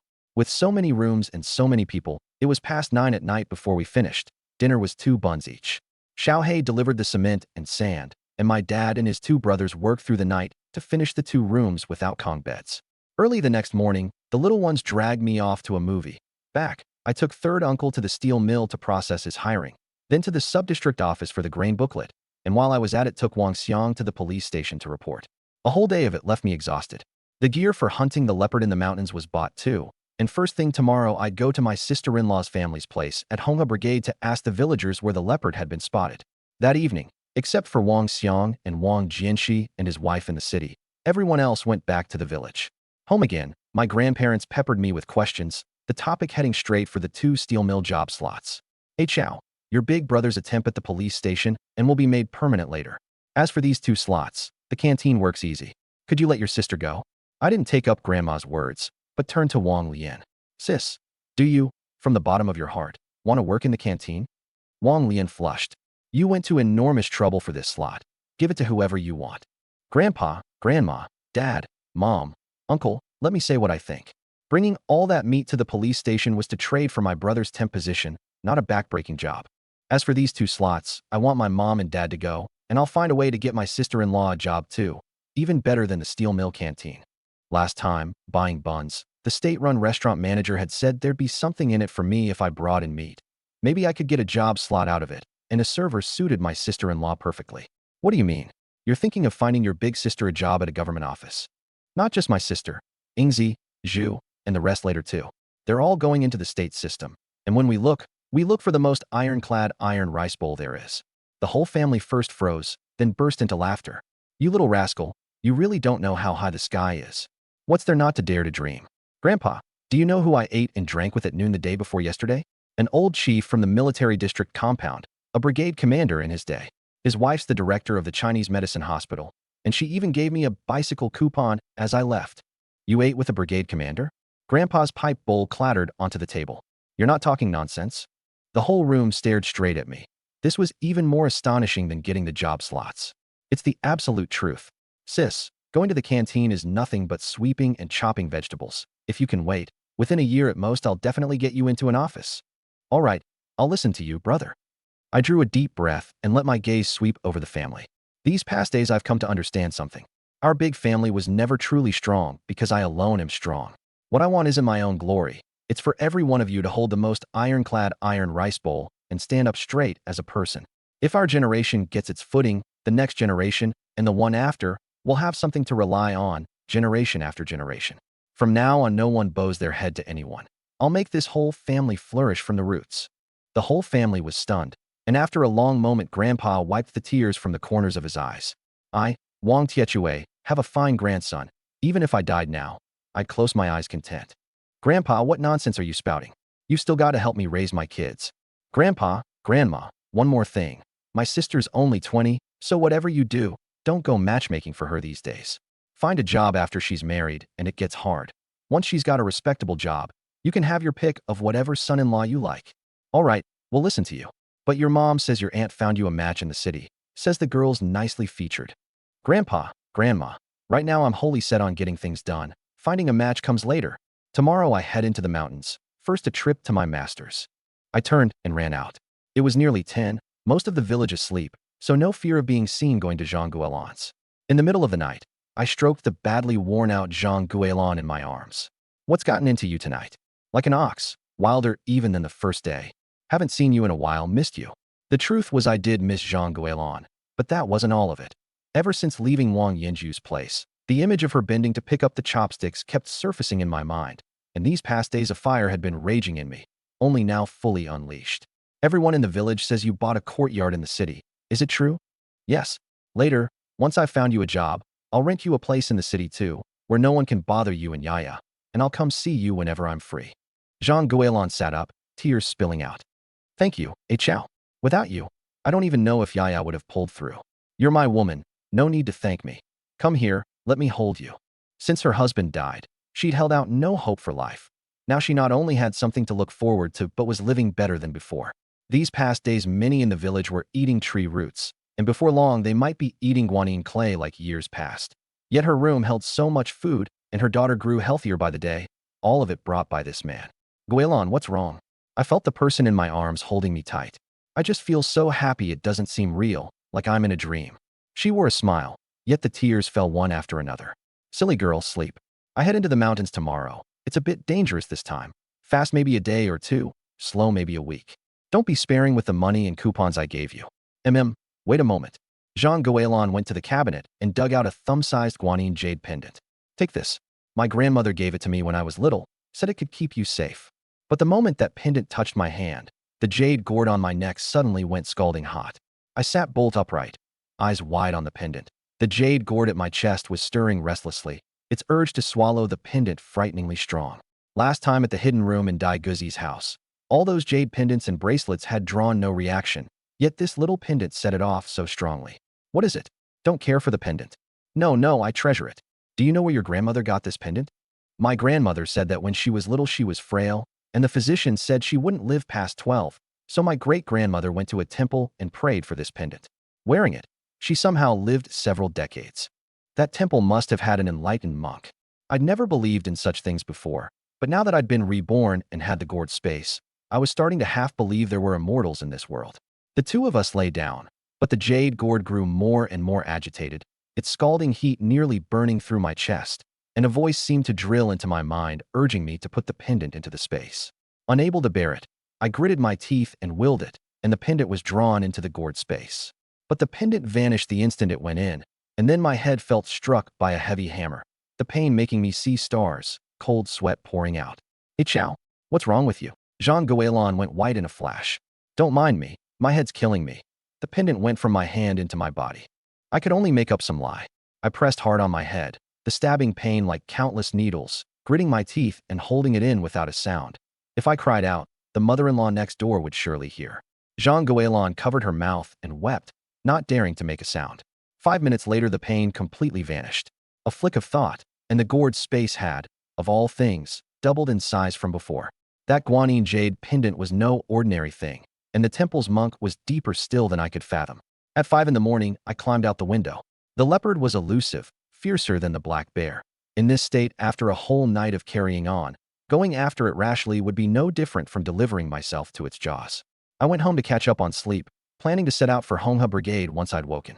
Lucky it hadn't rained these 2 days. The roads were bone dry, and I could ride the three-wheeler. This time I prepared thoroughly. 200 meters of rope, 3 flashlights, and I'd bought a big sheet of black plastic to rig a simple tent. I slept till 11 in the morning, ate lunch, put Black Panther on the three-wheeler, and set off. Passing the commune, I bought candy, pastries, and a bottle of Moutai. You can't show up at your sister-in-law's family's place empty-handed. Some stretches of road weren't fully dry, and the 18 kilometers took over 3 hours of grinding. Only the grandfather was home at my sister-in-law's family's place. Everyone else was out working.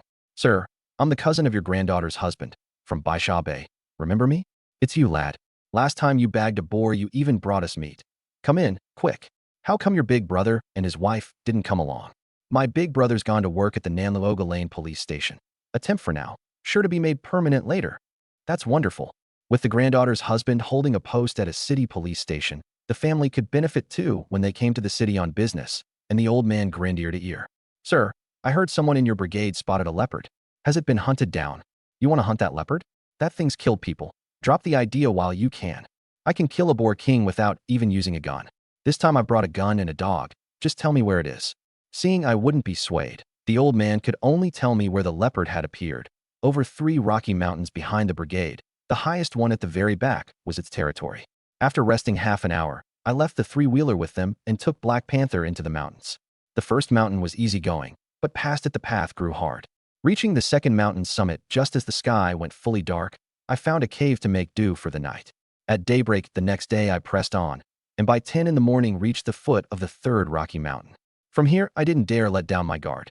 The leopard might pounce in ambush from a rock crevice or a tree. Leading Black Panther, I climbed step by step, eyes fixed hard on all sides. This mountain had many goral. No wonder the leopard had chosen it. I'd climbed only a short while when I spotted several patches of goral droppings, but a whole day's searching covered only a fifth of the mountain, without even sighting leopard scat. To find the leopard, I had to first find the goral herd. 3 days of searching, and I hadn't seen so much as a goral shadow.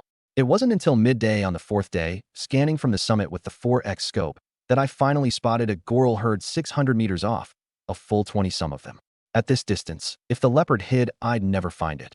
I'd have to close another 200-some meters toward the herd and trail it quietly to have any chance. Hunched over, handgun in hand, I slowly closed in. Before sighting the leopard, the handgun was safest. A long gun was a burden. I stopped 200 meters behind the herd and held down Black Panther, who wanted to charge. "Down, and whatever you do, don't bark." Only then did I take out the Mauser and, through the 4X scope, search the cliffs, trees, and crevices for traces of the leopard. Trailing until a little past 4 in the afternoon, still no sign. By now black clouds were rolling at the horizon, a downpour unavoidable. If the herd ran off while I sheltered from the rain, finding the leopard would get even harder. Half an hour later the rain arrived on schedule, and I led Black Panther after the herd through it. The rain grew heavier and heavier, until I couldn't see 50 meters ahead, and I had to find a concave rock face to shelter under. Half an hour later the rain eased. The moment it stopped, I raised the 4X scope toward the herd, only to find not even a shadow left. But beside me Black Panther was unusually agitated, staring fixedly at a tree below. My heart clenched. This behavior of black panthers surely meant it had spotted prey. I turned to look, and there on the branches of that tree hung a goral, a third of it eaten away, the meat fresh. Hanging prey high in a tree. That's a hunting habit unique to the leopard. Worn out my shoes searching, and after a cloudburst I'd found the leopard's trace right at this sheltering spot. Since I'd found its prey, it would surely return to feed, and would certainly come back after dark. I decided then and there to wait for it to come to me. This was the only chance, and I absolutely couldn't miss it. I picked a hidden spot with an open field of view and lay down, looking rather like a sniper. The sky went fully dark with still no sign of the leopard, and Black Panther and I both ate our dinner lying prone. The temperature plunged after the rain, and I shivered with cold. Black Panther the same, yet neither of us budged an inch. At 2 in the morning, a startling thunderclap split the sky, and the downpour came pouring down again. At the thought of the 4,000 yuan reward, my tenacity surged back, and I wrapped the raincoat tight and didn't stir. The downpour came fast and went fast. At 5 in the morning, a fine drizzle set in, lasting until daybreak. At 7 in the morning, my lips trembling with cold, my whole body stiff to the limit. Just as I was about to give out, Black Panther suddenly stood, hackles up, staring fixedly at the tree below. My spirits soared in an instant, and I pressed to the 4x scope. The leopard I'd waited all night for had appeared. I steadied my breathing over and over, and only when my trembling hands had calmed did I lay my finger on the trigger, the front sight locked firmly on the leopard's head. Holding my breath, I slowly squeezed. Bang! The leopard feeding on the goral in the tree dropped on the spot. I stowed the Mauser, switched to the handgun, and crept toward the foot of the tree. No leopard there, only a patch of fresh blood. Thankful I'd prepared the rope before setting out, I tied one end to a tree trunk and, gripping it tight, felt my way down the cliff. The cliff was 30-some meters high. Sliding down a moment, I reached a rock crevice where the dead leopard was wedged just so. A single shot dead center in the skull, killed in one blow, its pelt entirely unmarked, in superb condition. Black Panther, we've struck it rich. I took the leopard into the space, climbed the rope back up, and gave Black Panther's head a frenzied rub in my excitement. Come on, lead me to that goral herd. Bag them, and I'll feed you full. I took out the Mauser and followed Black Panther after the goral herd, and after 3 hours of searching finally found them at a cliff. Black Panther hold. I gripped the dog rope, my gaze falling on the goral herd nibbling tender leaves at the cliff's edge. Last time I'd bagged 10 with the wolf pack's help. Now there was no wolf pack, but there was Black Panther. I studied the terrain with the 4x scope and ran through several plans, but the most I could bag was a few. Then a flash of inspiration. The goral's natural enemy is the leopard, that fear bred into their bones. Using the leopard's carcass to shrink the encirclement, couldn't I bag more? I took the leopard's carcass out of the space and set it to the herd's right, led Black Panther to the left, and held the center myself, the 3 points forming a half circle of encirclement, each point about 30 meters apart. Black Panther hold. I lay prone in the corner of a boulder, took out the Type 56 semi, the handgun at my side. Lining up the sights on the lead goral, I squeezed the trigger, and it dropped. The startled herd suddenly charged toward me. Bang, bang, bang, 10 shots. But the panicked herd scattered and leapt, and the remaining 9 rounds couldn't be aimed at all, only fired by feel. By the 5th shot, Black Panther finally couldn't hold back and charged the herd, not turning back however I called. Seeing dog and man ahead, the herd veered right, ran into the leopard's carcass, and bolted in terror, breaking out toward the center where I was. I quickly switched to the handgun, and, with the single-handed speed honed over 15 years in the deep mountains in my last life, emptied all 12 rounds. Goral are extremely fast and good leapers. A dozen-some sprang right past my side, some flying over my head. In barely 20-some seconds, the herd had run out of sight. Turning to look, Black Panther had a 40-some pound goral clamped by the neck. Good dog. Well done. I went up and finished it with 1 cut. 3 down at close range with the handgun, plus the 1 Black Panther got, plus 1 from the Type 50 SIXS shot at the lead goral, and 1 out of 9 rounds, 6 in all. It seemed my skill at moving targets still had a long way to go. Black Panther, keep searching. I took the leopard's carcass back and chased after the herd's escape route. From entering the mountains to today was already the 6th day. Letting a herd this big go would be a real pity. A few steps on I found 2 trails of blood. 2 goral wounded by gunfire couldn't run far. Following the blood 5 or 600 meters, a 40-some pound one lay beside a boulder. Another 300 meters, and I found the other, 70-some pounds. The goral herd, hit today by dog, leopard, and gunfire, ran for their lives heedlessly. Man and dog chased around the big rocky mountain a whole afternoon without catching up. These brutes really can run. My legs were about to give out, Black Panther's tongue all but hanging out. Near dark, The herd stopped at a cliff. Again, I set the leopard's carcass to one side and, at 150 meters, sighted the biggest one. At the gunshot, 2 went straight off the cliff. Bullets being cheap, I quickly switched to the Type 56 and emptied 10 rounds, but the latter 9 missed. Coming to the cliff's edge and looking down, it was over 200 meters. The 2 that jumped would surely be dead from the fall. Leading Black Panther around a wide bend to the cliff's foot, I put the 2 fall-killed Goral into the space. Today I'd bagged 11 Goral in all, around 700 pounds, sellable for 2 yuan a pound on the black market. Coming all this way had been well worth it. There were many rocks at the cliff's foot. I built a shelter with 70-80-pound stones, covered it with the plastic sheet, and pressed it down. Even wolves couldn't break in. Full fed, I slept. With me gone so long, the family was frantic, and so was my sister-in-law's family at Hongha Brigade. If the granddaughter's husband's cousin still isn't back by noon tomorrow, eldest, you go to Baisha Bay and tell the in-laws. I slept straight through to 6 the next morning. The wind was strong and cold. It would surely rain in the daytime. Black Panther, hurry and eat. Then we head down. I cut off a pound some of Goral hind leg and tossed it to it, gnawing the last bun myself. Of the 50 buns bought back from the capital, thankfully I'd kept 30 in the space. At 10 I reached the first rocky mountain, a fine drizzle starting. At 11:30 I came out of the mountains, washed the mud off my shoes first, then headed for my sister-in-law's family's place.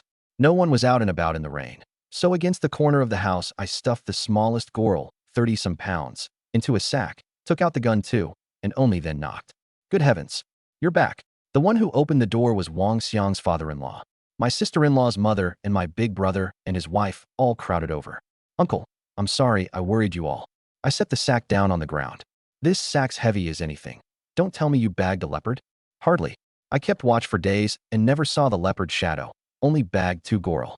This one's for you to bring home and enjoy. There was no way I'd let the family know about the leopard. Saying so would mean explaining and leaving them anxious and afraid. We couldn't. Your family's got many mouths. Take it back. In a famine year, 15 pounds of meat was enough for a big family to simmer several pots of soup. Sir, our family really isn't short of food. My third uncle and I work at the Red Star Steel Mill. My parents enter the mill next month, and with my big brother as a temp, our family will have 4 people on the state grain rolls in the city. You haven't gone simple up in the mountains, have you? Last time my sister-in-law brought them meat, the family had been all dirt-poor peasants. How could there be this many on the state payroll so soon? They wouldn't have believed it if you'd beaten them. Take a look at this. I took out my work permit from the space and handed it over. Procurement section, that 3-wheeler's the mills too. How'd you get this many slots? Hunting boar, trading the meat. Several thousand pounds. Everyone sucked in a cold breath. The whole Hongha Brigade's annual quota pigs came to only a few thousand pounds. In that case, we'll shamelessly accept this Goral. Rest first. We'll boil water, slaughter the Goral, and stew a pot to build you up. Look at this rain. It won't stop for half a day, and on these muddy roads you'd reach the commune in the dark. Stay the night. First thing tomorrow I'll borrow the brigade's horse cart to see you off. You can't ride the 3-wheeler in the rain anyway. Keeping me actually had another motive, but the time to raise it hadn't come.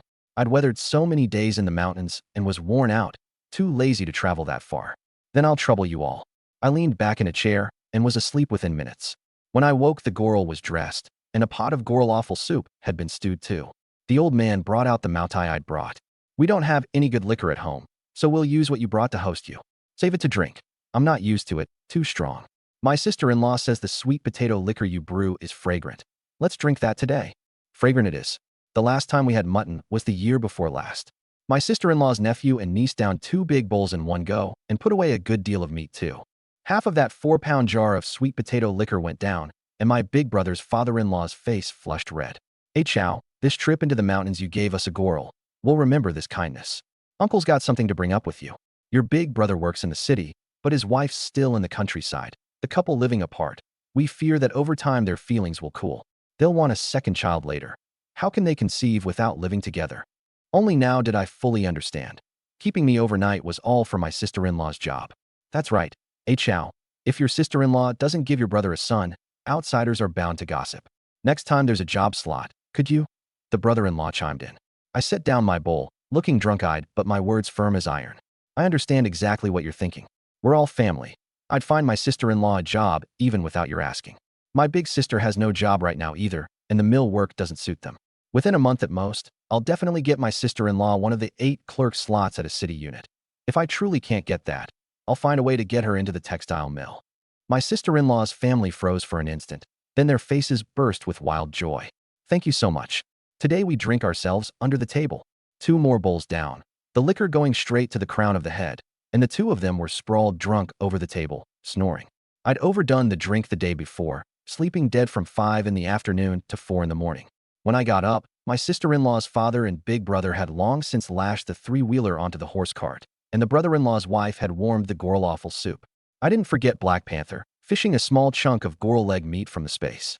Is this how you usually feed a dog? They clicked their tongues at me feeding the dog such a big piece.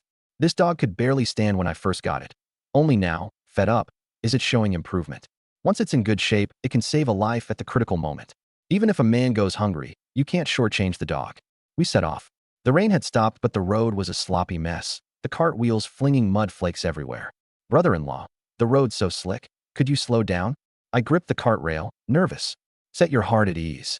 The brother-in-law cracked the whip again. Hiya. The cart picked up speed, and I got so scared I readied myself to jump off at any moment. There was a fright, but no mishap, and in 2 hours we reached the commune. I stuffed a whole pack of Dachien men into the brother-in-law's hands. Take it when you're told, why stand on ceremony? I also set 10 white flour buns on the cart, mounted the 3-wheeler, and pedaled off.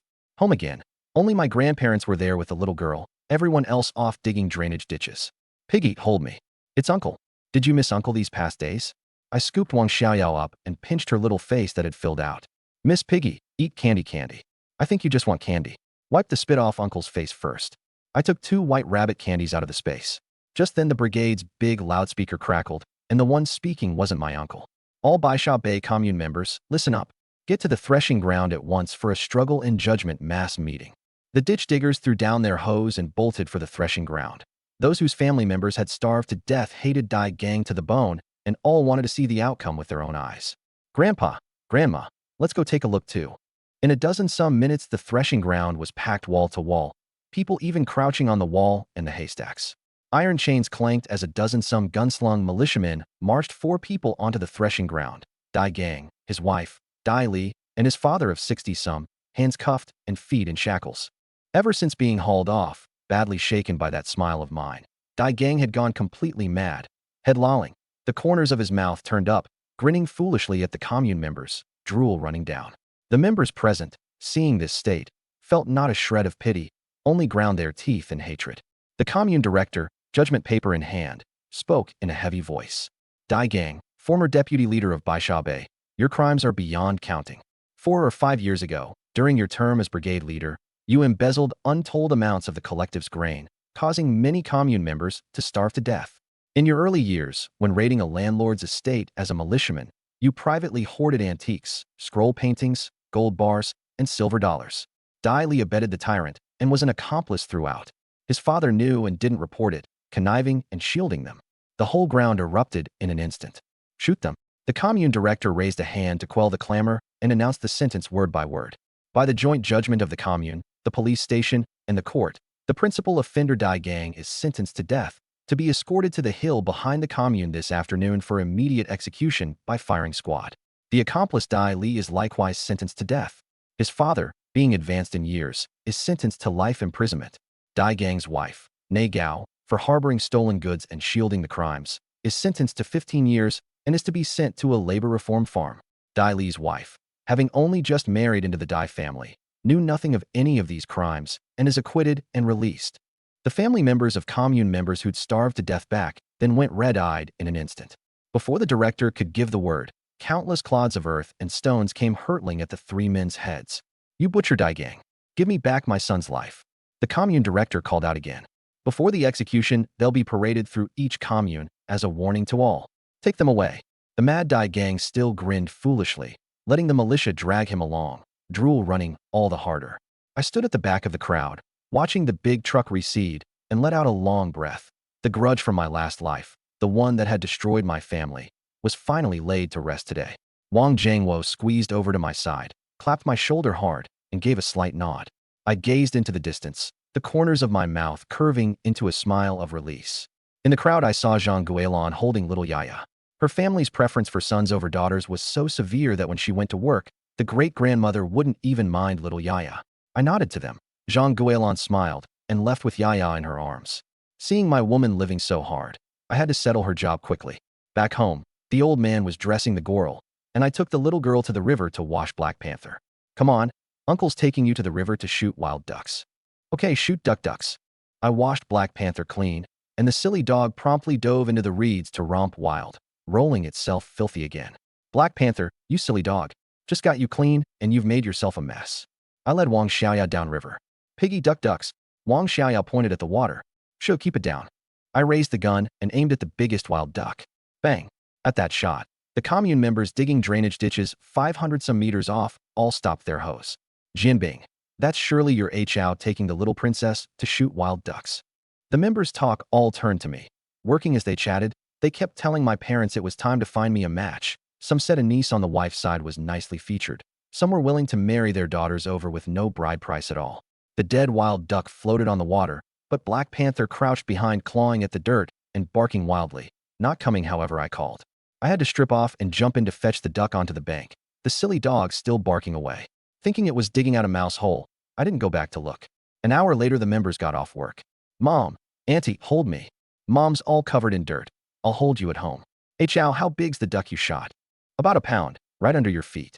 We can stew a soup with it back home. Give this wild duck to Black Panther. There's mutton at home. There's mutton? Hurry home then.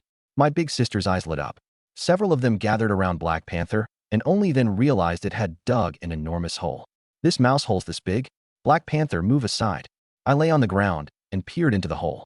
This hole's not right. Sis, give me the hoe. The dirt was loose and damp. 20-some scoops in, I saw what was in the hole. This silly dog's nose is too sharp. It actually found an old soft-shell turtle. My sister-in-law's voice went high at the sight of that 5-6-pound turtle. An old turtle this big sells for several yuan on the black market at least. My sister wrapped her arms around me, heedless of appearances. Sis, I just changed clothes, and you're covered in dirt. You dare turn up your nose at your sister? Take the turtle home, then. Home for what? Have Black Panther keep looking. There might be more. Then aren't you returning the hose to the brigade? Old Gao who runs the warehouse will give you an earful. He wouldn't dare. If he dares, then next time you bring meat back, don't give him any. All right then. Black Panther, keep searching. A dozen-some minutes later, Black Panther was barking and clawing at a small hole in the reeds. Black Panther, off to the side. I'll dig. One look at the tiny hole, and Wang Lian was disappointed. This hole's too small, it's just a mouse hole. Won't we know once we dig it open? It doesn't look like one to me. The third stroke of the hoe doubled the hole's mouth, and the deeper it went, the larger the space. A full 5 or 6 minutes of digging before I saw the big fellow inside. Good heavens! Has this old turtle turned into a spirit? Several of them circled the basin-sized turtle, eyes going straight. 10 pounds at the least. We've struck it rich. A full day's work only earns 6 work points, 20 cents. I'm not going today. Have Black Panther keep searching. Sell them on the black market tonight, for good money. Big sis, sister-in-law, are you thinking of gathering up 50 pounds to give the brigade half? I frowned. Your schooling was wasted. When I go into the mountains or back to the city, bring Black Panther here quietly in your free time. Find 1 or 2 each time and store them up. Once you've gathered enough, I'll take you to the city to sell them. The money you sell them for needn't go to Grandma. Just split it between the two of you. The sister-in-law pair exchanged a look and nodded together. Then let's head back. Find some grass to wrap the turtles tight. Don't let anyone see. Back home, the family was stunned at the sight of these 2 big turtles. We won't sell these 2. When I go into the mountains and bag some pheasants, I'll stew the small one with the pheasants tonight and save the big one to slaughter for the guests the day after tomorrow. If not for the guests the day after tomorrow, I'd have gone back to the city the morning I got home, wanting to turn the leopard into cash sooner. For the guests, there was Gorl and Flying Dragon, and the last little boar wasn't enough, so I deliberately kept the night to go into the mountains for some pheasants and rabbits. What guests? Grandpa, didn't you say the day after tomorrow's an auspicious day? Our whole family's going to the city courtyard for a meal. Having bought a house, we ought to invite Director Wang and the others to celebrate, and the dishes for hosting should be presentable. Then have Dao do it. He cooks better than anyone in our family. No need. I've got someone, a master chef at that, far more skilled than Uncle Ao. He usually compared to Dao was leagues apart. The day after tomorrow when I'm back, I'll bring you 2, Grandpa and Grandma, into the city as well. Lunch was a pot of gorl-offal soup. After eating, I took Black Panther into the mountains. I'd meant to bag a few pheasants and rabbits, and Black Panther delivered, catching 6 pheasants, 2 rabbits, and even finding 2 hedgehogs. On the way back, passing a bamboo grove, I spotted plenty of bamboo rat burrows, some with signs of being dug already. Bamboo rat meat is plentiful, fat, and tender, But the burrows are dug deep and tangled with bamboo roots, hard for ordinary folk to reach. Aside from me, basically no one in the village knew how to set snares. By flashlight, I set 10 snares, planning to check them in the morning before heading into the city. At 10 that night, clutching a cooked goral leg, I climbed into Jean Guélan's room. At 5 in the morning, I climbed out the window again and led Black Panther to the bamboo grove. The snares set the night before had caught 3, while the rattan of the other 6 had been bitten through by the bamboo rats, who'd escaped. What a pity. I got home just as the sky brightened. The road, baked a whole day, was still sloppy, and I rode and walked the three-wheeler by turns. Stepping into the city, I didn't even go back to the courtyard, but headed straight for Brother Lou's. Gone so long. I was wondering if something had gone wrong for you in the mountains. Brother Lou landed a punch on me. My life's tough. The king of hell won't take me. Did you get it? Brother Lou's eyes glued to the sack. Really? Come in, quick. The two of us pushed the three-wheeler into the yard, and Brother Lou grabbed the mouth of the sack. This is the leopard? Brother Lou and his wife were seeing one for the first time. To catch it, I roamed the mountains 5 days and a night. Just one bullet hole in the head, held intact. Worth an extra 500. This one'll sell for 5,000. What you've earned these few days beats what I've saved in years. Brother Lou's face was full of admiration, without a trace of envy. You've got the brains and the nerve for business. I'm trading my life for money. No comparison. Skin it quick, and we'll take it to old Jean for the money. My skinning's no good. I'd like you to call AY over. Wife, go to the warehouse and call AY. Brother Lou didn't want to be left home alone with his wife and have people gossip. Hey Chow, Big Brother's got a favor to ask. Could you sell the leopard bones and the leopard pizzle to me? Take them. Just a few bones and one pizzle. You've got a misunderstanding about these two things, haven't you? They'd sell for 300 at the least. You just said 5,000 for the whole thing. Wasn't that extra 500 the meat money? The meat's worth money, but only 200 some. Nowhere near as precious as the bones and pizzle. Though Big Brother will ask you for a bit of meat too, so your sister-in-law can fry up a plate of leopard meat for a taste. Did you forget old Jean said this leopard's killed people? It might have eaten human flesh? Eat it yourself if you want. I don't dare. The rest I'll take home to feed my dog. The meat trimmed off came to 80 pounds at least, enough to feed Black Panther a good while. Then never mind. I couldn't get it down either. Judgment. The principal offender Dai Gang. Death. To be escorted to the hill behind the commune this afternoon for immediate execution by firing squad. The accomplice Dai Li, likewise death. His father, advanced in years, life imprisonment. Dai Gang's wife, Nei Gao, for harboring stolen goods, 15 years, sent to a labor reform farm. Dai Li's wife, only just married into the Dai family, knowing nothing, acquitted and released. The family members of those who'd starved to death back then went red-eyed in an instant, and before the director could give the word, countless clods and stones came hurtling at the three men. You butcher Dai Gang. Give me back my son's life. Take them away. The mad Dai Gang still grinned foolishly, letting himself be dragged along, drool running all the harder. I stood at the back of the crowd, watching the big truck recede, and let out a long breath. The grudge from my last life that had destroyed my family was finally laid to rest today. Wang Jiangwo squeezed over and clapped my shoulder hard. I'd just finished telling Brother Lou about the leopard when his wife came running back with AY and Hazy. The moment AY saw the leopard, his eyes lit up like light bulbs. AY, mind your blade. One nick in the pelt, and it's 500 yuan less, just like that. AY's every stroke was like embroidery, and I watched at his side without blinking. A rare chance to learn the craft. Skinning the 150-some-pound leopard took over 40 minutes. Brother Lou immediately stuffed the pelt into a sack, pedaled my three-wheeler, and took me straight to old Zhong's yard. Old Zhong tore open the sack, broke into a grin at the sight of the leopard pelt, and carefully checked it for damage. I didn't misjudge you. Wait, I'll go get the money. Before long, he brought out an iron box, counted twice, for 150 10 yuan notes. It took me a lifetime to save this much money, and you earned it in a few days. I envy you, actually. You can earn money right at home. I trade my life going into the mountains. Back at Brother Lou's, LY finished trimming the meat, and I gave him 10 yuan. I took the 300 Brother Lou handed me, mounted the three-wheeler, and left. There were still 9 goral in the space. I slaughtered the biggest, and the one I'd cut meat from earlier to feed Black Panther. Nearing the courtyard, I put the 2 goral on the three-wheeler. Pushing the door open into the yard, I found my aunt there alone. Why do you spend so long in the village this time? My aunt said reproachfully. The week before, after her last injection, my aunt had brought Li Xiaoyu's mother over to make the acquaintance. Seeing I could buy a courtyard, Li Xiaoyu's mother liked me more and more. She'd brought Li Xiaoyu over on Wednesday and missed me, and made another trip yesterday and still missed me. In my aunt's view, as long as I was home, this match was sure to come off. My aunt recounted the visits in full detail. Auntie, I really don't fancy that Li Xiaoyu. I don't have that feeling for her. Married, you'd be together every day, and feelings grow over time, wouldn't they? I had no recourse. Pregnant, my aunt was prone to miscarriage, so I could only go along with her. We'll see later, it depends on fate. There are 2 Goral on the cart, I'll go dress them. I'll do the boiling. My aunt was bored stiff.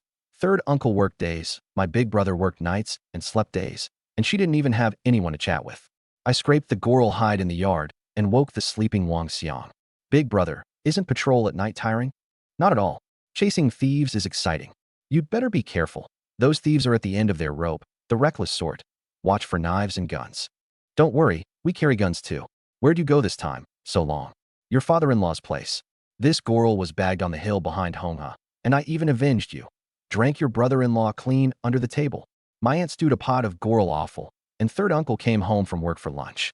I slept until 5:30 in the afternoon, then bagged the chopped Goral meat to deliver to Director Wang, Chief Liu, the sub-district director, and Old Han, the big Goral cut into 4 pieces, 1 per household.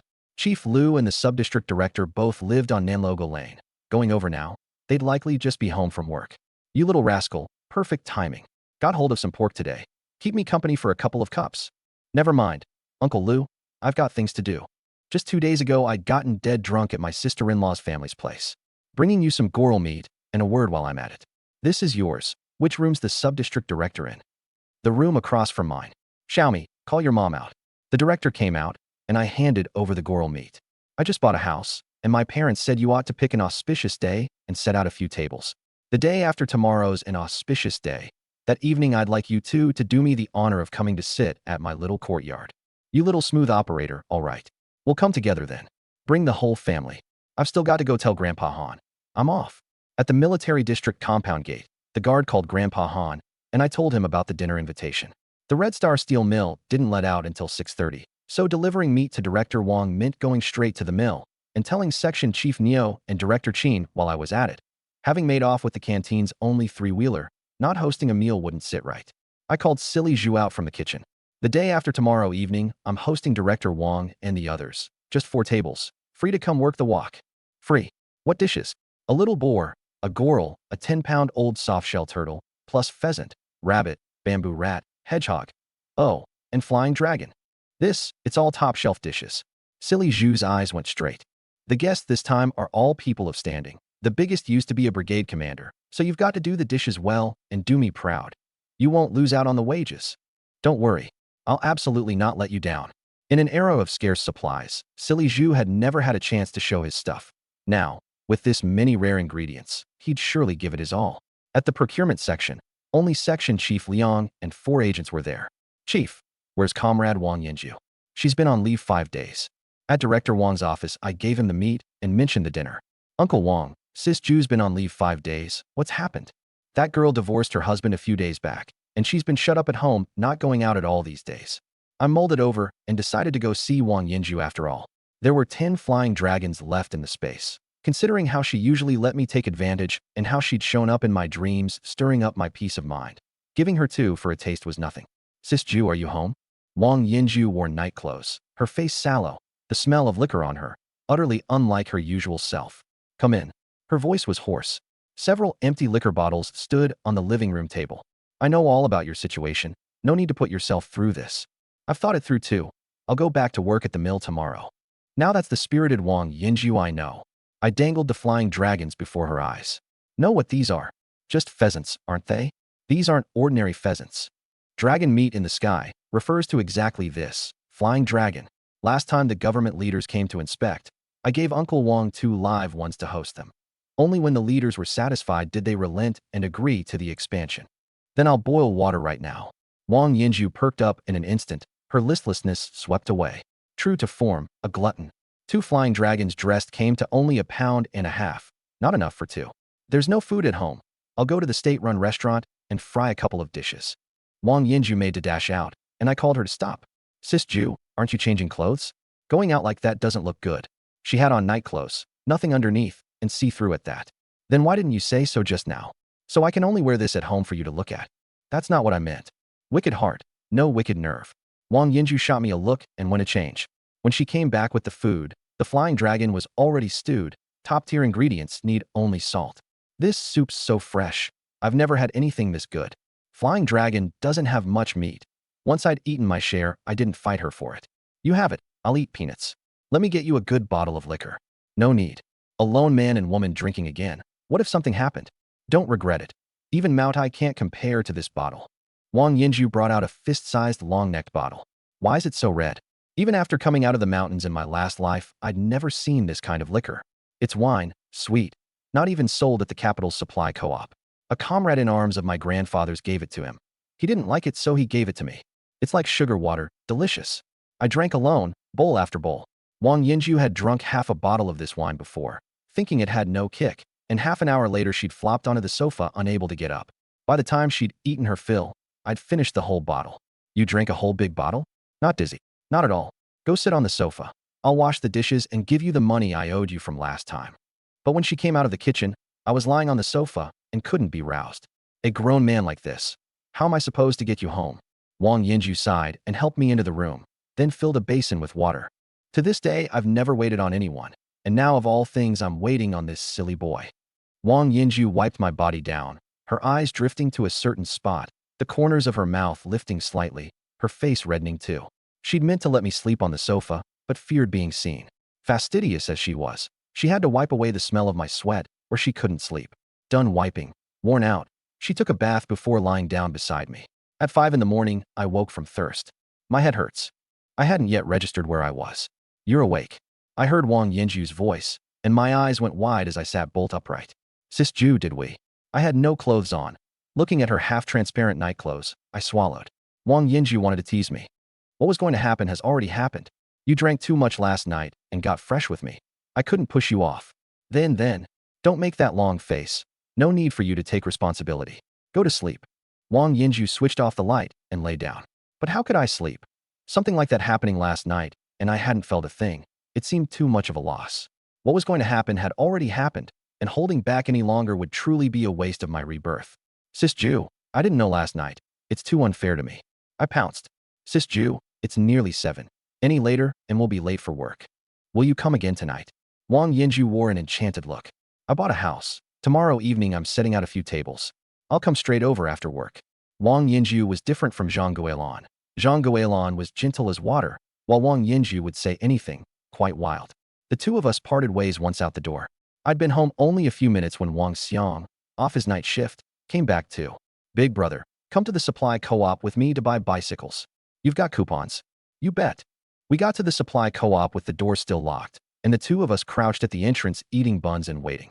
The director and a saleswoman arrived. Comrade, what do you need? We want 2 bicycles. The saleswoman whipped her face around to stare like at a freak, and even Wang Xiang was startled. Of the 4 big-ticket items, who buys 2 at once? We're sure just 2. Here are the coupons. I handed over 2 bicycle coupons. Right now there's only the Forever 28-inch heavy frame, $170 each. A batch of Phoenix brand arrives the day after tomorrow. Great face for marrying a wife. How about coming back then? My brother's already got kids. My marriage isn't even on the horizon. Forever's hard-wearing, just right for rough sorts like us. The warehouse had 5 Forevers. Without picking, the two of us just wheeled out 2. Seeing Wang Xiang in his patrol uniform, the director didn't make a fuss. The 2 gleaming bicycles wheeled out, and everyone on the street stopped to stare, eyes full of envy. Big brother, let's see who gets home first. I pedaled off. I didn't want to be gawked at like a monkey. Not long after I got home, my aunt fondled the handlebars for a good 10 minutes before Wang Xiang came pushing his bike through the gate. Why so slow? I can't ride, and I was afraid I'd fall and damage the bike, so I pushed it home. With no bicycle at home, Wang Xiang had never so much as touched a handlebar. I only learned thanks to my grandmother's family having one. Push it out. At the gate I'll steady it for you. A few tries and you'll have it. This afternoon come back to the brigade with me to bring Grandpa and Grandma into the city. After an hour's practice, Wang Xiang fell several times, his knees scraped red, but finally got it. Seeing the paint scratched in a few places, it wasn't his knees that pained him. He felt for the bike first. Come on, to the police station to register the plate and stamp the steel mark. Having connections really is faster. In no time both bikes had their plates and steel marks done. Wang Xiang had worked all night, but the novelty of the new bike won out, and after riding all afternoon his skill improved a good deal. Big brother, I'm making a trip to Grandma's place. First I put the bicycle and a half side of Goral on the 3-wheeler, And once out of the city, I put the three-wheeler into the space, rode the bicycle to the Xinglong village entrance, and switched the three-wheeler back out. Tonight, I'd bring my grandparents first. My uncle had a bicycle, so the couple would come tomorrow at noon. I brought my grandparents back to Baisha Bay, picked up my other grandparents, took all four old folks to the city, then hurried back to the brigade in the dark. Ever since getting together with Jean Guélan, whenever I was in the village, I'd never spend a night at home. Tonight, same as ever, I went to find her. It's 5:30, I've got to go. Once things in the city are pretty well arranged, I'll come back and head straight into the mountains. About 2 weeks, and I can get you a job slot. I kissed her, got off the Kong, and dressed. I'm off. My sister-in-law had gone to the city with my big brother the day before. My dad would take my mom on the bike first, the little ones had school, and the three-wheeler would carry my uncle and big sister. Before leaving, I fed Black Panther full with the leopard meat and had it guard the house. At 7:30, I reached the city courtyard, set down the live soft-shell turtle and the bamboo rat, then went to an empty alley and took the gorrel and little boar out of the space onto the three-wheeler. Hey Chow, where'd you get all this? Bagged it a few days back, kept it in the mill canteen's cold storage. I lied offhandedly. How can a banquet have no fish? Grandpa frowned. Grandpa, I'll go check the aquatic products department. I just reached the gate when I ran into Silly Zhu coming in with seasonings. Perfect timing. All the ingredients are here. Take a look at how to do them. Silly Zhu was stunned for a good while seeing these top-tier ingredients in the flesh, then ran through the preparation for each one. I'll go buy fish. You figure out how to do the fish? Braised. At the aquatic products department, I asked, no fish. Slipping over a pack of cigarettes didn't help either. No fish, and you still dare take my cigarettes. I crouched on the street smoking, unable to think where I could buy fish. Just then 2 old men rode past, fishing rods and water buckets lashed to their bikes. Old Lou, hurry up. Any more dawdling, and the fish will all be caught. Watching them head toward Beihai Park, I slapped my thigh. Can't buy any? Then I'll go catch them myself. In my last life, posing as a beggar wandering the capital, I'd spent many days at Beihai Park and seen with my own eyes people baiting a swim with cornmeal mixed with egg, fish biting one after another. The fish in Beihai now were far more plentiful than they'd be a dozen some years later. Straight to the supply co-op for fishing line and hooks, and as luck would have it, the saleswoman I'd bickered with last time was there. Industrial coupon. The industrial coupons in the space were long used up. No coupon. How about I give you a yuan? A set's only 2 mao. Not even for 10 yuan. My temper flared, and I went straight to the director's office. Director, I'm a procurement agent at the Red Star Steel Mill. I've got a 40-pound gorrel, want it? Really? How much a pound? Black market mutton's 2 yuan 10. I'll give it to you for 2 yuan 20. But I've got one condition. I'm out of industrial coupons, so get me a set of fishing line and hooks, and I'll still pay the money. No need to pay, it's my gift. The gorrel was 43 pounds, 94 yuan 60 in all. I took the money, grabbed the line and hooks, and hurried to the courtyard, going straight to the kitchen to scoop a big bowl of cornmeal, then dug 5 eggs out of the cabinet and cracked them all in. You wretched boy. If you won't eat, fine, but wasting 5 eggs. Mother slapped her thigh in distress. There's no explaining it to you. I stirred the cornmeal and eggs into bait and rode straight for Beihai. Passing damp ground, I turned the soil to find earthworms. 20-some minutes to Beihai, I found a quiet corner, balled the bait, and threw in a swim, then took the machete out of the space and cut a 2-meter branch for a rod. Young comrade, you won't catch fish doing it like that. An old man, seeing me use a branch for a rod, a pebble for a sinker, and dry grass for a float, couldn't help advising. What if I get lucky? With this fine rod of mine I've sat here this long, and only caught 2 crucian. You've got no chance. Then what if I do catch a fish? If you can, I'll give you this rod outright. And if you don't, this 10 yuan's yours. I slapped down a 10 yuan note. We'll call it 1 hour. It's 9 now. 20-some minutes after baiting, the swim had pretty much come alive. I hooked an earthworm and cast it in. Just 5 minutes and the dry grass float plunged sharply. I gripped the branch and yanked up. This fish was 3 pounds at least. Old fellow, this rod of yours is mine now. The old man ran over and eagerly taught me to play the fish. Slow down, don't yank hard. I just went with brute force for a miracle, and in under a minute hauled it out of the water. A golden carp of over 3 pounds. The old man hadn't caught one this big in all his years of fishing. Without taking the time to fetch a sack, I rehooked an earthworm and cast again. Young comrade, catching even one is dumb luck. You want to catch more? The words had barely left his mouth when the float sank again, and in a minute I pulled up a carp of over 2 pounds. Then a 5-pound carp, then a 10-pound grass carp. It even took the earthworm. The anglers around all dropped their rods and crowded over. Fish came one after another, the smallest a half-pound crucian. By 11 in the morning, after 2 frantic hours of fishing, 30 fish, over 100 pounds, were piled at my feet, a feeling even better than hunting in the mountains. Your fishing's downright magical. The words had barely left when that ugly branch rod was nearly dragged away. I fumbled and finally steadied it. By the pull alone, it was 30 pounds and up. A full 20 minutes before the fish ran out of strength. Pulled from the water, the onlookers boiled over. It's a big black carp. A good 40 pounds. Like a piglet. The old man helped me haul the big black carp out, and the crowd erupted. Comrade, will you sell this fish?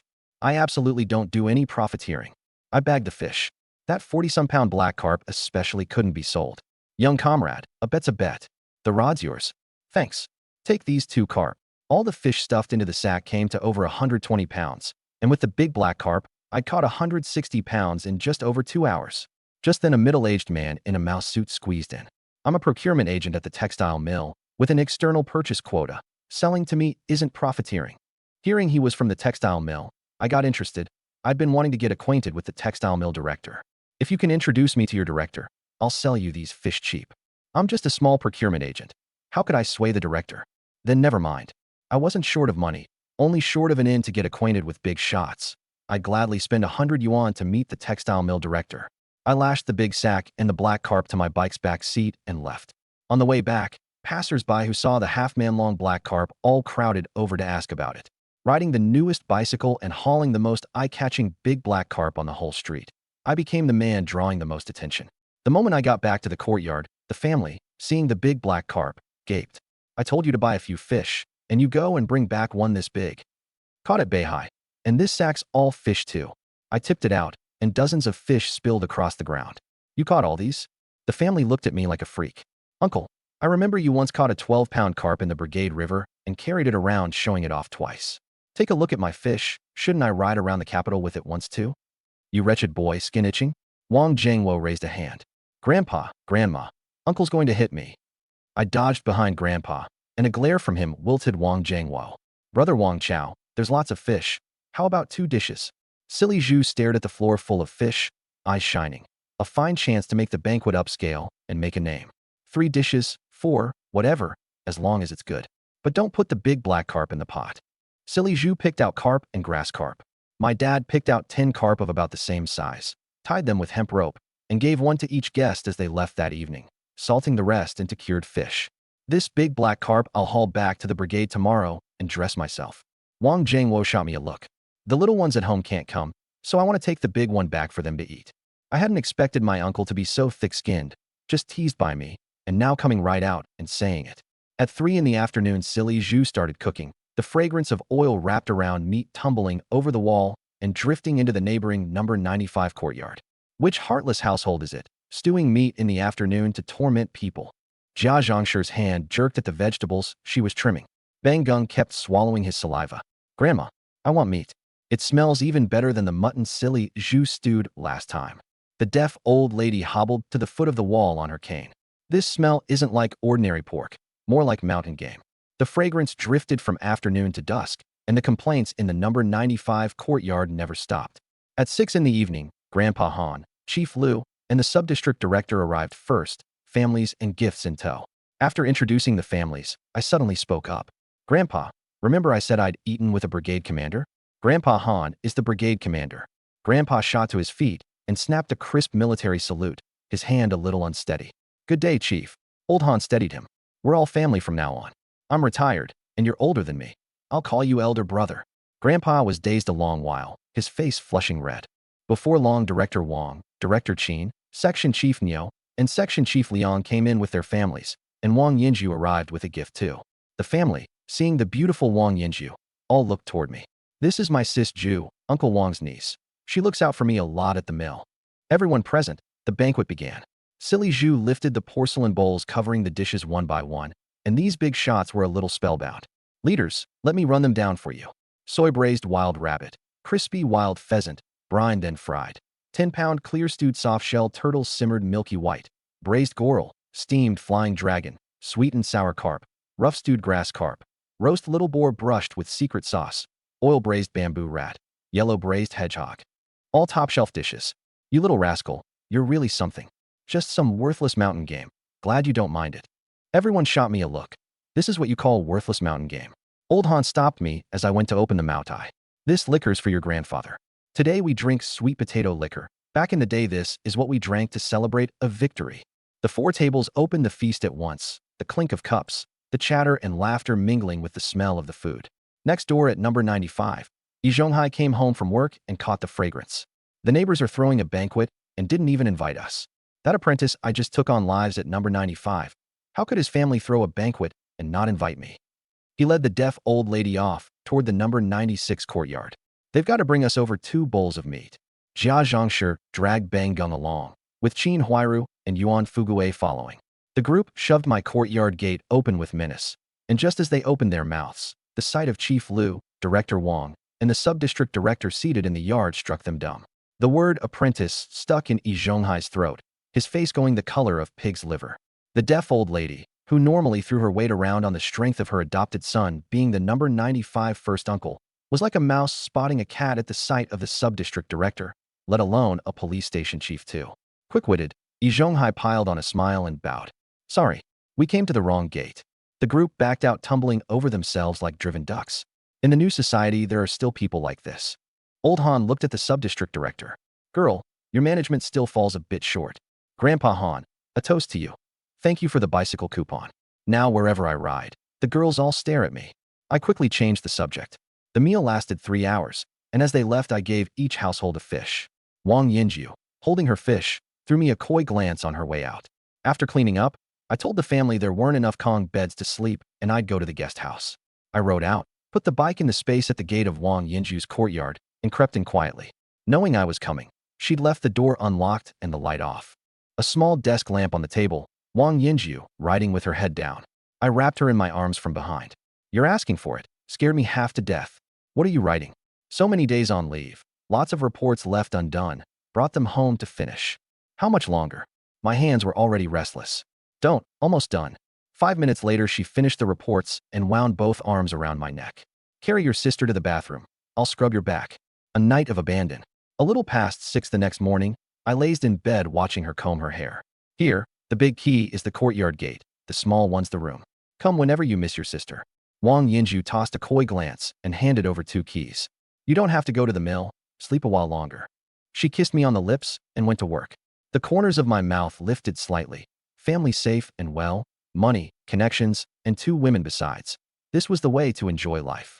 I slept until near her quitting time, then just lay there waiting for her to come back. Half an hour later, Wang Yinju returned, the door unlocked, and walked straight into the room. Does my bed smell that nice? Can't bear to get up. You smell nicer. I pulled her onto the bed. The 2 of us went out to wash up. I left first, and she went to work 5 minutes later. I didn't go back. With 5 goral left in the space, I went to the state-run restaurant to see the manager about whether I could trade for a job slot. Here to buy buns again. The server came over to chat. Is your manager in? The manager, guessing I'd gotten meat, came hurrying down from the 3rd floor. Have you got meat? Goral, but I'd like to trade the meat for a job slot. With no meat coming in, business is slow here. We don't need that many servers. Could you trade for money or grain instead? The manager was in a bind. Then trade me a goral first. I've still got to find my sister-in-law a job slot, and I need meat to open the way. This goral was 60-some pounds, traded for 100 pounds of cornmeal and 25 yuan. The supply co-op director across the way happened to spot me and came over. Comrade Wang Chao, come by my office in a bit. I've got good news to talk over with you. Director, what good news have you got for me? That goral I bought from you yesterday. I took it home to host a big leader, and he loved it. Have you got any more? I do, but I plan to keep it to trade for a job slot. That's exactly the good news. The director slapped the desk excitedly. The job's a sales clerk at the department store. Really? I was more excited than before. A department store sales clerk was one of the 8 clerks, too. Far better than a restaurant server. But the meat's only a gift. The job still costs $1,200 to buy. If you're short on cash, I'll lend it to you first, and pay me back later with meat when you bag some.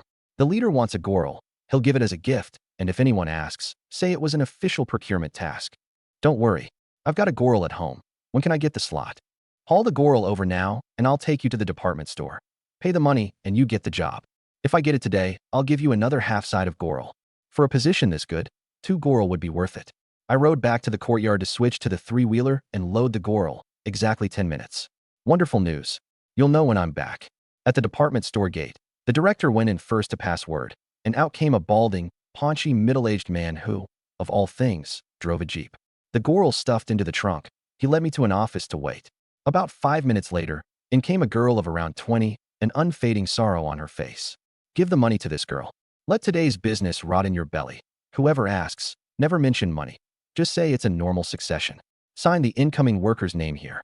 I handed over 1,200 yuan. The girl counted it twice, bit her lip, and signed her name, and I carefully wrote in my sister-in-law's name.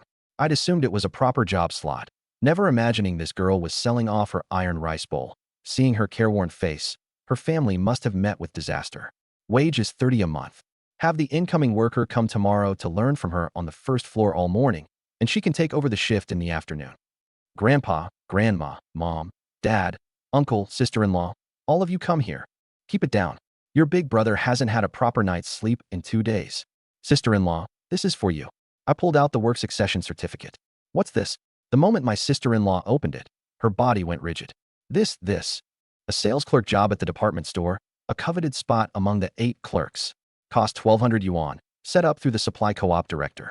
There's a gorel on the 3-wheeler. I've got to give him half to thank him. Don't be petty, give the whole gorel. My dad, who just told me to keep it down, was louder than me now. Sister-in-law, what's wrong? You don't like it? Her eyes were red-rimmed. I like it. Hey Chow, thank you. Once your sister-in-law gets her wages, I'll give you half every month. Tears fell. As long as you like it. From now on, whoever earns the wages keeps them. Just hand the grain booklet and oil booklet to the family. From here on, my big sister's and Ingzi's dowries, and Zhu's 3 turns and a sound for his wedding. I'll cover them all. Hey Chow, all this lately, buying bicycles, the house, jobs. Where's the money? Dad worried. Don't worry, Dad, my money comes by honest means, all clean. Sister-in-law, get your big brother up, pack up, and come back to the city. You start work first thing tomorrow.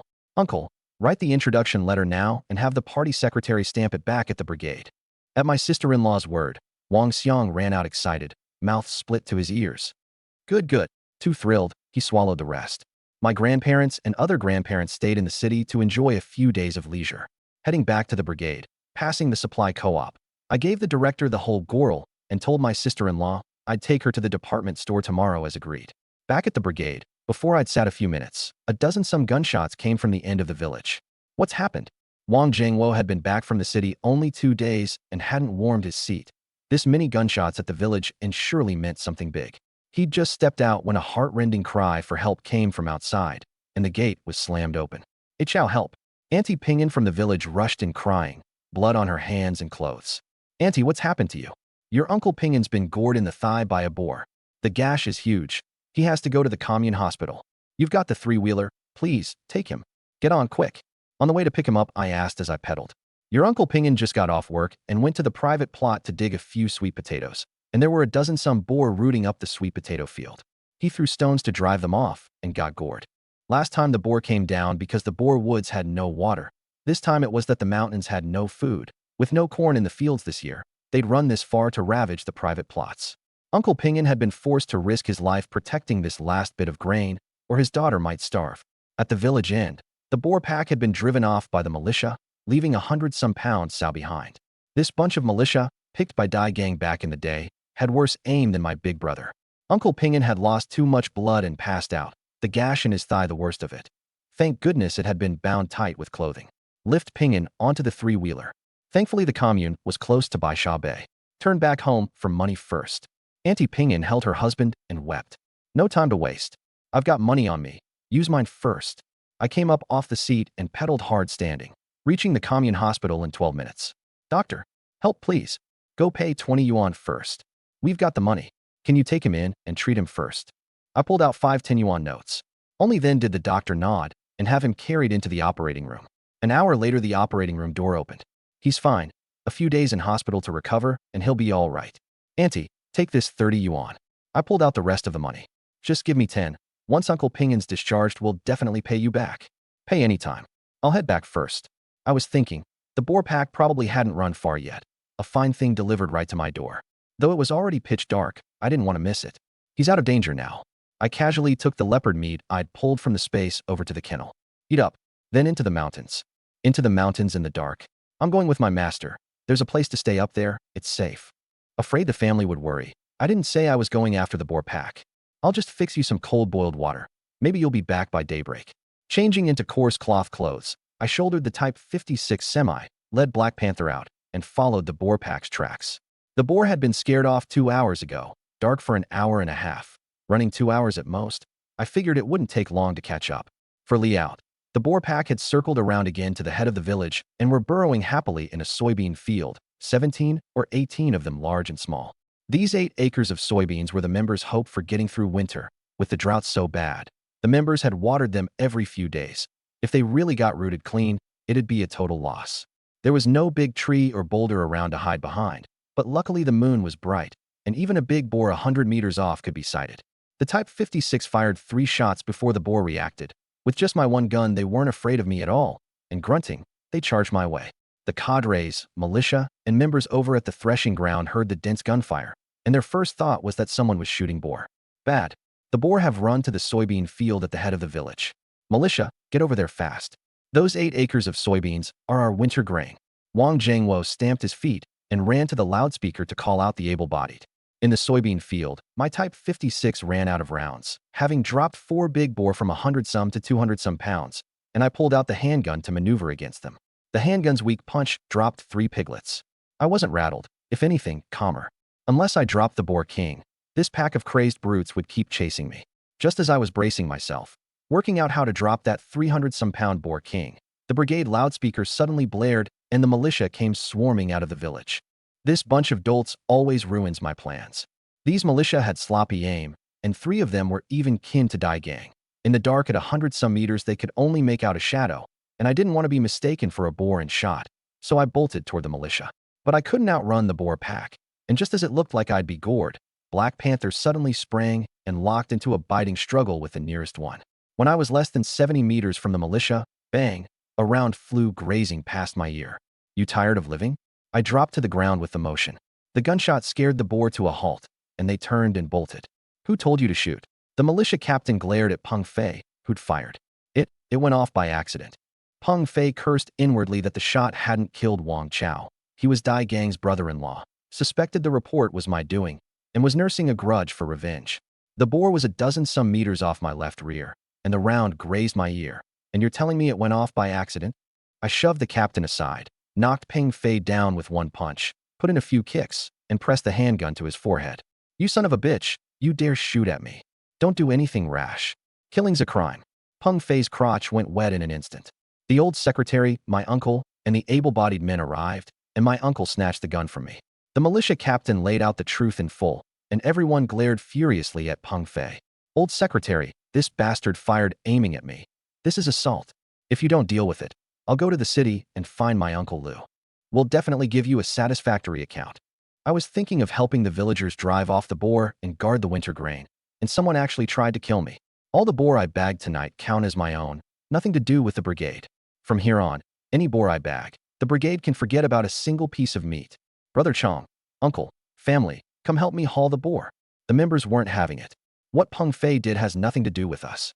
He alone doesn't represent the whole brigade. Old secretary, if you don't deal with Peng Fei today, tomorrow we go to the commune to settle it. Drive his whole family out of the brigade. This was exactly the effect the old secretary and my uncle wanted. Public fury roused. Everything handled the members' way, and neither of them bore a shred of responsibility. It was the outcome I wanted too. I absolutely couldn't leave a hidden threat like Peng Fei. I wasn't afraid, but with so many little ones at home, I feared retaliation. My residence is registered in the city. I don't count as a brigade member, so I'll go with what everyone wants. Beat this ingrate to death. Eating the meat Chow bagged and daring to fire a sneak shot at him, one of my cousins hollered. 50-some able-bodied men echoed him, swarming in to rain down punches and kicks.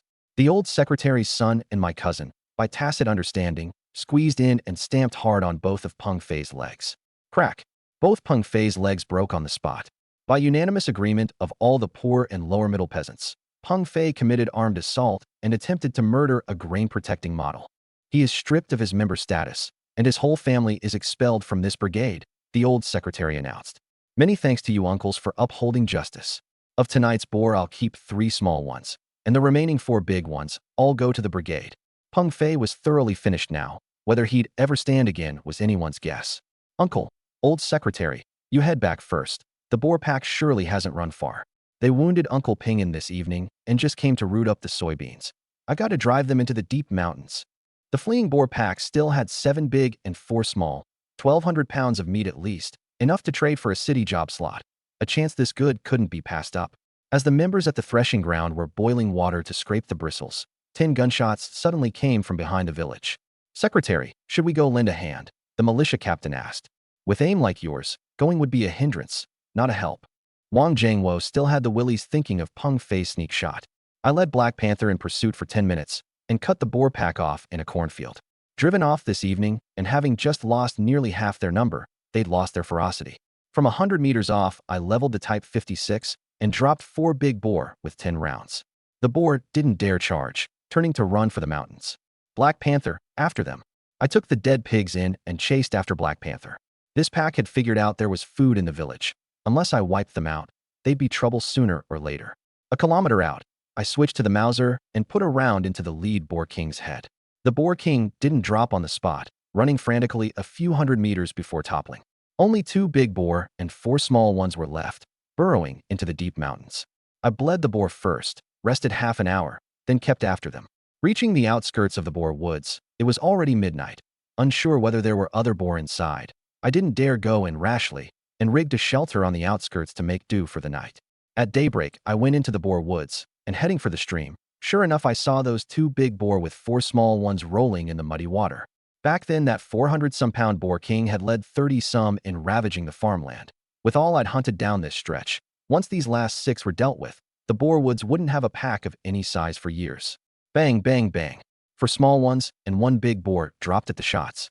The remaining 200-some-pound one charged red-eyed, finished with 2 rounds. The boar woods was thoroughly cleared.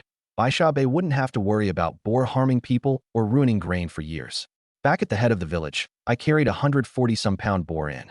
"Ichao, you bagged another one." Drove the rest into the deep mountains. They won't dare come back for a good while. The 4 big boar from last night, 700-some pounds, the members divided up by daybreak. My parents and aunt had felt a bit out of sorts that I'd chased the boar alone and even been shot at, yet gave the brigade so much meat. Seeing me carry one back now finally smoothed things over a little. Black Panther was caked in mud, and I planned to take it to the river to wash. "You only just got back this morning. You must be worn out. I'll take it to wash." Wang Lian snatched the dog rope and dragged Black Panther off. "Remember what I told you." "Got it. Your big sister's not a fool. Who'd have thought this trip would keep her out past lunch?" Not until a little past 5 in the evening did she come ambling back leading Black Panther. "Big sis, didn't I say a couple would do?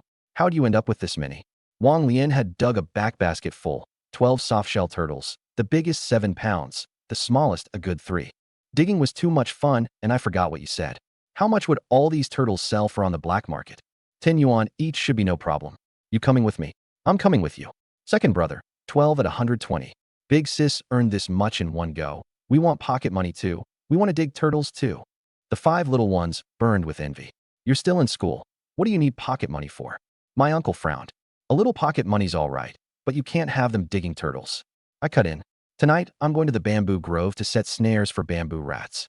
If you want to earn pocket money, look for hazel bamboo fowl in the grove. When you find one, I'll knock it down with a stone, and whoever the sale money goes to depends on your own skill. One sells for 1 yuan 50 to 3. Done. We'd barely finished dinner before the younger ones dragged me out. The house had 3 flashlights, and Aing had borrowed 2 more from Grandma's place, just 1 each. At the grove, I had the younger ones look for hazel bamboo fowl while I crouched making snares. "Brother, I found one, right in the middle of this bamboo." Zhu's voice was loud enough to blow the top off your head. "Don't shout. Scare it off, and you'll have something to cry about." I picked up a small stone. "Watch this." The stone shot off, and the hazel fowl 15 meters up the bamboo dropped at the shot. "Brother, you're amazing." The snares weren't even done when my own little sister Wang and I called out, "Brother, I found one too. Time to go home." 3 hours in, the grove's mosquitoes acted like they cost nothing, and I had welts all over me. "Second brother, just a little longer." The 5 little ones were covered in red bumps, but each clutched 4 or 5 hazel fowl, and none was willing to leave. "No, it's past 9. I regretted it to my core. Had I known, I'd have stuffed 10 yuan into each of their hands and let them stay home. Back home, my dad and uncle stared at the pile of hazel fowl, dumbstruck. The grove has this many hazel fowl. If second brother hadn't rushed us home, we'd have found even more. "You've still got the nerve to complain?" I took off my shirt to reveal a back full of red welts. "Hurry and scratch them for me." The 5 little ones swarmed over, and suddenly all scratched hard at once. "Ow, my goodness. Stop. No more scratching." I leapt up. "So you came to get your revenge. All right. bag the dead ones, tie the live ones up tight with rope. I fished out a 5-pound chunk of cooked boar. Dad, Uncle, I'm making a trip to my master's. Out the door, I took 5 big buns from the space and turned off toward Jean Guélan's. Ah, that's good. A little harder, more to the left. How'd you get bitten up this bad?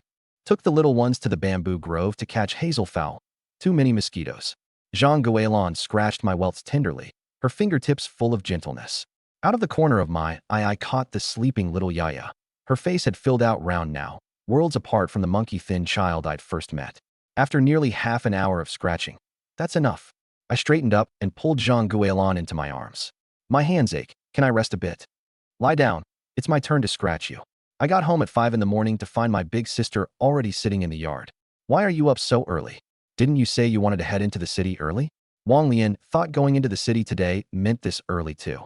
I'll check the snares in the grove first and head into the city after I'm back and it's light. Go inside and nap a while. I couldn't sleep. I'll go with you. At the grove, the 20 snares had 8 triggered. Not a single bamboo rat escaped. These 8 together are 30-some pounds. Sold. They'd trade for good money. These aren't for selling, they're for gifts. And give me 4 of those turtles you dug yesterday. Giving away something this valuable, just like that. Big sis, take the long view. Do you think the job slots in our family fell out of the sky? Giving these today is to maintain relationships. So you're finding me a job slot? Wang Lian's eyes lit up. The job I'm getting you is no small thing. Giving just this much is nowhere near enough. Today's only to keep the relationship warm. Come on, home, and then into the city. Brother and sister pedaled the 3-wheeler straight for the capital, and at the fork I suddenly braked. Big sis, wait a moment. I ducked into the woods. You really do need to relieve yourself a lot. Wang Lian thought I'd gone to do my business. In under a minute, I came out carrying a 100-some-pound boar. Where'd this boar come from? Wang Lian leapt up in shock. Bagged it yesterday. There are 2 small ones in the woods too. I ducked back in and came out with a 50-some-pound small boar in each hand. Left here from yesterday morning till now. And you're not afraid it'd be stolen? Don't worry, no one knows. Let's go. The whole way Wang Lian kept pressing me with questions, and to this day, she still didn't know who my master was.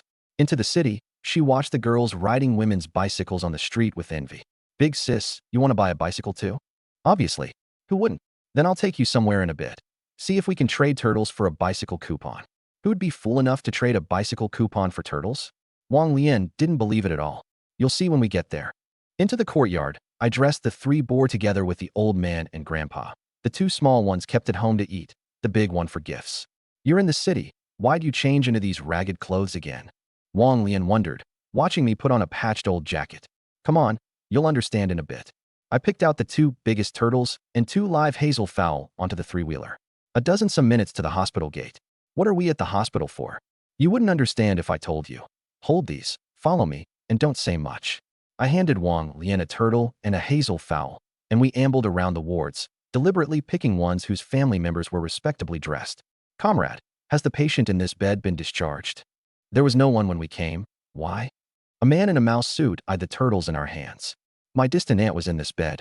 My uncle sent word for me to find turtles in the countryside. Said turtle stewed with chicken is the best tonic. Fast post-op recovery.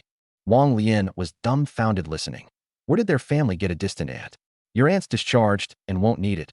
Why not sell it to me? Selling to you. Wouldn't that be profiteering? Absolutely not. My uncle said if I find 2 turtles and a wild fowl, he'll give me a bicycle coupon. Only then did Wang Lian catch on.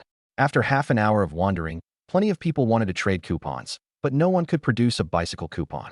Up on the 4th floor, an old man chased after us. Will you sell these turtles? My wife just had surgery this morning, and I'm at a loss for something to build her up. I'll trade a wristwatch.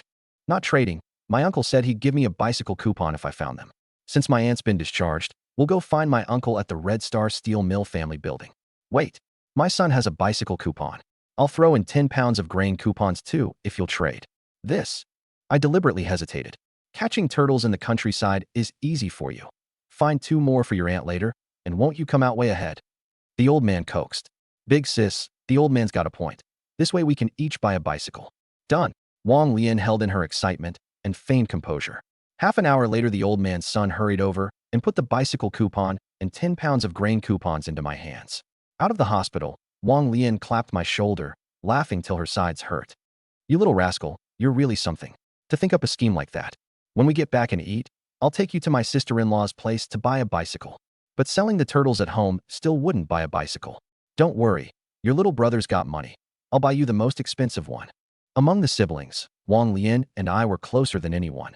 All the little ones were closest to Big Sis, since she'd raised them from small, little niece Wang Xiaya too. Back at the courtyard we ate, and I started cutting meat. This boar dressed out to 120 pounds. The police station, with many people, got 50. The sub-district office 40. The remaining 30 I cut into 3-pound pieces for my sister-in-law to give the sales clerks to build good relations. There were 24 hazel fowl left, 6 alive. Afraid the dead ones would spoil, I took Wang Lian to haul them to Brother Lu's. What brings you brother and sister? Brother Lu had met Wang Lian at the banquet a few days back. I tipped out the bag. 18 hazel fowl, 6 turtles, 1 bamboo rat. We'd kept 4 turtles and 4 hazel fowl at home. My big sister and the little ones caught all these. This bamboo rat's for you to taste. Hazel fowl at 1 yuan 50 each. Turtles 2 yuan a pound, same as mutton. 6 turtles, 30 pounds. 87 yuan in all. Brother Lu, when you see that coupon scalper tonight, have him come to my place at noon tomorrow. I'm out of coupons.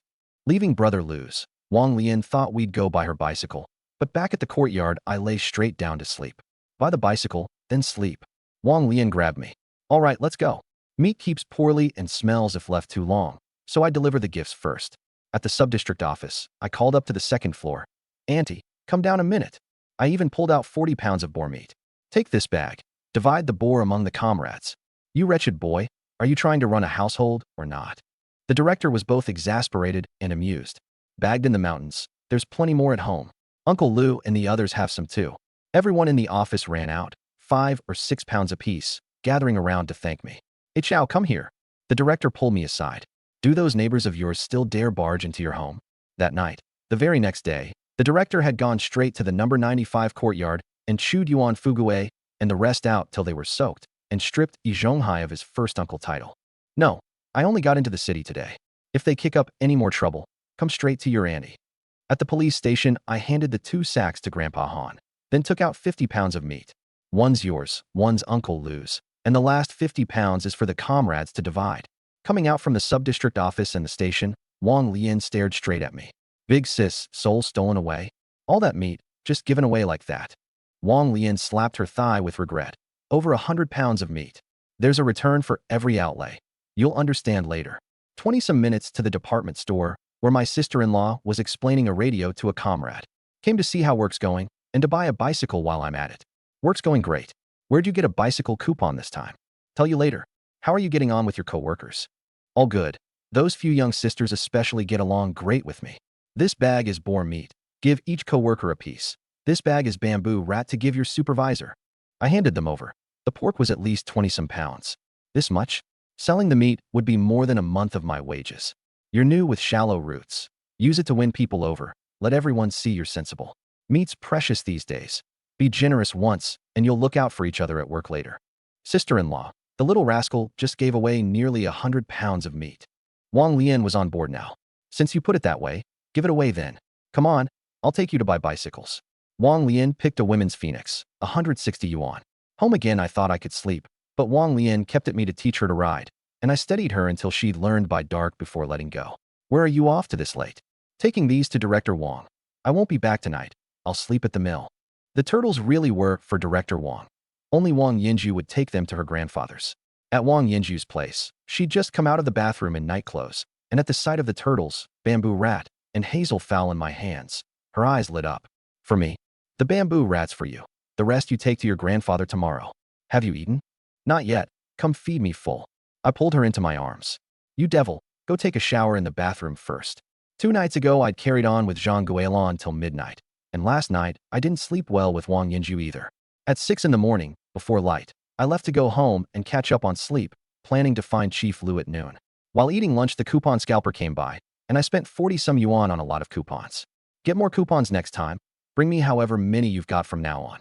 I gave all the small change to Wang Lian and some coupons too, or money without coupons buys nothing. This money's for settling the little one's accounts at home. Give out coupons as you see fit. This 60's yours. Didn't you already buy me a bicycle? Take it when it's given to you. After eating, Wang Lian went back to the brigade, and I went to find Chief Lu. Grandpa Han wasn't working today. You're here. Help yourself to tea.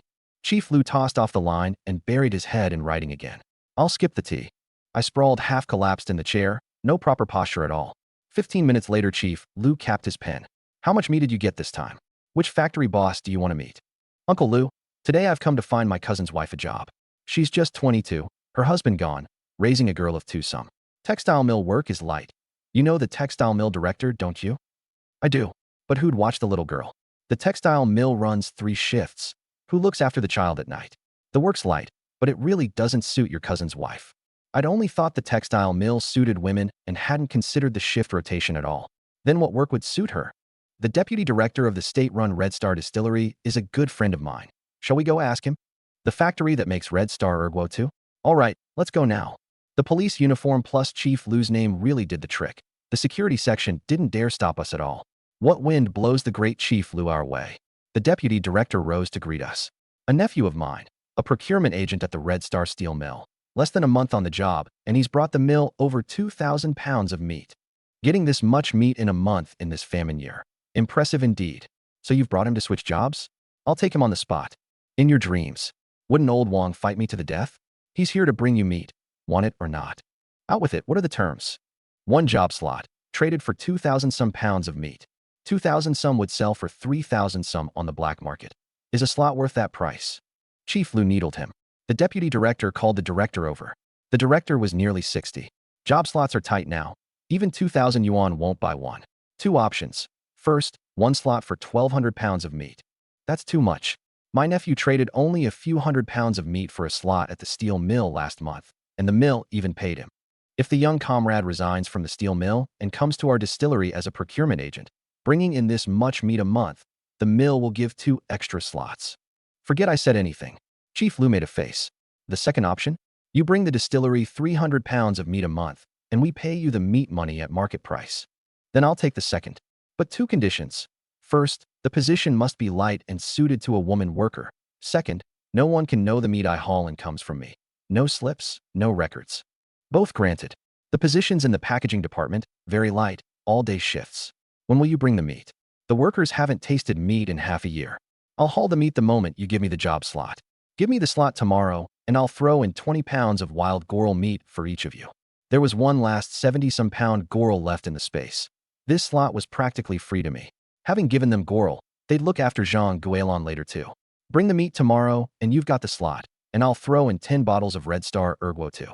Then write me a certificate now, or I won't get into the factory tomorrow. And same for delivering meat later. The 2 of us left the Red Star distillery, and at the police station, I went to the sub-district office across the way. Auntie, does the Red Star distillery side still have housing to rent? I'd come to the sub-district office to find Zhang Guilin a place. That side has few workers, so there's housing, but mostly 1 or 2 rooms.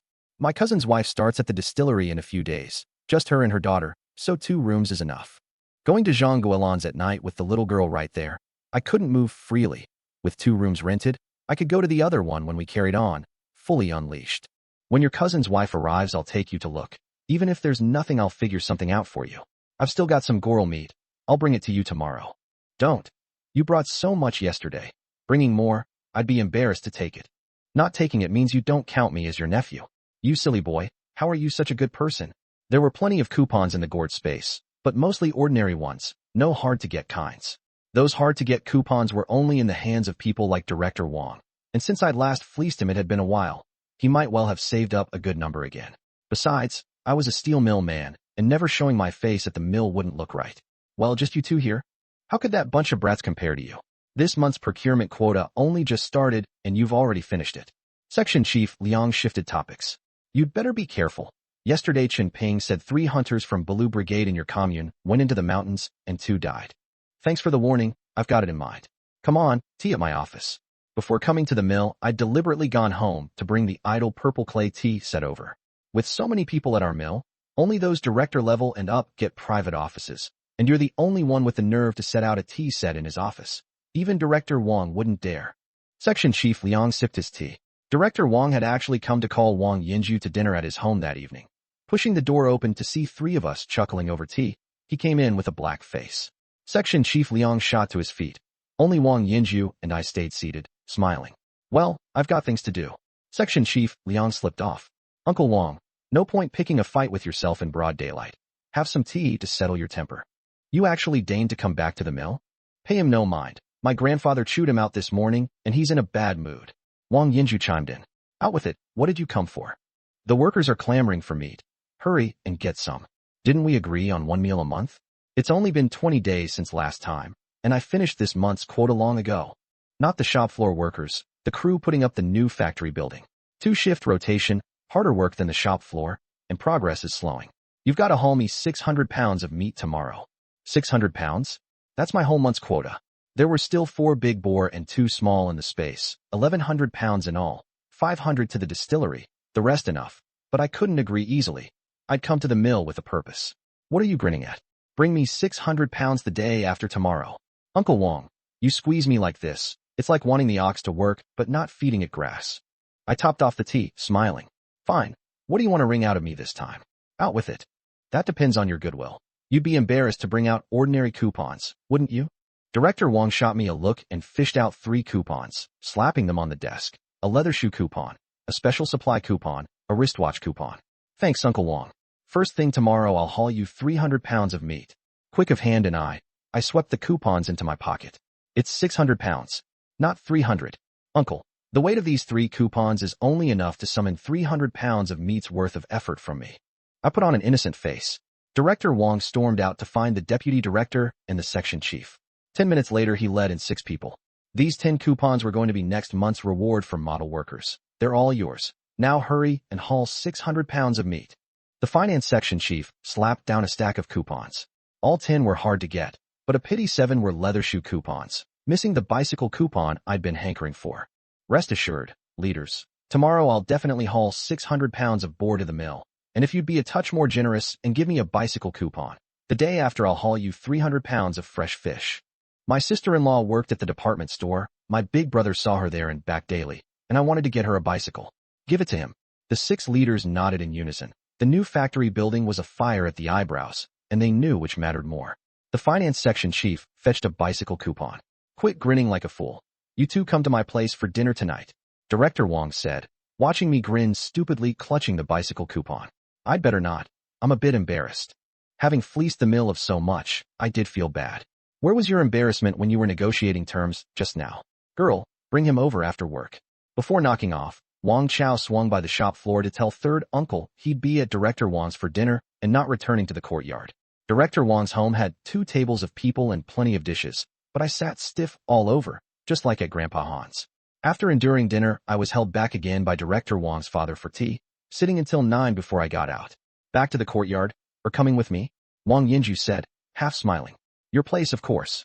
The next day Wang Yinju went to work, and I slept till past 10. On the way to the courtyard, I took out the last gorel. Auntie, boil a pot of water. I'm scraping the gorel. Thanks to the old man and Grandpa lending a hand, it was done in an hour. The gorel meat split into several portions. First 10 pounds to the director at the subdistrict office, then 10 each to Grandpa Han and Chief Lu at the police station. Hey Chow, wait. Does your family have any boar stomach? Grandpa Han called me back. That thing's gamey and rank. What's good about eating it? That's where you don't know. It's good stuff.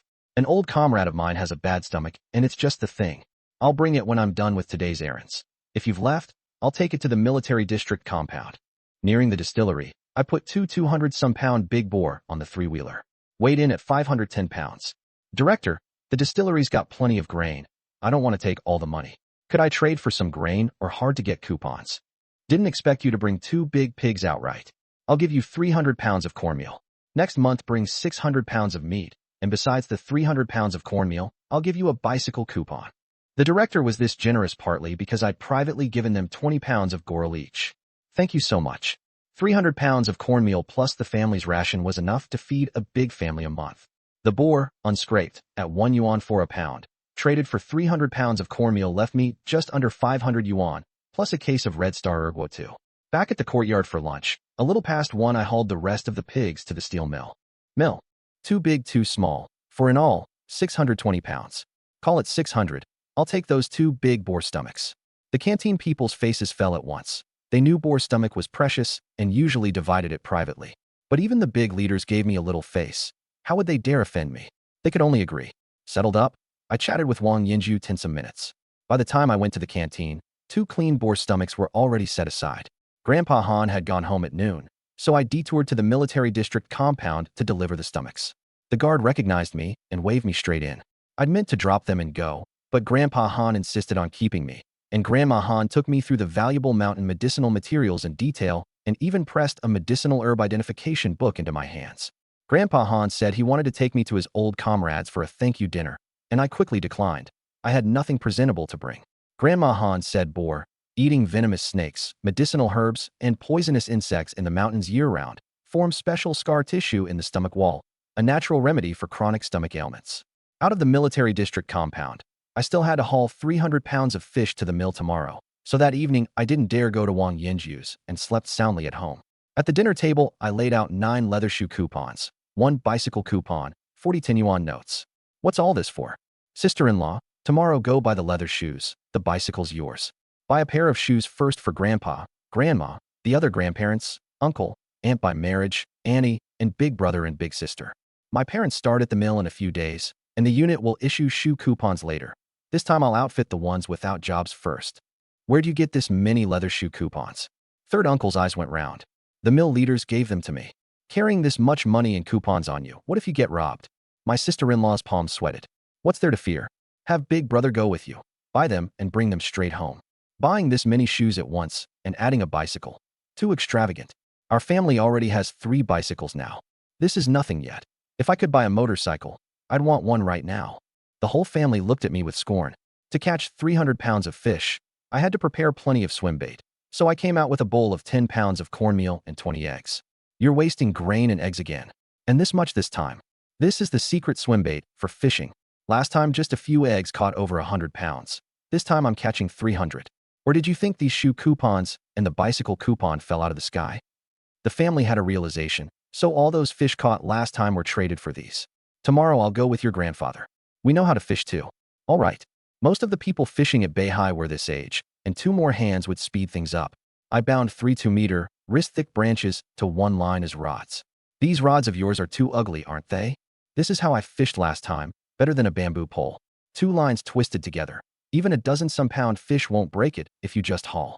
The 2 old men rather regretted saying they'd go fishing. Too embarrassing to be seen. At 6 in the morning, I pedaled the 3-wheeler with the 2 old men and stopped at the gate of Beihai Park. The anglers had arrived even earlier than us. Grandpa, drop the swim bait and wait half an hour before fishing. Guaranteed bites one after another. If anyone asks, say it's all luck, and whatever you do, don't mention the bait. The 2 old men took the shabby rods and, heads down, looked for fishing spots, many people staring. They regretted it to the core. City folk already looked askance at country bumpkins, and now they clutched rods this ugly. The moment half an hour passed, the 2 cast their first lines, people beside them muttering and pointing. But in under 2 minutes that crowd got a hard slap. The rods had barely sunk when there was action. Big fish hauled ashore one after another, everyone a pound and up. Old brother, your fishing's incredible. What skill, it's all luck. The 2 old men puffed out their chests, their earlier embarrassment flung to the heavens. My side was even livelier, dozens crowded around. This time 2 lines twisted together, and a 5-pound carp flew ashore in under 30 seconds, tossed straight at my feet, the casting so fast there wasn't even a pause. In 2 hours the fish piled at my feet like a small hill, around 130 pounds, the biggest a 10-pound grass carp. This guy's amazing. Caught this many fish. A round-faced girl squeezed over. Her companion Li Xiaoyu's gaze fell on that pile of fish, but when I turned around, she suddenly froze, her face going red. Li Xiaoyu. I recognized her at a glance.